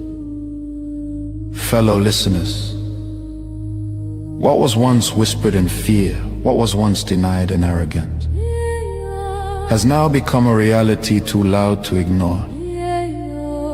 A nation staggering under the weight of its own contradictions is rapidly losing control over insecurity. From the north to the south, from the east to the west, the land trembles. Not from natural disaster, but from man-made chaos. Communities abandoned, villages raided under the cover of darkness, highways turned into corridors of fear. Citizens left to fend for themselves. In a country where the government once promised protection, the question now echoes across the land. Where is the government? Where are the security forces? Where is the accountability? In recent times, markets have become targets. Travelers have become victims. Families have become statistics. And yet, those in power continue to speak in rehearsed tone. Detached from the suffering of the people, observers say, this is no longer a matter of isolated incidents. This is systemic failure. A collapse of responsibility. A nation where innocent lives are wasted daily. As fear grips the population, a new reality emerges. The people have lost confidence. They're stating that if we attack Come back to Voice of Biafra Television, where you get the news undiluted the way it should be. Yes, as I delve into the next segment of the program, this is what you have to see, and we have to address this issue so that Biafrans that must have been deceived will now know where they are and know what they should focus on. Yes. First and foremost, this is canon to canon. This is Canon ta Kano. I want everybody to look at it very well. This is Canon ta Kano. Yes. And I want this to be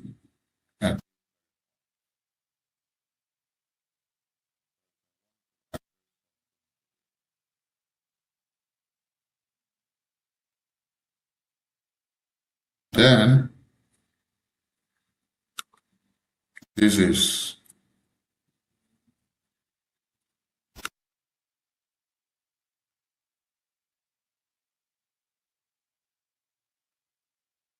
I want everybody to look at what we have on the screen now. And I believe my voice is coming out loud. Yes. I believe my voice is coming out. Everybody to pay attention, pay keen attention to what we are doing. Pay keen attention. Pay keen attention. Yes, I'm checking the phone and our voices are coming out very, very clear.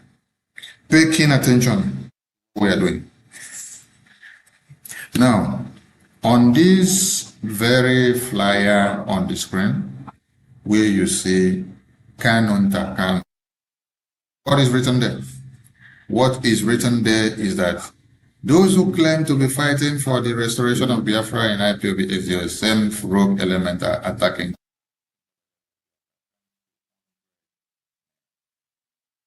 Yes. And then on this other flyer, you see that Nnamdi Kanu's brothers, which is Canon ta Kano, the wife, the lawyers, the DOS, Igbo politicians, AVID, and WIC.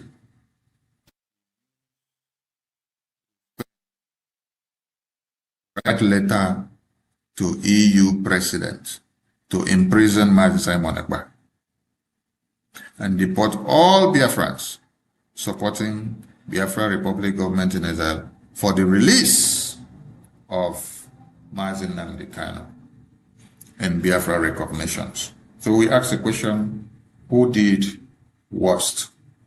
Now, if you haven't seen this letter that we have on the screen before, yes, we are going to zoom this letter so that you can read and see it all for yourself. Now, we want everybody to take their time and read this letter. Starting from the letterhead, we want you to check the letterhead very well. Check the letterhead of this letter very well. What do you see there? What you see here on this letterhead is Law Office of Bruce Fenn, right? Okay. 300 New Jersey Avenue, NW Suite 900, Washington, D.C. 20001. Phone number, you see it there. Email, you see it there. Website, you see it there. And letter dated 22 May 2023. 22 May 2023. And the letter is addressed to who? The letter is addressed to the President of European Union.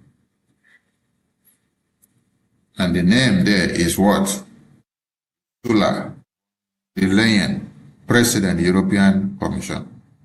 And they put the address there, Brussels, Belgium.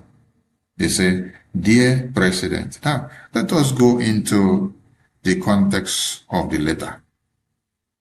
We want you all to read the context of the letter alongside with us. For those of you watching from the homeland, and for those of you watching from all over Africa, this is the first time you are seeing this document displayed here on Voice of Biafra television. Yes, it is important that we declare this and we bring it to the Voice of Biafra television for you all to see, because many of you haven't seen this. You've been asking the question, oh, how did we get here? Why the confusion? why the problems, and why the chaos that is happening everywhere. But from this very letter on the screen, you wouldn't need to be asking all these questions again. What is written on that letter, I go on to read. Dear President von der Leyen, as International Council and spokesman for Mazi Nnamdi Kanu, leader of the indigenous people of Biafra, IPOB, seeking vindication of the law of self-determination for Biafrans through peaceful means, I wish to communicate an urgent message from Mr. Kanu regarding a bogus, false Biafra Republic government in exile. This group of opportunists is neither Biafra, nor a republic, nor a government.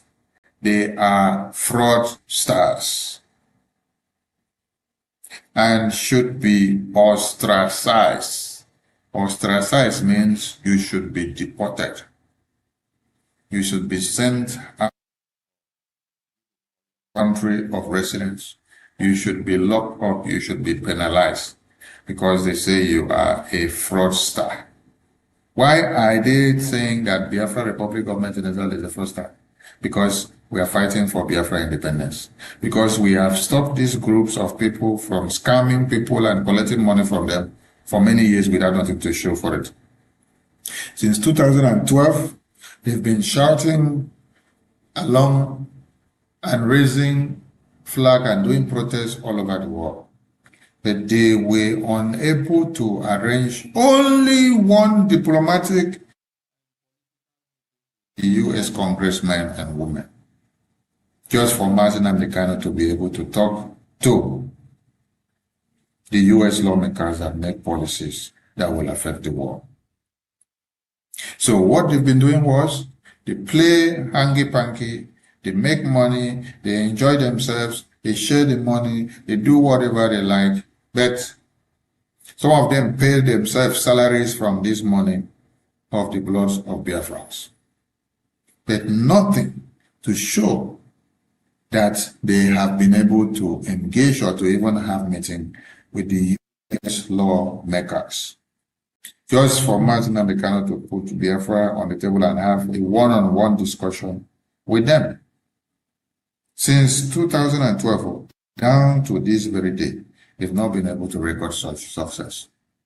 So on seeing that Biafra Republic government in exile with able hands came in 2022 and were able to establish headquarter office in Baltimore, and were able to establish Biafra Republic government in exile liaison offices all over the world.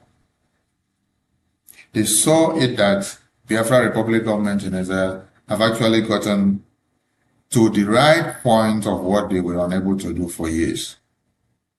Their anger became that, why should Biafra Republic government in exile representatives be this fast, give all this in just 2 years, when they have been in the circle for over 12 years and they were unable to achieve anything compared or near or similar to what Biafra Republic government in exile have achieved in just 2 years. So they had to look for a way of making sure they lock up all Biafrans that are working to the restoration of Biafra under the Biafra Republic government in exile.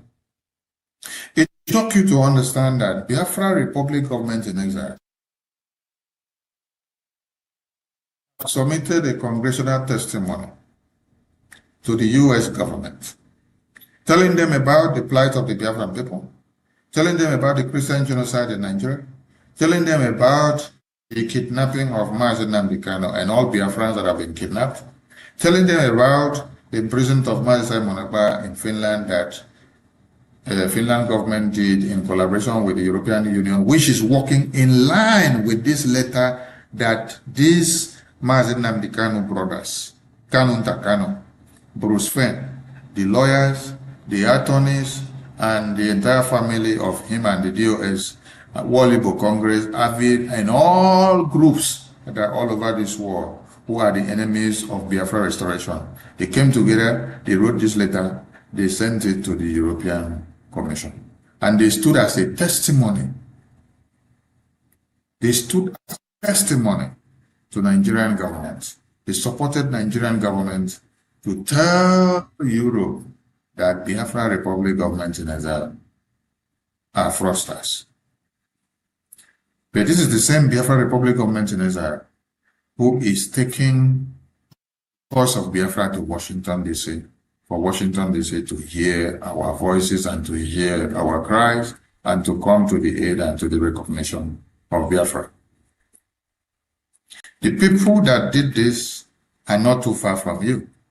This was done by Kanu Takano, Mazinam Kano's brother. It was done by Emmanuel Kanu, Mazinam Kano's brother. This was done by the wife of Mazinam Kanu, Uchechi Kanu. This was done by DOS. This was done by World Igbo Congress. This was done by Igbo politicians. This was done by World Igbo Congress, Organizing Igbo, AVID groups, and all the groups of criminals who do not want Biafra to come, but they want to be making money and continue to shout all hail Biafra from January to December and from the first year to the 20th year. So when you see that Mazi Simon Ekpa is in prison today, Kanu, the brothers of Mazi Nnamdi Kanu, they hired a lawyer and then they wrote this letter and they said Mazi Nnamdi Kanu is the one that ordered them to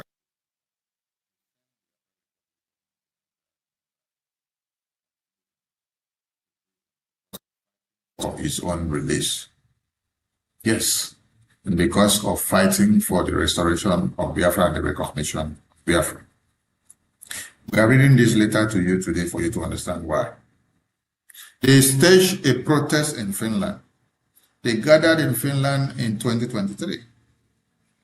And then they submitted this letter in the same 2023.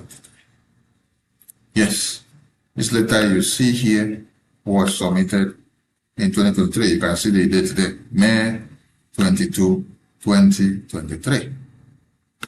And then they staged a protest. And in that protest, they carried a placard which they rated the Biafra Republic government in exile is a fraud. Who did they use to do this? They used Bruce Fein. That is why you see that the Biafran people got so vexed when they see that anybody has made his or herself a willing tool and useful to be used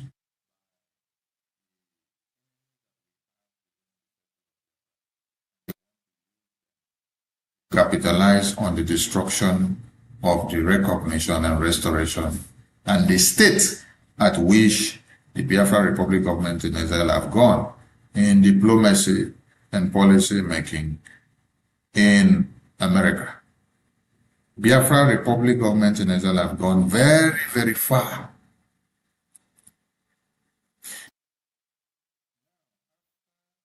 Kanu Takano wrote this letter with his brothers and the DOS members and World Igbo Congress and Ohanese and Igbo politicians. They now come back to front what? They now come back to now front 100 men. Their 100 men plan is to come and tell you that they succeeded in doing what? In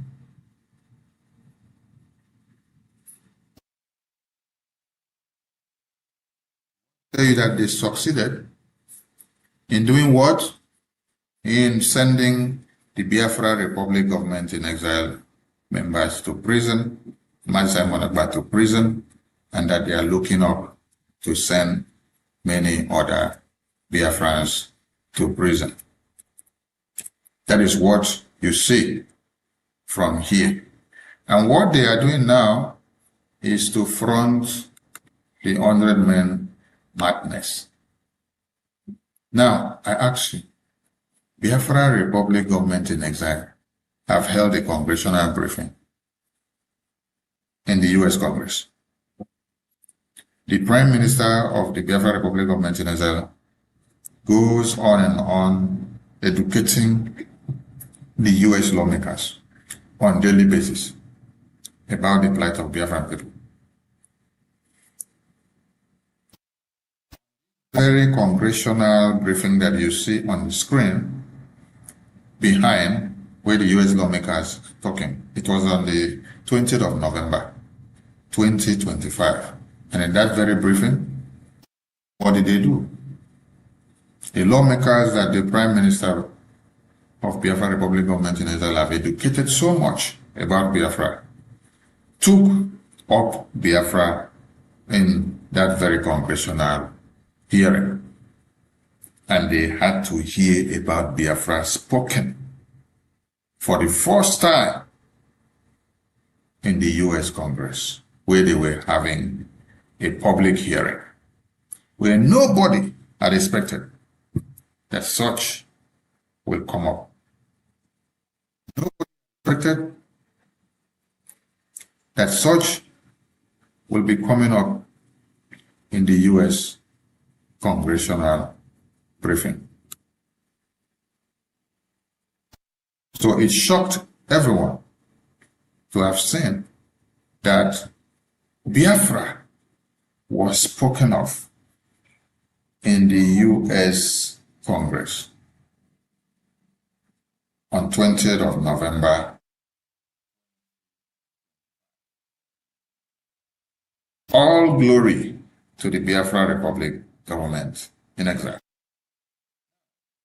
When you now see Kanu Takano, after they have written this order letter and sent to the European Union, telling them that the Biafra Republic government in exile starts and that they should be ostracized, sent out of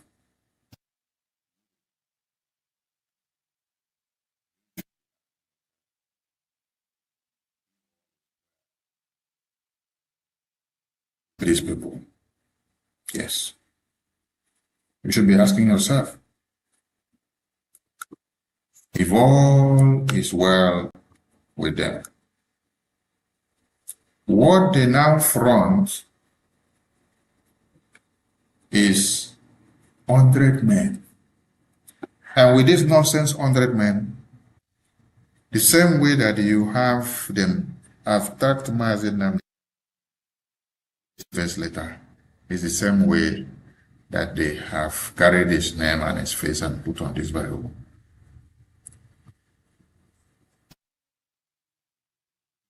We're working so hard to see that Biafra is recognized in Washington, D.C. I want all of you to ask Kanu Takano and ask Emmanuel Kanu and ask Ejimako and ask Maxwell Okpara and ask Bruce Fenn, and ask the wife of Martin Amdekano, and ask Walibo Congress, and ask Johannes and ask all these groups of lunatics what they had done or what they had achieved. Let them tell us what they had achieved for the past 12 years that they were shouting IPOB, one family. They were just doing protests and going about with flag, shouting IPOB, one family, carrying the biggest of flag and making noise everywhere.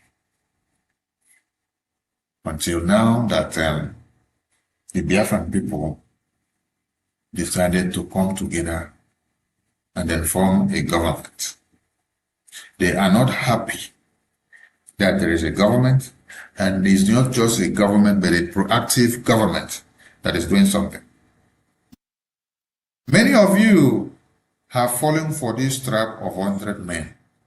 I wonder how you will be falling for a group of blind people who have lived for the past 15 to 20 years, but they could not go into Washington, D.C.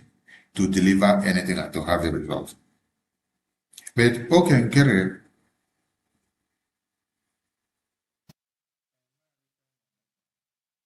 and the Biafran government in exile started going to Washington.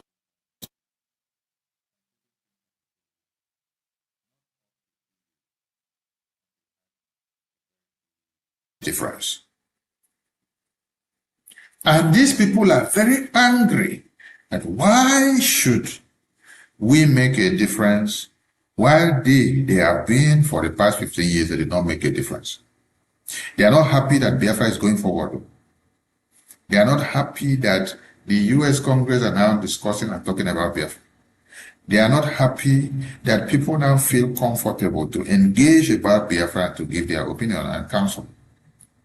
They are not happy that Biafra has reached out to the stage where people never expected. No. They are so damn hungry that the money that they have been making, deceiving Biafrans for many years, has been taken away from their hands. This is where their anger is coming from. Biafrans, to assess and ask the question, why are they so pained?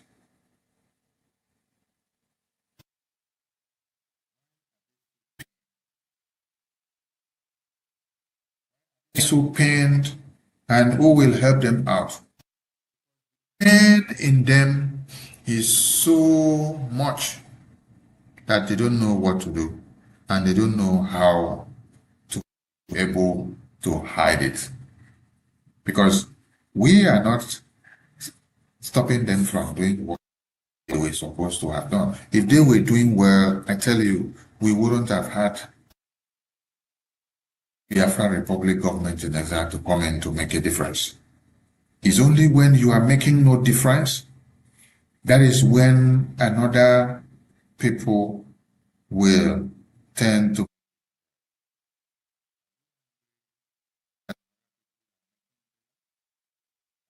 angry because you made no difference. Are you angry because you have been a failure and you continue to be a failure? Oh, come on. Biafra Republic government in exile did not stop anybody from doing what they are supposed to do. Rather, the Biafra Republic government in exile wants to see you all do that which you are supposed to in doing that you're supposed to do. Instead, what you're doing is to look for the downfall of Biafrans, the downfall of the good work of the Biafra Republic government in exile in every way possible. Biafra has come to stay, and the Biafra Republic government in exile is unshakable. So, Kano Takano, the question now is, you brought about Ejimako, you brought about Bruce Fenn, you brought about your brother, Emmanuel Kano, you brought about the DOS members, you brought about Uche Kano, you brought about Walibo Congress, you brought about Ohaneze Dibo and Igbo politicians, groups, all these groups, all these many groups that you see them all around, you brought them all together. You wrote a letter, you wrote a petition to the US government that they should imprison Mazi Simon Ekpa. They should imprison all Biafrans that are fighting tirelessly with the Biafra Republic government in exile. Right? Because you say we are fraudsters, we are criminals. And you say that Mazi Nnamdi said you should write this letter. Now, is it the same Biafra Republic government in exile that all of you would now cry back to when you now have financial problems or financial issues? But you dig the graves of the same members and supporters of the Biafra Republic government in exile, then you will still come back again to come and ask them for favor and help.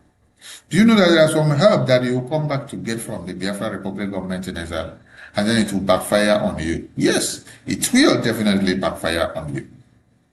Because if you are part and parcel of the people that write letter and send to the European Commission, telling them that they should kill all Biafrans who are fighting under the Biafra Republic government in exile, to the release of Mazen Africa, and to the release of Biafrans that are in prison, and to the recognition and restoration of Biafra. It means you don't want anything better for the Biafran people. You don't want any of us to be alive. You don't want us in peace. You want all you want all of us in pieces. And yet you will still come back dancing and begging and pleading us for financial help. You call on the same Biafrans to come and donate money and give you to do this and do that. Your same cause. These are the reasons why some of you are suffering, honestly, yes. Because you may think that you are doing us the evil, but it backfires on you. Anything you do now backfires back on you. Because you don't know the law of karma. You don't understand what you're cooking up against yourself, bringing up against yourself. Biafrans, you must understand that there is nothing like 100 men. The 100 men nonsense that you see on the screen by Kanonta is the criminality network that they are creating. What they are portraying with this 100 men criminality is that Mazen Nnamdi Kanu want to lead you from inside prison. That is why I'm taking time to bring this to the screen today. Ordinarily, I wouldn't have time for this madness of these people. But it is pertinent and important that we don't ignore some things, especially on the Voice of Biafra television. We need to bring it to the screen. We need to shred it to pieces. We need to educate people so that when they see it out there, they will know where to stand and what to do, so that they wouldn't be misled. Yes, you need to understand and have the facts straight. There is nothing like 100 men. There is nothing like Sokoto declaration from the prison. Your leaders inside prison cannot declare Biafra for you. Your leaders inside prison are prisoners. They are chained in their hands, and they are being commanded by those that keep them in prison. Whatever they tell them is the script that they have to play to. They tell them that they have to come and tell you or to bow your head, they will come and do so.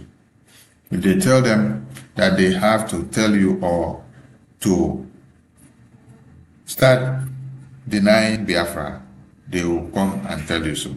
If they tell them that they have to come and tell you that you should never talk about Biafra again and stop even doing sit at home, they will come and tell you so, because there is a gun pointed on their head.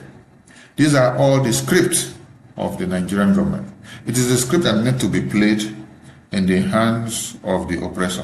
When you are in the hands of the oppressor that wants to silence you and wants to make you irrelevant and wants to make you useless and want to kill your voice, they will use every apparatus to kill your voice so that people will not hear your voice and they will not listen to what you are saying, or they will not keep to what they are supposed to. This is the case of Biafrans that are in chains. If they are thinking, if Nigerian terrorist government are thinking that they can be using Biafran prisoners that are in their chains to galvanize their brain and send out message and destroy the mindset and the focus and determination of the Biafran people, I tell you, they have failed very, very woefully. So, to Kanonta, everybody should go back and tell Kanonta that he has failed on arrival. After you all wrote letter and sent Mazi Simon Ekpa to prison, you wrote letter and testified alongside and in favor of Nigeria. And you say that all Biafrans should go to prison because they are fighting for the release of Mazi Nnamdi Kanu, and they are fighting for the recognition of Biafra, and they are taking Biafra to Washington, D.C. So all Biafrans should be deported from their homes. They should be sent out from wherever they are. I tell you all that you have failed. 100 men madness goes nowhere. It's only fools and blind people that will follow your 100 men scam. Because the 100 men scam is a script that has to come out from the prison custody where they must keep your leaders. So it is only those called to this that will be used. We take a short commercial and we continue in a jiffy. Has been eroded. Hope has faded. But here, we do not deal in fear. We deal in truth. And the truth is this: a government that cannot protect its people has failed its most sacred duty to the people. Listen. Remain vigilant. Remain aware. Great people of Biafra, this is the voice of Biafra, the voice that cannot be silenced, the voice of truth, resilience, and freedom. Speaking to you in the spirit of courage and in the language of liberation, Nigeria government has lost control over insecurity. Fellow listeners, what was once whispered in fear, what was once denied in arrogance, has now become a reality too loud to ignore. A nation staggering under the weight of its own contradictions is rapidly losing control over insecurity.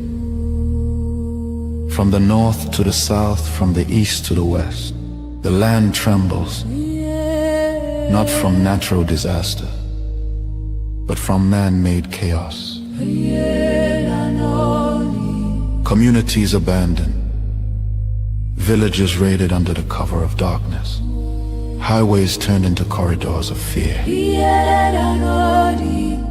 Citizens left to fend for themselves.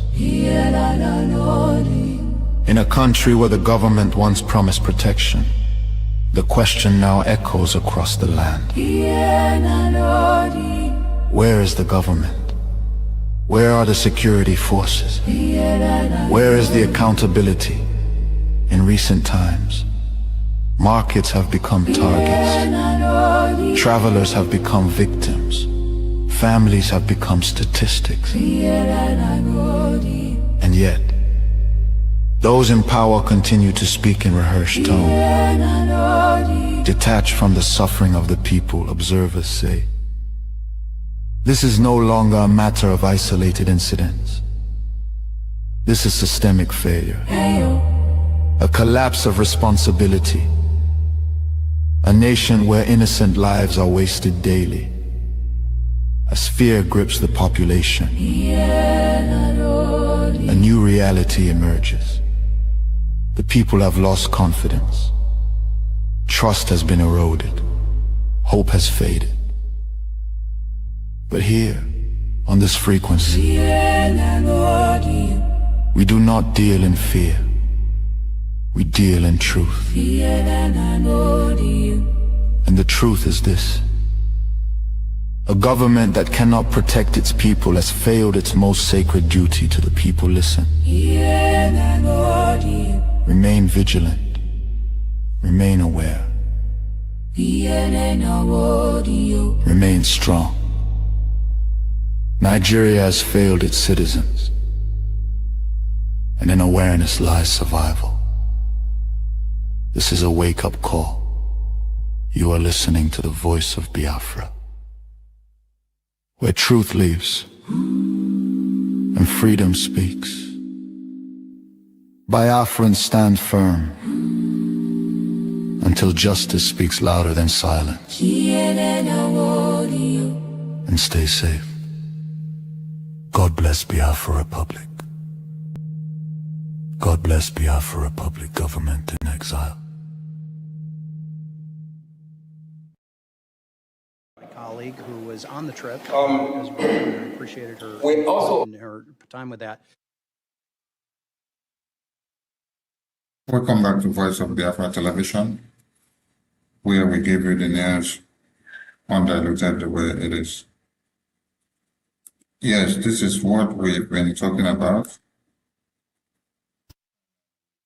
Taken time to address this today so that those that are falling victims of this scam will not continue. You follow somebody, acts of result. Before you follow somebody, acts of antecedents. Before you follow somebody, acts of what they've been able to ask them how far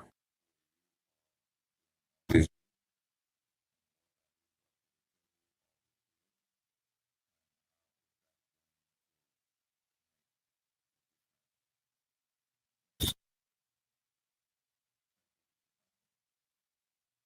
they are able to tell you about what they are going to achieve and what they have achieved before now. When you look at their report card and you see that they have done anything to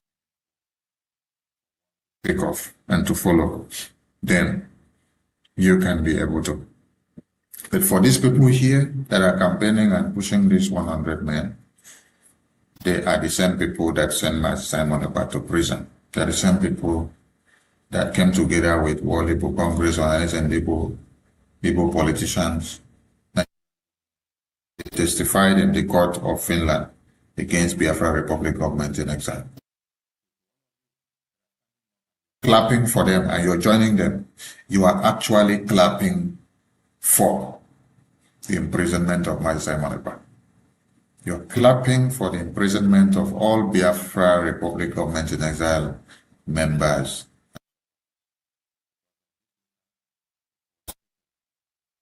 That they should send all Biafra Republic government in exile supporters to prison. They should extradite them. They should ostracize them. They should send them away from the country that they are. Why? The only crime they said they committed is that they are supporting the Biafra Republic government in exile, them as fraudsters and criminals, and say they are not fighting for Biafra. The people that are saying that we are not fighting for Biafra, we have not seen them been to Washington, D.C. to see the U.S. lawmakers. The people that they say are not fighting for Biafra are actually the people that we see in Washington, D.C. They are the people that we see with the U.S. lawmakers. The people that are having all these meetings with the U.S. congressmen and women are no other persons than the same people that they themselves say that are not fighting for Biafra.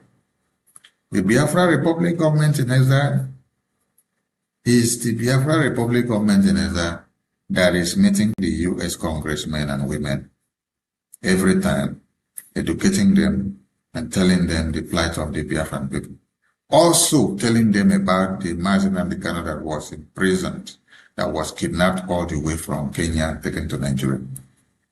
And these people that we talk about, they cannot take Mazi Nnamdi Kanu case or Biafra case to Washington, D.C. to meet the U.S. lawmakers because they don't have what it takes. But they were able to have what it takes to write a letter petition should imprison all Biafrans who are aligning or identifying themselves or supporting the Biafra Republic government in exile. So when you are thinking and asking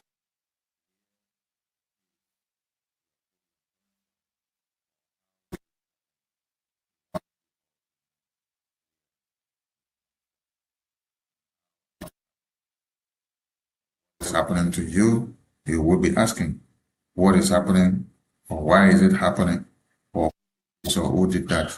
These are the people that did it. The people that you see here that are fronting this madness that they call 100 men. And they say the 100 men, they are bringing the prison. We want all Biafrans who have been deceived by this 100 men madness, who are aligning with them, to remember and to look at this very letter. This letter here on the screen was dated. This letter here on the screen was dated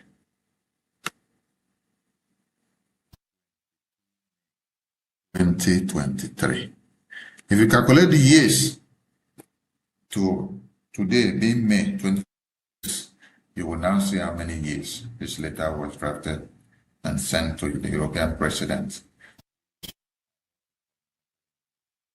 The imprisonment of Simon Agba and Biafrans who were in prison, and all other Biafrans who are endangered in Europe because of these people.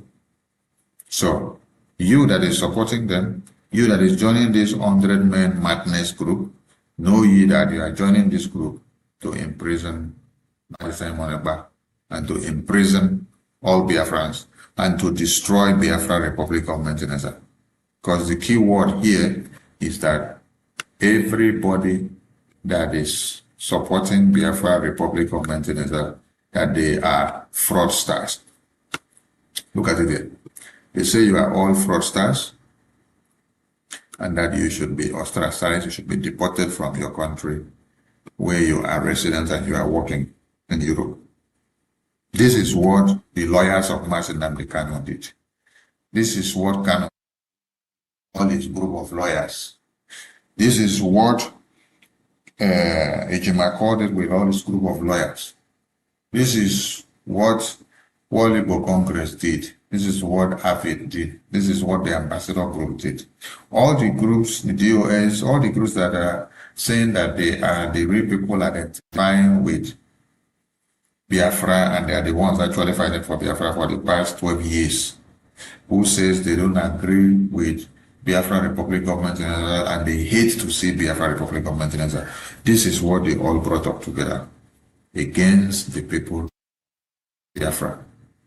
So when you are joining them today, I want you to remember that you are joining them to destroy yourself, and you are joining them to destroy Biafra Republic government in exile. So wake up now. We've seen some other posts where they put another photo and another flyer and they say Sokoto Declaration. Maybe in my next program, I will bring the Sokoto Declaration flyer and put it on the screen. I want your eyes to be open and I want you all to understand the evil that the brothers of Mazi Nnamdi Kanu, the wife, the DOS, the lawyers of Mazi Nnamdi Kanu, the World Igbo Congress, the Ohanes and Igbo, the Igbo politicians, and all the groups of DOS, none of them are ganging up together what they are doing and how they are doing to destroy the Biafra that all of you are hearing for. Many Biafrans have died and many Biafrans are in detention and many Biafrans have been imprisoned for Biafra. And so I ask why a reasonable fellow will then decide to start Biafrans. That's the question I ask. Why would somebody start playing with the life of Biafrans when you have seen and known that Biafrans have suffered so much? And Biafrans have died in thousands and in numbers because of their love and affection and emotion for Biafra. And then all you could do is to look for a way of destroying the Biafran people the more. All you could do is to look for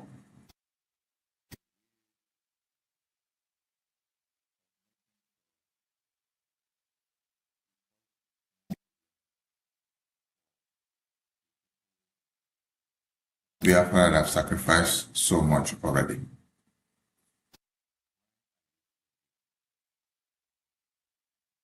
Why are you being so wicked? Why is it that in your own generation over goodwill? Why is it that in your own generation you prefer not to come together as the people of the Somaliland? The people of Somaliland, you see today that all of you are speaking of.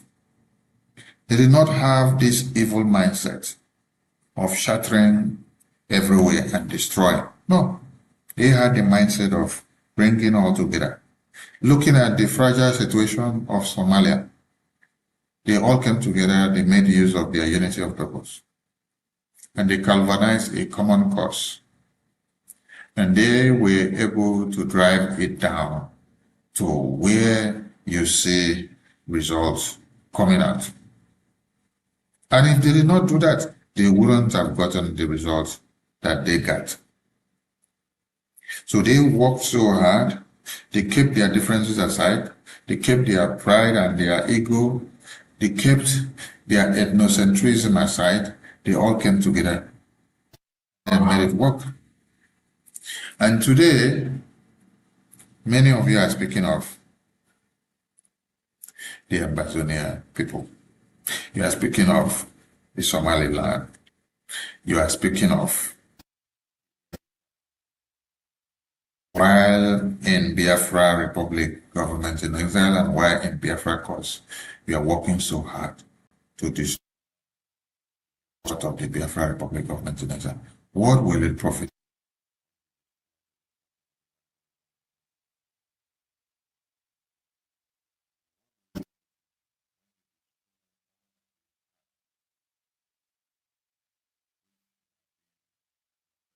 Of all.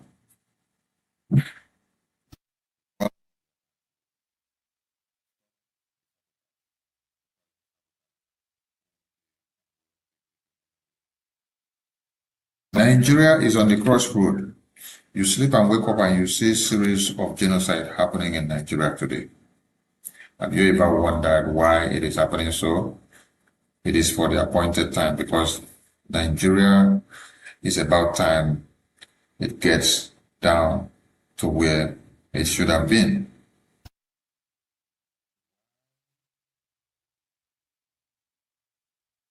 They're not talking about the genocide that is happening. Fixated on the politics of who becomes the next president of Nigeria. The next president of Nigeria is the only case or the only thing that they talk about now. But while you are shouting the next president of Nigeria, how many people are dying? A lot of people are dying while president of Nigeria. Will the next president of Nigeria stop the Boko Haram and the Islamic Jihad? Shouting the next president of Nigeria does not stop who is to be slaughtered next. The people that have been mapped out for slaughter have been mapped out. Stopped because the terrorists already have their plan. Many of you are now hell-bent on only posting the videos and photos of the people that are massacred and slaughtered after they have been massacred and slaughtered. The videos of the massacred and slaughtered. Is that all you got? Oh, You have nothing else. Oh, I see. All you got is what is to be massacred and slaughtered, and you get nothing to offer. You need to wake up, because when they finish in the next community, your own community will be next. Peter Obi is an agent of Nigeria.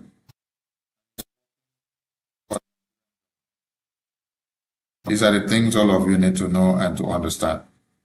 Peter Obi is not fighting for the common cause of Nigeria. He's fighting for his own pocket. Peter Obi was used by the British government in 2023 to distort the minds of Biafrans on their determination for Biafra independence. And at the end of the day, they pay him off his quota. But the puzzle. Today again, he has been picked up and mapped out for another quest. This time, they tows him around from Labour Party to ADC. From ADC now you see him in NDC. Very soon you will see him again jump out from NDC to another party. The Northerners have understood that he is playing the game of Britain, and at this time the game is not going to favor them, because the Biafran people have unanimously come to a crossroad and said enough is enough. Is either you let Biafra go or you get it hot. So Peter Obi must find a way to play the game that he has played in 2023. Ask yourself a very simple question. Why didn't they bring Peter Obi, or you did not see Peter Obi since the time of Buhari, or since the time of Murtala Mohammed, or since the time of Yaradua, or since the time of Goodluck Jonathan? As at that time, how was the Biafran momentum? The Biafra independence momentum, how was it? How did it wax and how far did it go? Has the Biafran people then gotten to Washington, D.C.? Have they gotten a lobbyist and attorney then that speaks for them and become their eye and nose and ear in Washington, D.C.? Have they had the opportunity to put congressional testimony before the U.S. Congress? Have they had the opportunity to appear before the Congress to give a congressional briefing, testifying all that has been happening in Nigeria? And they never had such opportunity. That means Biafra did not hit the limelight then. But now that Biafra has hit and reached the apex, and it almost at the climax, that is why Peter Obi is brought out for this very purpose that you see today. So for those of you that have become so foolish and so gullible, and you play to the gallery of pretend designed hegemonic tendency using Peter Obi to keep Nigeria as one, you will all regret this. Because when the next set of Boko Haram terrorists invade your community, slaughter and maim and destroy, Peter Obi will be there to help you. This is Voice of Biafra Television, where we tell you the news the way it is, without mincing words. It's good to have you on the show today. We look forward to seeing you again sometime, someday.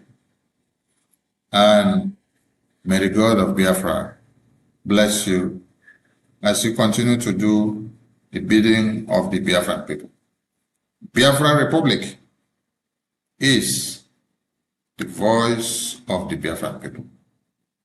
If Nigeria don't let Biafra go, there won't be peace in Nigeria.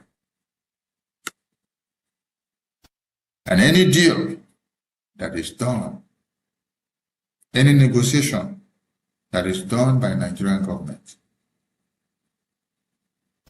out the Biafran government in exile, US government serving as the mediator, is null and void. Thank you all from here, and see you all some other time. Voice of Biafra Television, live, direct. God bless you. Great people of Biafra.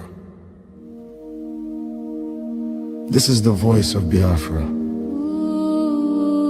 The voice that cannot be silenced. The voice of truth, resilience, and freedom. Speaking to you in the spirit of courage and in the language of liberation. Nigeria government has lost control over insecurity.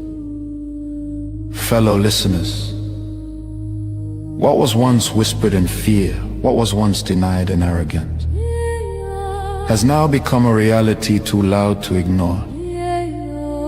A nation staggering under the weight of its own contradictions is rapidly losing control over insecurity. From the north to the south, from the east to the west, the land trembles, not from natural disaster, but from man-made chaos. Communities abandoned, villages raided under the cover of darkness, highways turned into corridors of fear. Citizens left to fend for themselves. In a country where the government once promised protection, the question now echoes across the land. Where is the government? Where are the security forces? Where is the accountability?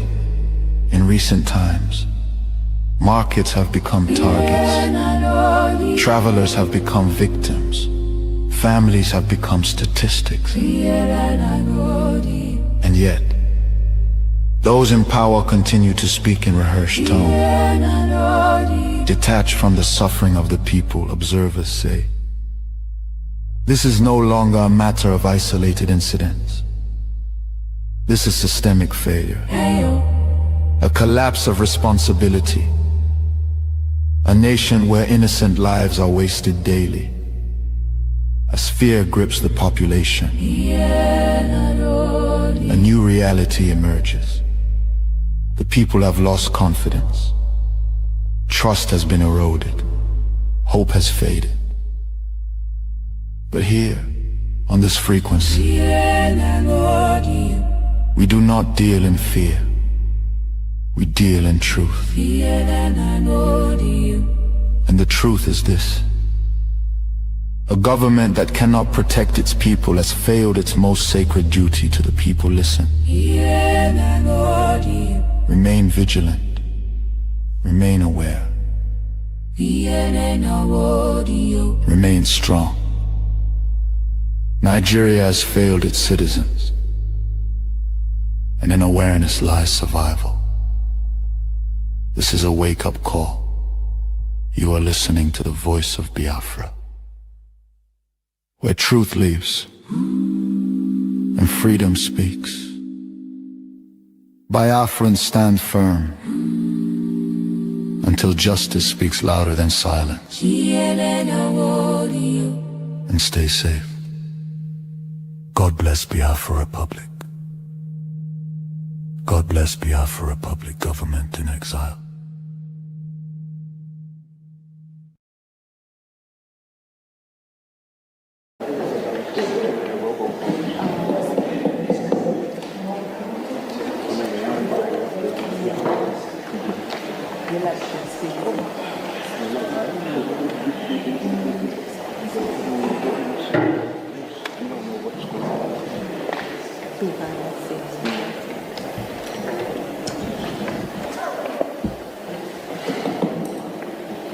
Biafrans, am I coming out?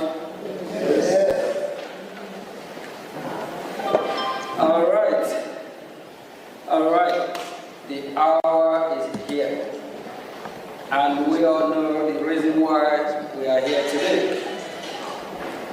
We are here for our freedom because it's our right.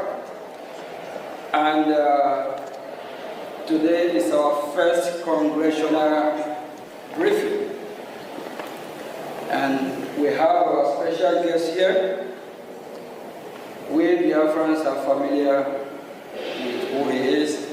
He's someone who advocates for freedom, human rights, and also religious rights. We have our special guest, Marco Ruby. And Ruby is Senior Fellow, American Enterprise Institute. Thank you, Marco.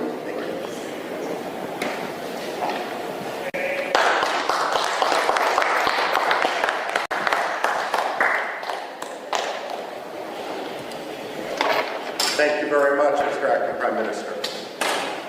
I don't need, first of all, it's good to see Biafra represented so well in Washington, D.C. Unlike in Nigeria, and unlike in Finland, we're not going to arrest dissidents.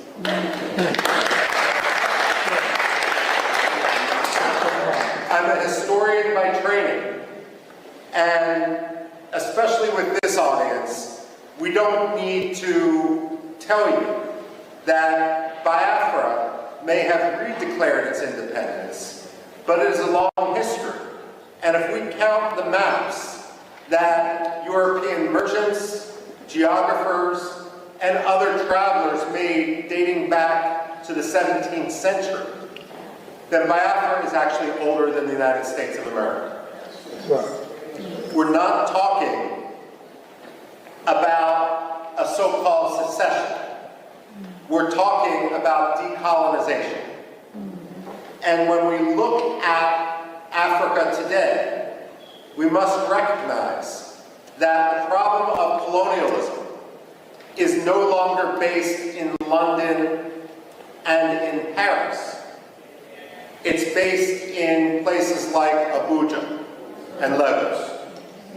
The fact of the matter is, and for that matter, Yaoundé as well, the fact of the matter is that we are witnessing a second wave of decolonization in Africa right now. Biafra, Amazonia, Somaliland are at the front line of a struggle for freedom. Religious freedom, as well as simply personal, economic freedom, political freedom. The fact of the matter is, though, when we talk about that front line of colonialism, Biafra, Amazonia, Somaliland, we're also talking about a response to genocide. The fact of the matter is, when we look at the modern history of Biafra, and we see some of the key figures represented on this podium, and it's so appropriate that we're sitting here in a room dedicated to Veterans Affairs, to honor the veterans of the Biafra struggle. The fact of the matter is that they did not start the struggle for Biafran rights. Nigeria did. Nigeria has agency. They have decision-making. No one forced Nigeria to undertake the pogroms of 1966. That was a decision that was made in Lagos. And what we have seen, the struggle for freedom in Biafra, is a natural response to the repression, which is now more than 60 years old inside Nigeria, and especially with regard to Biafra. Now, we can talk about genocide, and unfortunately, what has occurred in Biafra from in the late 1960s and so forth isn't the only case of genocide that the 20th century has seen. But what makes the history and the recognition of the Biafran genocide so important is this: When the Jews suffered the Holocaust, Germany afterwards acknowledged the Holocaust. The ideology that led to Nazism became stigmatized. Yes, there are still Nazis today, but it is an ideology which is outside the realm of acceptable belief. The problem with genocide denial isn't simply a denial of fact, a denial of history. But when you don't acknowledge the genocide, then what you're actually doing is throwing a life raft to the ideology upon which that genocide occurred. So when you have someone like the late Muhammadu Buhari, whose hands were covered in blood from the events of the Biafra genocide, rise to the presidency of Nigeria without anyone acknowledging his role, that simply perpetrates and legitimizes that genocide. Now, when it comes to genocide denial, I also have this to say. When people debate foreign policy in the United States, one of the progressive slogans that we hear time and time again is no blood for oil. Well, I have a message for Alexander Stubb. No genocide for oil. Finland has been a disgrace. Stubb has kowtowed to Turkey at the expense of the Kurds, at the expense of other dissidents, for the sake of getting Turkey to lift its de facto veto for Finland's NATO membership. Now he's kowtowing to the Nigerian government by arresting Simon Ekpa for the sole reason of advocating against genocide and of providing, frankly, at this point, the only reasonable way forward given the actions of the Nigerian state. Now, we can't engage in wishful thinking, and unfortunately that has been the problem in the United States. I would argue that Europe is more engaged in a cynicism, where they simply want Nigeria's oil, and let's be frank, it's not Nigeria's oil. It's Biafra's oil, the Delta region and so forth. The fact of the matter is they feel it's easier to have a relationship with a dictator, and they're going to look the other way. Never let the Europeans pretend that they stand as a representative of human rights when they act in such a cynical, racist, and way that is so contrary to life, liberty, justice, freedom, political rights. The fact of the matter is, the Europeans need to be called out each and every day for that. Finland, especially. Now, I would go so far as saying Finland doesn't deserve the plaudits that so many people, Amnesty International, Human Rights Watch, tend to ascribe to Scandinavian powers. I would today argue that through its actions behind the scenes, by laundering the Nigerian government, by allowing, by cynically using this mantle which it had developed over decades as a protector of human rights, that Finland has become one of the most cynical promoters of human rights abuses, on par with Russia, with China, and with others. The only difference is Russia and China are much more open about what they're doing. Finland thinks they can have it both ways. Now, when it comes to the United States, however, the United States isn't blameless. We have two problems here. The first is the problem of the American perception of history. Whether you're Republican, whether you're Democrat, I don't care. And the fact of the matter is, Biafra, like Cyprus, like India, should be a bipartisan cause. There's nothing partisan about freedom and liberty.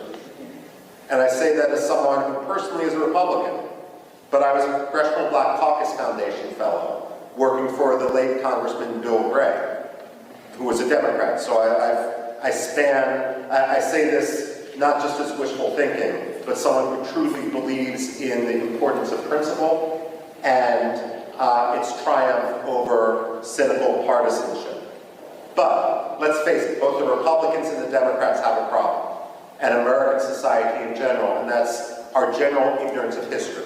In our own political culture, whether it's a Republican coming in after years of Democratic power or a Democrat coming in after years of Republican power, there's a tendency to believe that history is only 4 or 8 years long, and that every president who enters the Oval Office or Secretary of State who enters that 7th floor of their office of the Dwight D. Eisenhower building in Foggy Bottom, that they can somehow have a tabula rasa, that the past doesn't matter. Well, let me set the record straight. The past does matter. The past can't be forgotten.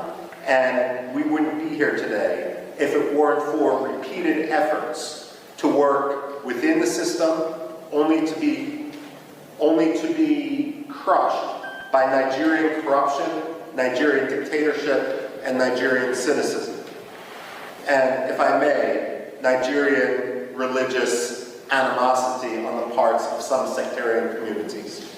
Now, one problem, of course, is then that U.S. historical ignorance, and this is where it's so important for the Biafrans to really rally, to meet with Democrats, to meet with Republicans, not to meet and spend all those time meeting with those who agree with you, but actually concentrating their efforts on those who disagree. The fact of the matter is, Americans need an education in history, and they need an education in history quickly, because the price of American ignorance is going to be tragedy and more killings in Biafra. Now, that's one problem. The other problem is the tendency of the United States to engage in wishful thinking. There are 2 types of ambassadors that the State Department sends abroad. And I'm not talking about professional ambassadors, civil service, foreign service versus political appointees. There's some good political appointees, there's some bad political appointees, and the same thing is true with the professional foreign service. But among ambassadors, however they get their job, there's 2 general styles. One style, and we've seen this too often in Nigeria, and I can name other places where we've seen this, the Democratic Republic of Congo, Somalia as well, takes an ambassador, and that ambassador believes that the best way to represent American interests is to ingratiate themselves to a dictator, to have zero tension with that dictator, and that oftentimes means amplifying that dictator's propaganda, his rhetoric, to his face. Well, the State Department should realize and should recognize that dictators have no shortage of sycophants. It shouldn't be the job of American ambassadors to join the sycophants. George Shultz, the Reagan-era Secretary of State, was famous when a new ambassador was appointed. He would bring them up to his office, which was an elegant room, not unlike this which we're standing in the U.S. Congress. And he had a big globe next to his desk. And he would always ask the ambassador appointee, point to your country on the globe. And if they pointed to Nigeria, or they pointed to France, or they pointed to Burma, or they pointed to Pakistan, God help them, he would point to the United States and say, this is your country. You never forget it. When we send ambassadors abroad, their job should be to speak truth to power. It shouldn't be to kowtow to a dictator. And if that means calling out Nigeria for its abuses in Biafra, for its abuses of religious freedom, so be it. It may mean you're not going to get invited as the ambassador to this reception or that state dinner. Well, that's the price of being an ambassador and being truthful. Your job isn't to make a dictator feel good. It's to promote American interests as a U.S. ambassador. And one of the top American interests is religious freedom. The reason why religious freedom should be such a top priority is it really is the canary in the coal mine. It really is the metric by which to see whether a dictator's rhetoric and actions meet.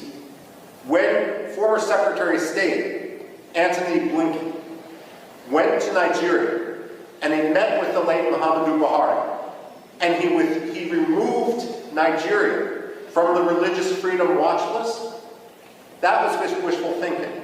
It didn't make Nigeria a better place. It didn't stop the killings in Biafra. It didn't stop the killings elsewhere in Nigeria. All it did was signal to the Nigerian government that they could quite literally get away with murder. Wishful thinking has consequence. The United States also needs not to believe its own spin and not to try to force, cynically use the Biafran issue to advance its other causes. So, for example, I don't know how many times I've talked to people who are partial to the Nigerian government in the United States and will accept the Nigerian lies. And they will say that what we see happening in the Southeast has nothing to do with religious hatred, with religious intolerance on the part of the Nigerian government. It's all about climate change. Let me tell you this, and I've actually said this to the State Department. Climate change does not charter buses in order to ship Fulani militiamen into Biafra to kill Christians. That's not China, that's not climate change. That's ethnic cleansing. That's religious hatred, that's sectarian cleansing. American wishful thinking isn't polite. It doesn't make diplomacy easier. It simply gets people killed. And this is also why it's so important for the Biafran people to rise up and not only work to establish their freedom in Biafra, to reestablish their country. It's also important for them to educate Americans. Now, as many of you know, my background and what I did when I worked at the Pentagon actually focused much more in Middle East history. That's what my PhD is in, and so forth. And having worked for more than 2 decades on issues that have some parallels, let me say this, and this may be controversial to say. Nigeria can't always be the enemy. And the reason I say this is, while Biafra must be free, there can be no compromise on it. At the same time, an independent Biafra is only going to thrive when Nigeria, its neighbor, is at peace with itself and with its neighbors. The fact of the matter is, the Biafrans are an engine of democracy. They were always historically the intellectual capital, the economic capital of Nigeria when they were under Nigerian occupation. But at the same time, they have a role not only to win freedom for Biafrans, but that freedom is only going to be confirmed when Nigerians also win their freedom, when corruption no longer governs Nigeria, and when the Nigerian military and Nigerian politicians don't cynically use religion in order to advance their own Swiss bank accounts. This is important, and this is a conversation, for example, it's understandable that you focus on Biafra, but this is an example which I've had conversations in the past with Iraqi presidents and prime ministers, and Kurdish presidents and prime ministers, and there's a recognition, despite the century-long struggle of the Kurds, the so-called largest people without a nation, to win their freedom, to win their independence. Many of them have also come to recognize that that independence is going to take real reform instead of ruin for their neighbor next door. I've had this conversation with the Cypriots and the Greeks, vis-a-vis Turkey as well. Turkey is a problem today, and Turkey is a problem which is going to work with the Nigerian government in order to kill Biafrans. But at the same time, what the Greeks and the Cypriots will tell you is, while today Turkey acts like an enemy, there can only be true peace once Turkey fundamentally reforms. And so it's important when you speak and when you advocate for your cause, not only to promote the freedom for Biafra, but to argue and to recognize that Biafran freedom is going to be symbiotic. It's going to bring stability to the region. Biafra is going to be a model, not only for Biafra, it's going to be a model for Nigeria, so that Nigeria can get its act together, even as Nigeria heads towards the precipice. No one wants to, let me put it this way, many of you are familiar with the American satirical newspaper, The Onion. I remember a headline in that satirical newspaper after Russia invaded Georgia in 2008. It was a fake announcement by Condoleezza Rice, the Secretary of State, who was arguing that U.S. position is that no American allies should border Russia because it was just too difficult. The fact of the matter is, she was warning allies not to border Russia as if they have a choice. The fact of the matter is, it's in no one's interest. It's always going to be a problem for occupied Biafra and for independent Biafra to border a failed state, to border an irredentist state, to border an aggressive military dictatorship. Independent Biafra is going to need to recognize that as Nigeria fails, and let's face it, today it's a failing state. It's a building, it's a 10-story building that's ridden with termites. The fact of the matter is that every military leader inside Nigeria is going to try to distract their own Nigerian public by trying to whip up a frenzy against Biafra. So on one hand, you need to be prepared for that. And you recognize this because this is your history. But on the other hand, if there can be fundamental reform in Nigeria, then ultimately you will thrive and be the most prosperous country in Africa. Now, the other point I need to make, and this is not for the people here, but some of the people abroad, is that when you talk to Americans, especially non-Biafran Americans, like myself, like congressmen and so forth, I am honored here to be with the acting Prime Minister. I hope someday to be with the non-acting Prime Minister, Simon Ekpa, as well, if he's ever sprung from his Finnish dungeon. But the fact of the matter is, as an American, as someone who obviously has no Nigerian heritage,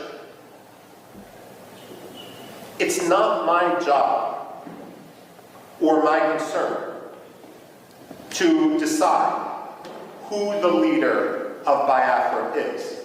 You ask any American like me, any white American, who cares about human rights, who cares about Biafran liberty, what I would say is, when Biafra becomes independent, all these disputes will fall by the wayside because you have monitored democratic elections. But if anyone starts to attack other Biafrans in the presence of European politicians, American politicians, United Nations diplomats, they are essentially creating treason against Biafra. Because what you're doing is giving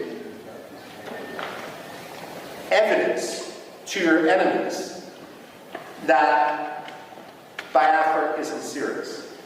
Now, let me give you one example. When I came to Washington and began working in foreign policy in 1999, one of the first people I met was a gentleman named Barham Saleh. He was the Washington representative of the Patriotic Union of Kurdistan. Now, the Kurds, I've referenced before, they're split between 4 different countries, so Biafra's a little bit luckier than this. At the same time, the Kurds in Iraq, in northern Iraq, are divided between 2 major political parties. One was Jalal Talabani's Patriotic Union of Kurdistan. The other was Masoud Barzani's Kurdistan Democratic Party.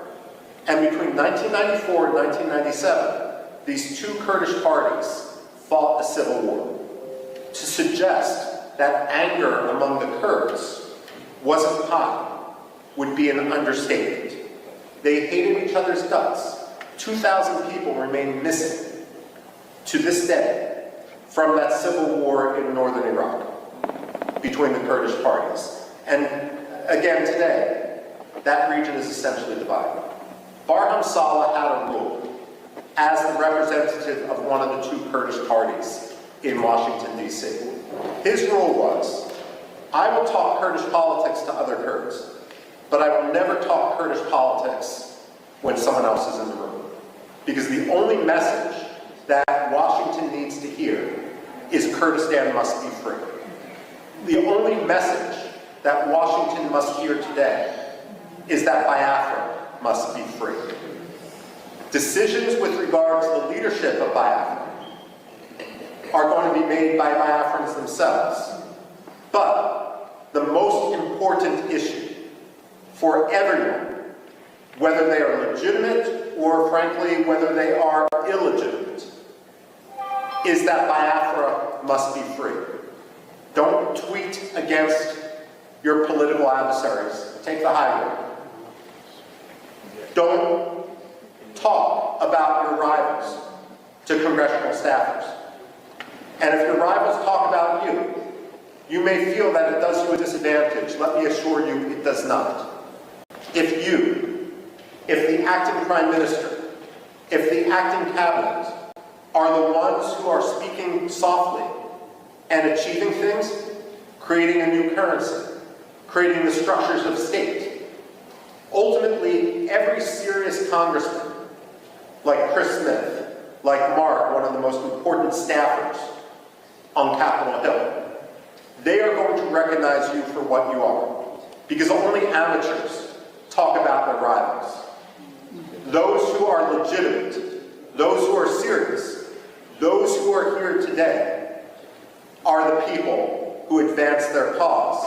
And make no mistake, momentum is on your side.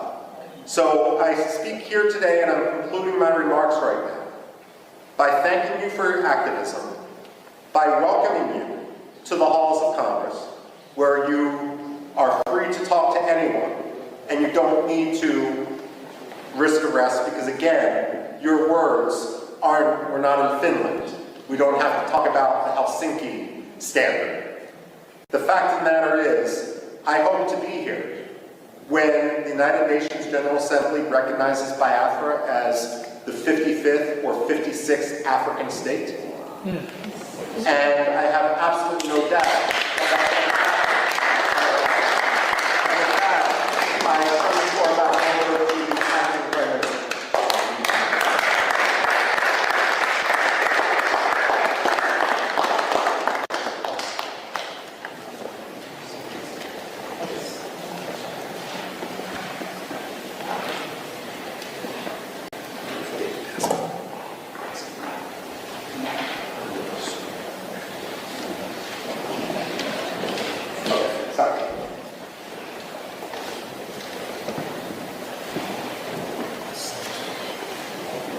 Please, can we give a hand of applause?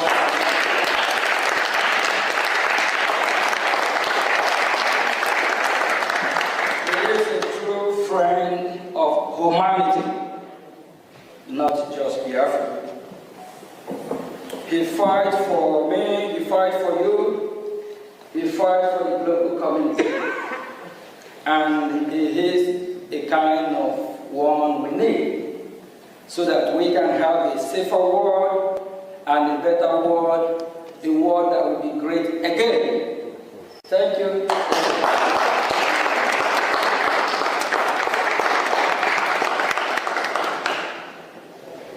My name is Oge Chukwunkere, Biafra Republic Government Acting Prime Minister. I'm here acting on behalf of His Excellency Mazi Simon Edward. As we are fighting for our freedom, we are making history and we tell our story to the world. And this is the first Biafra congressional briefing.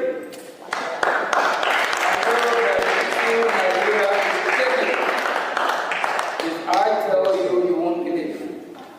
Nigerian government, they protest to stop this hearing today.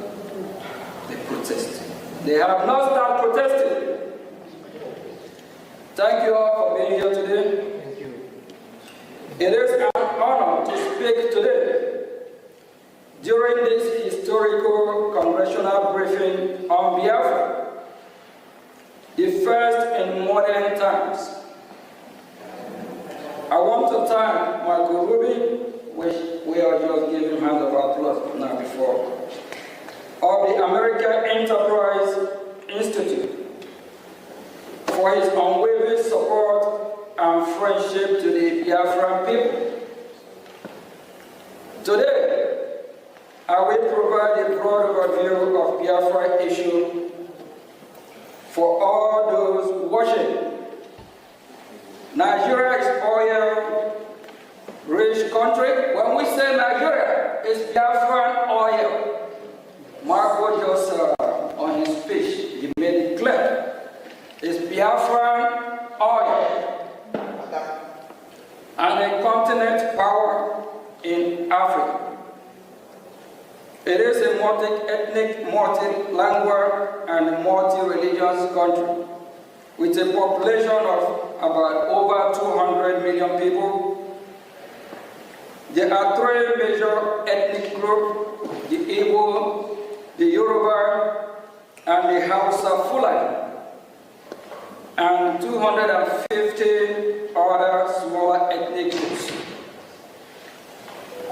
The Hausa Fulani are predominantly Muslim and live in the northern Sahara of part of Nigeria.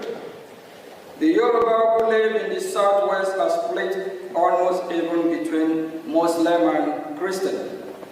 The Igbos, along with related tribes, whom we refer to as Biafrans, the interface of this submission, inhabit the southeast part of Nigeria, which is Biafra, and we are no longer Nigeria. We don't identify ourselves as Nigeria, we are Biafra.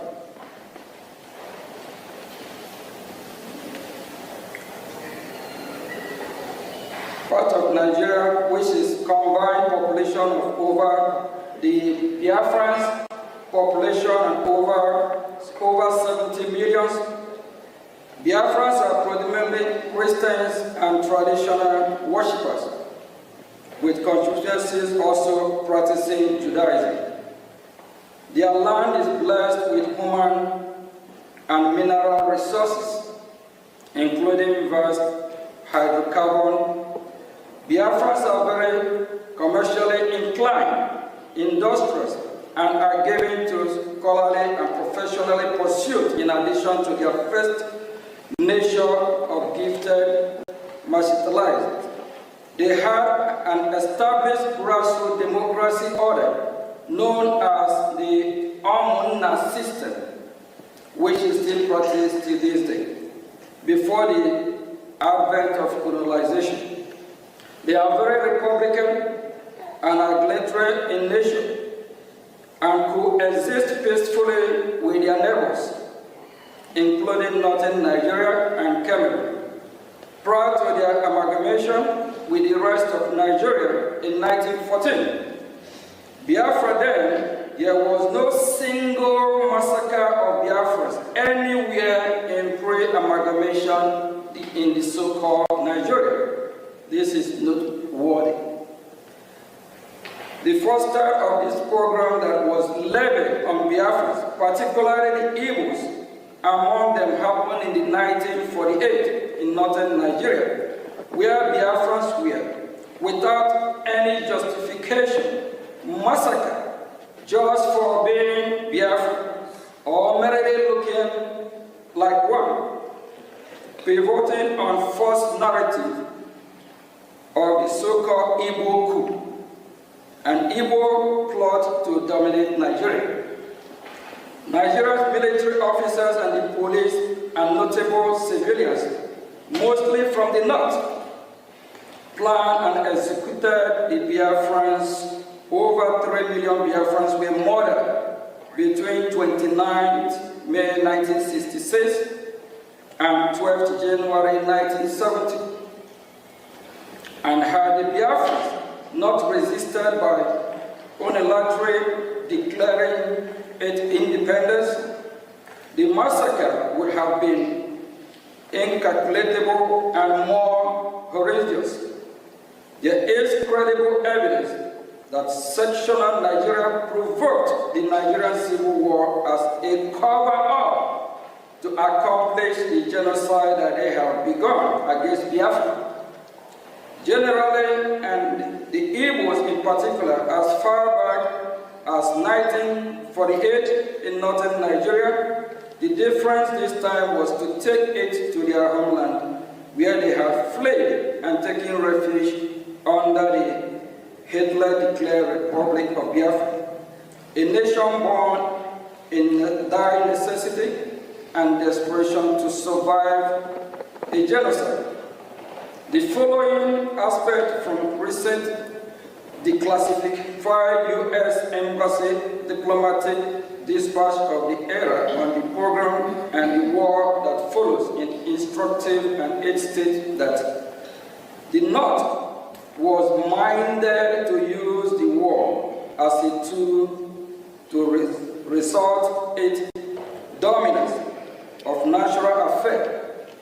Malan Gagu Damboa, regional editor of Morning Post, told the American consul in Cairo, "No one should kid himself that this is a fight between the East and the rest of the Nigeria. It is a fight between the North and the Igbos." The scale of the carnage was such that had the Roman or International Criminal Court statutes been enacted, Nigeria's entire military leadership and its top civilians enablers would have been prosecuted for genocide and crime against humanity, for orchestrating the destruction of Biafrans in whole or in substantial part because of their ethnicity. And to make it worse, those that oversaw the genocide and their natural political successor continue to control Nigeria and thus ensure that no accountability was exacted for a crime of such shocking scale. And to date, no apology or remorse has emanated from official Nigeria or any of the prime state actors.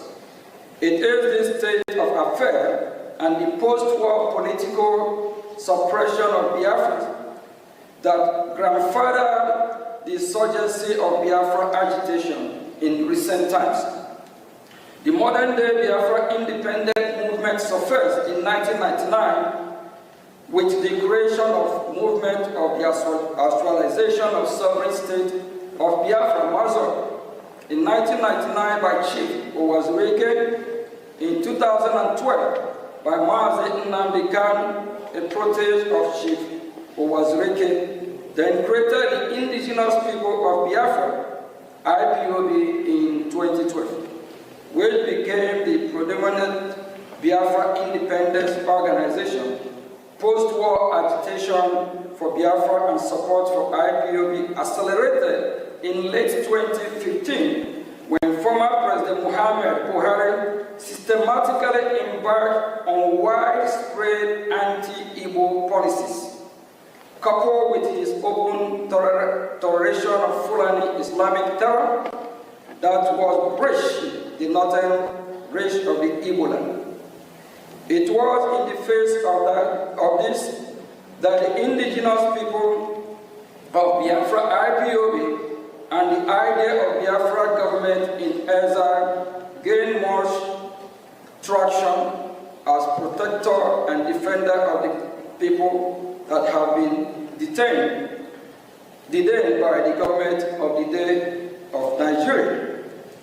It is to be noted that virtually all of us present at the vanguard of pursuing for Biafra were born after Nigerian civil war ended in 1970. So in our renewed quest for Biafra, we are not driven by any sense of personal loss of the war, revenge or bitterness, but by instead a sense that our people are being mistreated badly and are vigorously in again becoming the victim of another crippled genocide.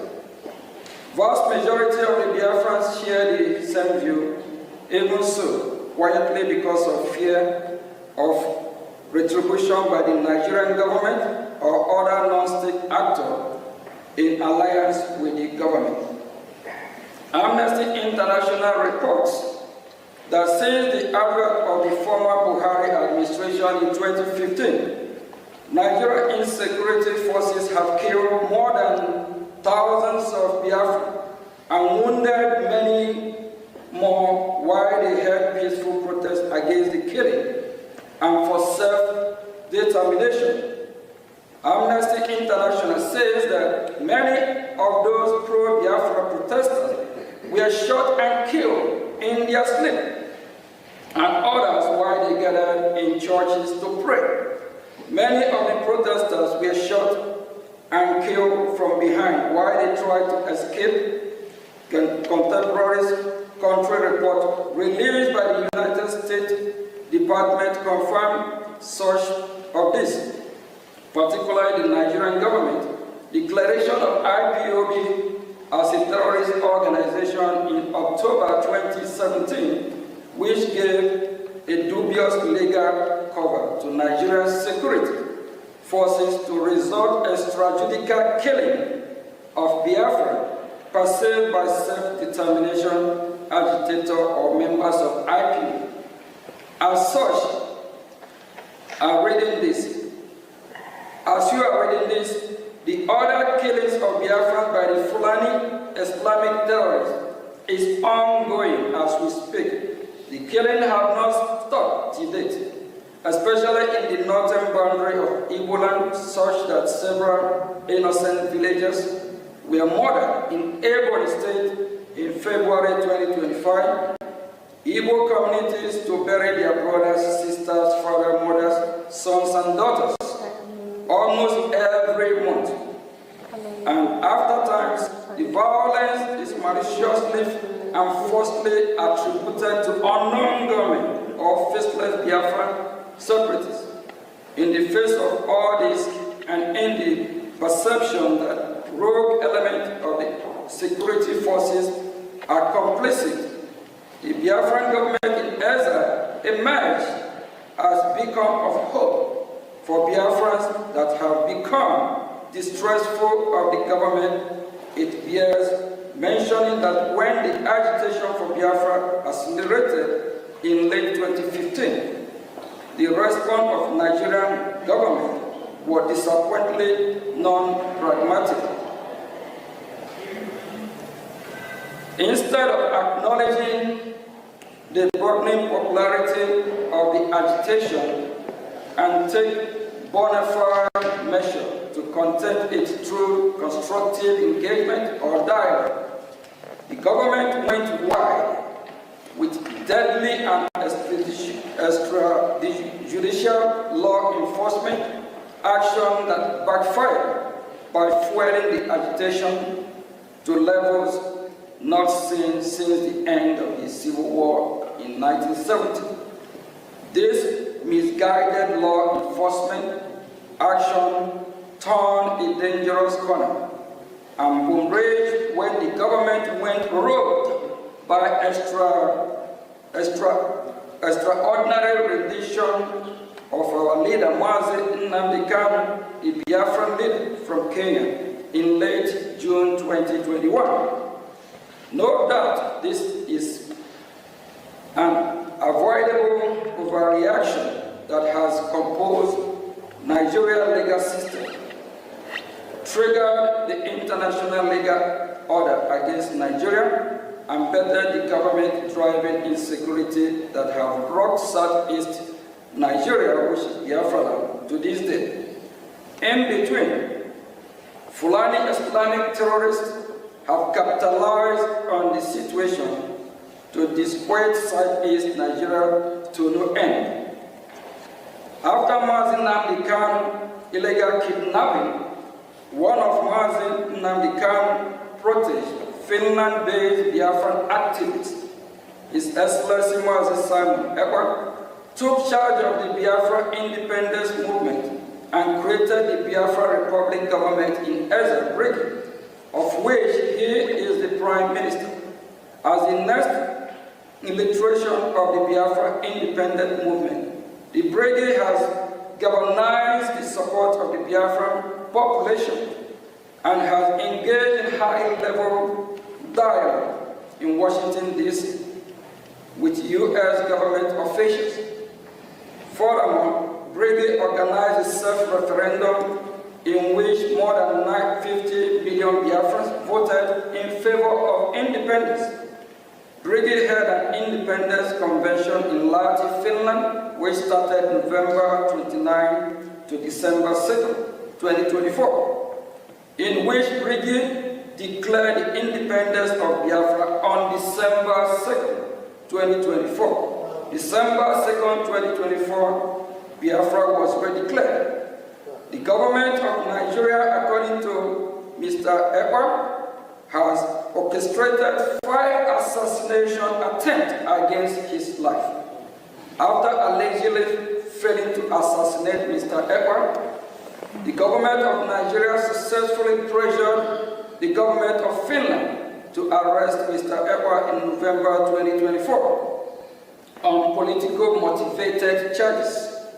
The government of Finland then issued an indictment against Mr. Ekpa, as well as subsequent conviction, which demonstrates the political nature of the persecution at the instigation of government of Nigeria. The indictment by Finland, issued in May of 2025, alleged that Mr. Ekpa participated and supported a terrorist organization, even though pro-Biafra organizations are not designated as terrorist group in Finland or anywhere in the European Union. In fact, the only country in the world where pro-Biafra organization, in fact, the only country in the world where pro-Biafra organization we are designated is in Nigeria.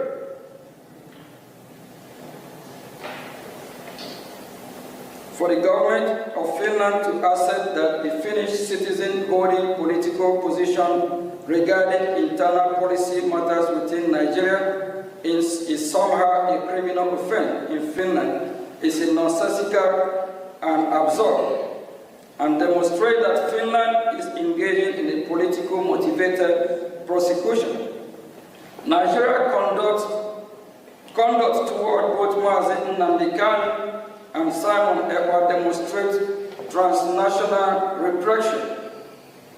At the moment, the issue of Biafra, the insecurity in southeast Nigeria, which is Biafra land, and all the unpleasant aftermath cannot be resolved while the federal government of Nigeria persists in detention of Mazi Kanu, while Finland persists in detention of Mazi Simon Ekpa, and Biafrans continue to be marginalized. On this basis of foregoing, we must respectfully suggest the following to the U.S. government. One, we urge the United States government to invoke the Global Magnitsky Human Rights Accountability Act, Summit 5 of Title S 11 of 114-28328 to identify and impose travel and financial restrictions on all officials of the federal government of Nigeria and any Nigerian non-state actor implicated in the killing of Biafrans, Christians in their homeland in southeast Nigeria, which is Biafra land. We urge the United States government, including through targeted sanction and or tariff, to pressure the government of Nigeria to release Mazi Nnamdi Kanu and allow him a safe passage out of Nigeria. Three, we urge the United States government to pressure the government of Finland regarding its political motivated trial and conviction against pro-Biafra active Simon Ekpa. Four, we urge the United States government to deny all bilateral assistance and visa to officials of the government of Nigeria if it continues to engage in transnational repression against pro-Biafra activists, and if Simon Ekpa and Mazi Nnamdi Kanu continue to be held in detention.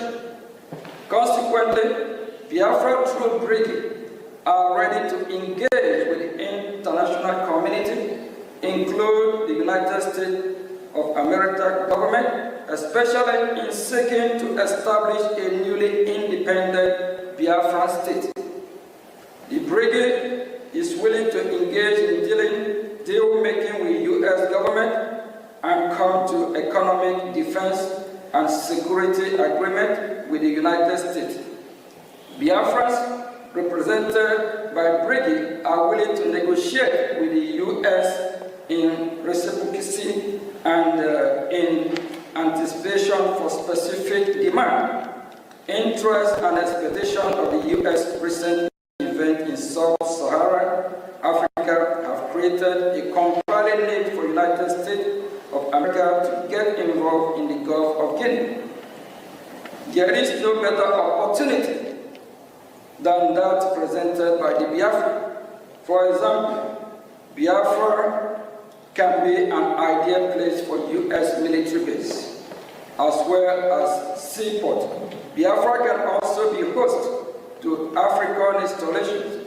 Biafra can be a close ally of the United States and purveyor of Western interests in the region, as well as a bulwark against Islamic terrorists and extremists.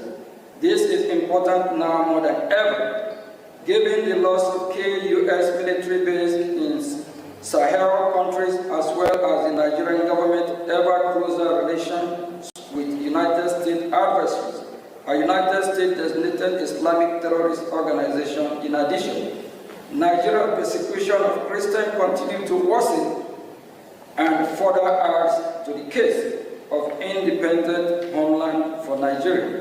Christian population, just as U.S. recognized of Somalia, present great benefit to U.S.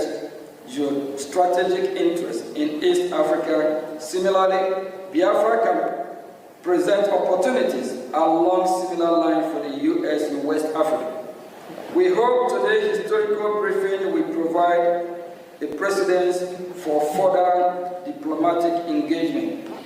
And before I say thank you, we believe that we have sent our message, and we are damn serious for our freedom. We'll continue fighting. Our freedom is our right.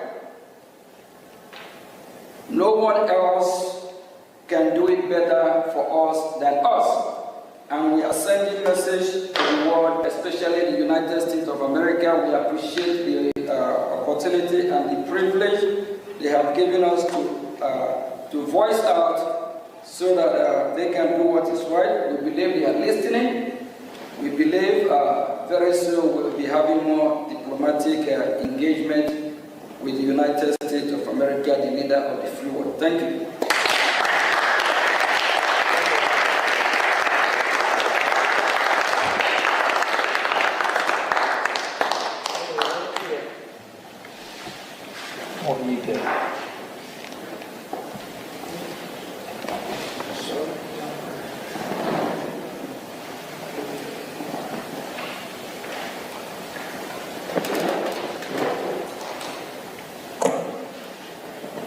All right, we're going to be having some question and answer, and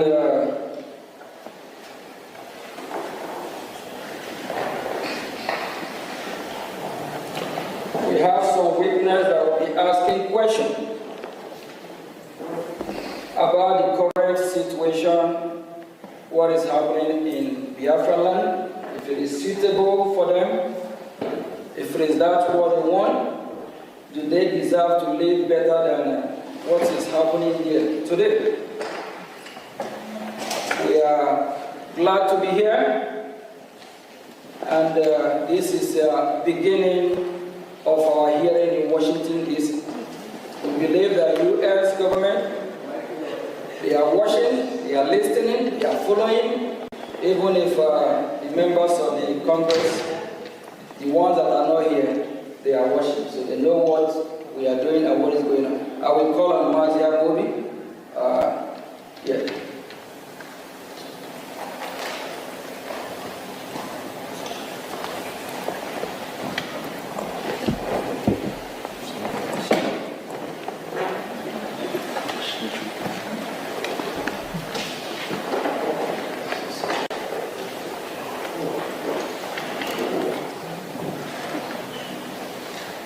Greetings, everyone.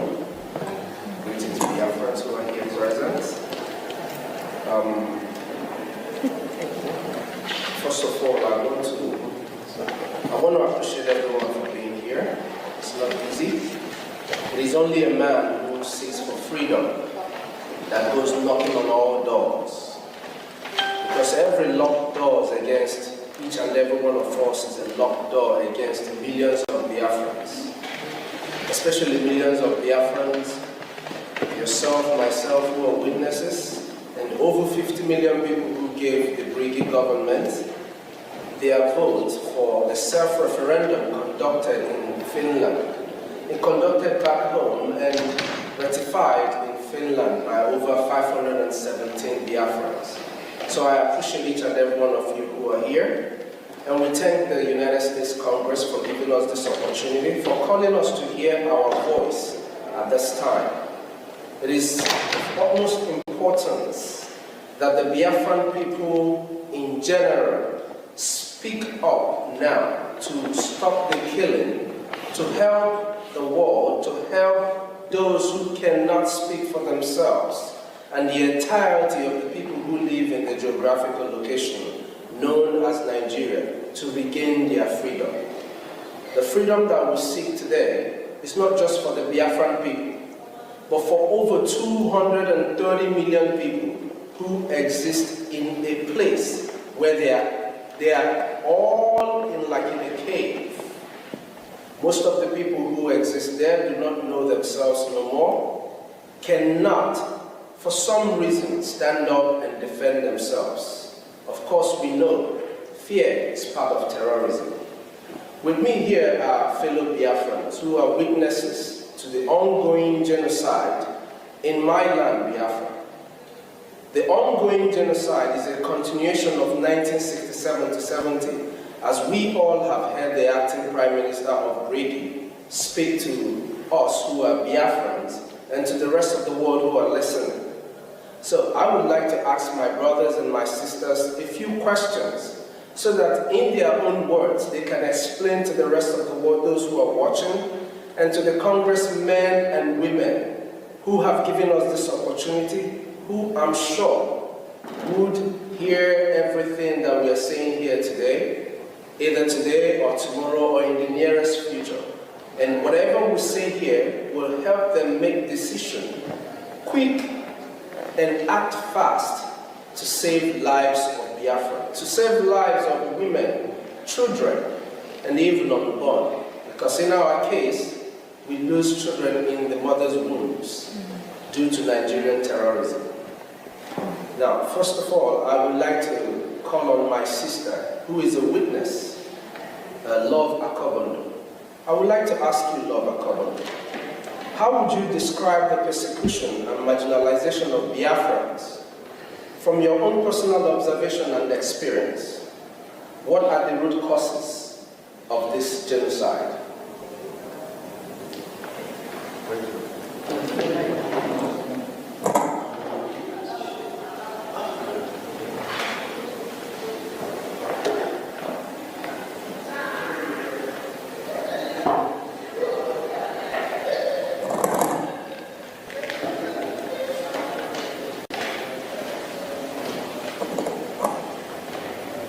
Hello, Biafrans. Good afternoon. Thank you for the Brgie government. Thank you, the acting Prime Minister and your staff. And I also thank the Congress, American Congress, for giving us this opportunity. I'm going to say what I received as information from those who witnessed those incidents, because I wasn't there at the time. From there, that will lead into what is happening and still happening, unless we put a stop to it. You see, the marginalization has a long-standing history, stemming from the so-called colonization. From the time those people showed up in the shores of Biafra, the Bight of Biafra, there hasn't been peace. Each time they bring up a situation that is not acceptable to our people, the Biafrans, we object it because we already had democracy before they showed up. We were living in organized society in every ramification before they showed up. So when they showed up and want to alter who we are, change us to benefit them, we said no. Instead of dialoguing with us, they come up with aggression. This has been going on through the Edumegu warriors after the fall of Arab Kingdom. Our people regrouped, defending themselves, defending their land, defending their culture, defending who they are as a people. They were met with killing, because that's the only thing they understand. They don't understand dialogue. From there, it moved to the time of taxation that was totally unacceptable, and our great-grandmothers came up to protest, simple protest. They did not kill anybody, they did not destroy anything, they were just protesting because one of the useless people, it is not today we begin to have a flavors in our society. A man called, and I'm going to call him by name, and I wish his generation will get to hear it so they can be ashamed of their grandfather. Chief Okuk from Oloko was the warrant chief who delivered that message of taxation. And after they have finished taxing our fathers, they came up with our mothers. And our mothers said no. What did they do? They turned out, killed some of them. To glorify their action, they termed it a women riot, which is a false thing. From there, when they discovered coal in Enugu, again, to their interest, poor working condition, our fathers protested for a better wages, a better working condition. What did they get? Bullets. They massacred the men. That was the coal mining massacre. It did not stop there. Each step of the way is aggression, no discussion. The good thing is, we are not the people you can just walk over. It's not going to happen.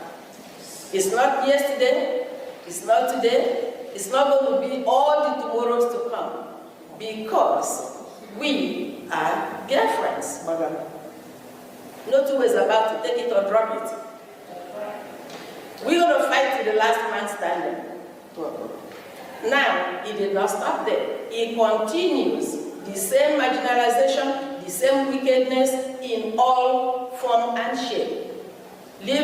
Fast forward to the so-called flag independence. What did we get? The 1966 pogrom. I have a sister-in-law who lost her father to 1966 pogrom. Move forward, 1967, the so-called genocidal war, which the world refused to acknowledge. The thing sweeping it under the carpet is going to make a difference. It's going to escalate, and it's escalating. We have no apologies to anybody. Biafra must be free. That's it. Okay?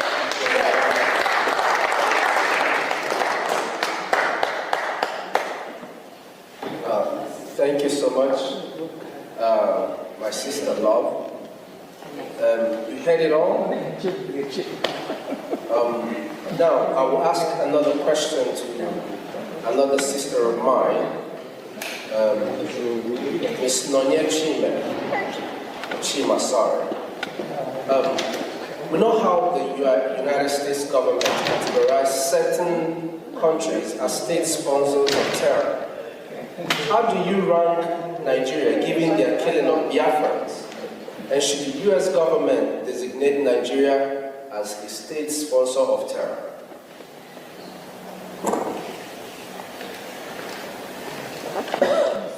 Thank you very much for that question. First of all, I just wanted to thank Honorables Jim Moran and Elias Terasulis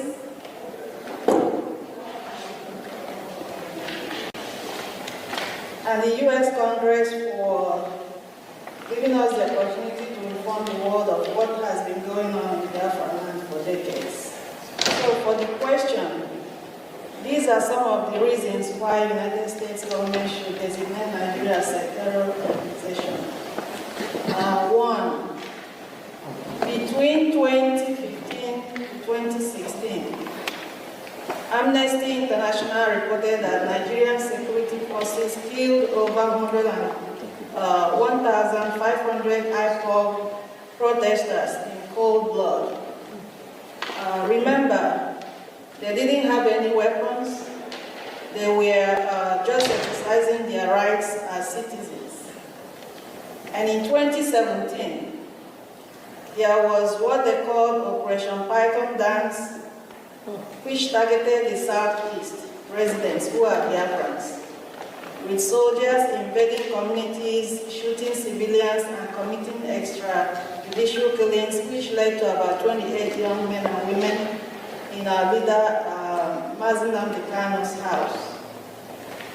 Thirdly, from 2021 to 2023, Amnesty International also documented over 1,844 killings in Biafra land, including unlawful executions, torture, and enforced disappearances by security forces. And one might ask whether these killings or these killers have been apprehended and brought to justice, and the answer is no. No one has been held accountable for these killings. In fact, when locals apprehend any of the killers, there is always an order to free them.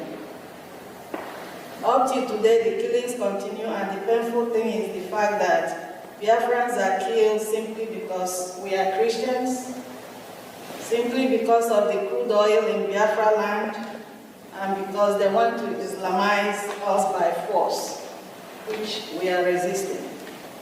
So I call on the global community to pay attention to what's going on in Biafra land and elsewhere, where there is a genocide going on. Thank you all so much. Thank you so much. That was wonderful. That's what we expect from every Biafran to always carry in their heart. The fact that our people are dying every day. Now, I want to ask my brother Emmanuel Ugo, how would you describe the hatred of Biafrans or Igbos within the Nigerian by the political establishment, which has traditionally been controlled by the Muslim North? Would you say this is an important part of why there is support for the Biafran independence movement? Thank you all. When we talk about Biafran hatred, the hatred of Biafrans in Nigeria by the political establishment, that goes deeper. Some of us came into this world and we live with this hatred and we keep asking ourselves, what have we done? Hearing after everything we have gone through. The hatred runs deep in the Nigerian establishment, in their blood, both the political establishment and people from other parts of the country. We see this hatred every day. We have this economic jihad that has been going on. Our businesses are being born in Lagos, in the north. We are not allowed to scale when it comes to political positions as in the presidency of the country. And now we are seeking for Biafra. We want to be on our own so that we can be able to live in peace without facing this hatred every day. The Fulani Caliphate are the ones controlling Nigeria. And with this economic jihad, they have continued to display this economic jihad on the Biafrans, day in, day out, in every aspect of life. And we are tired of it. And we say this is the reason why over 80 million Biafrans, over 50 million Biafrans voted for the Biafra self-referendum, because they themselves are tired of the hatred. Every one of us can see it, even the young ones.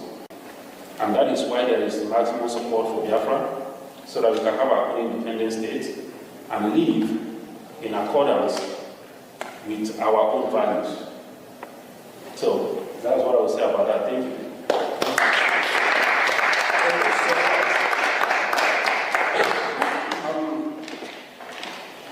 My brother Chima John, for those amongst you who lived during the first Biafran Civil War, it's called a civil war, but we know it's a genocidal war against the Biafran people, 1967 to 1970. Please, describe your experience. I know you might not know, but I know you have people who have told you stories. I see you're very much younger than 1967. So describe your experience and how you would compare the Biafran independence movement in the 1960s compared to now. And what do you wish the United States government to do regarding the issues of Biafra?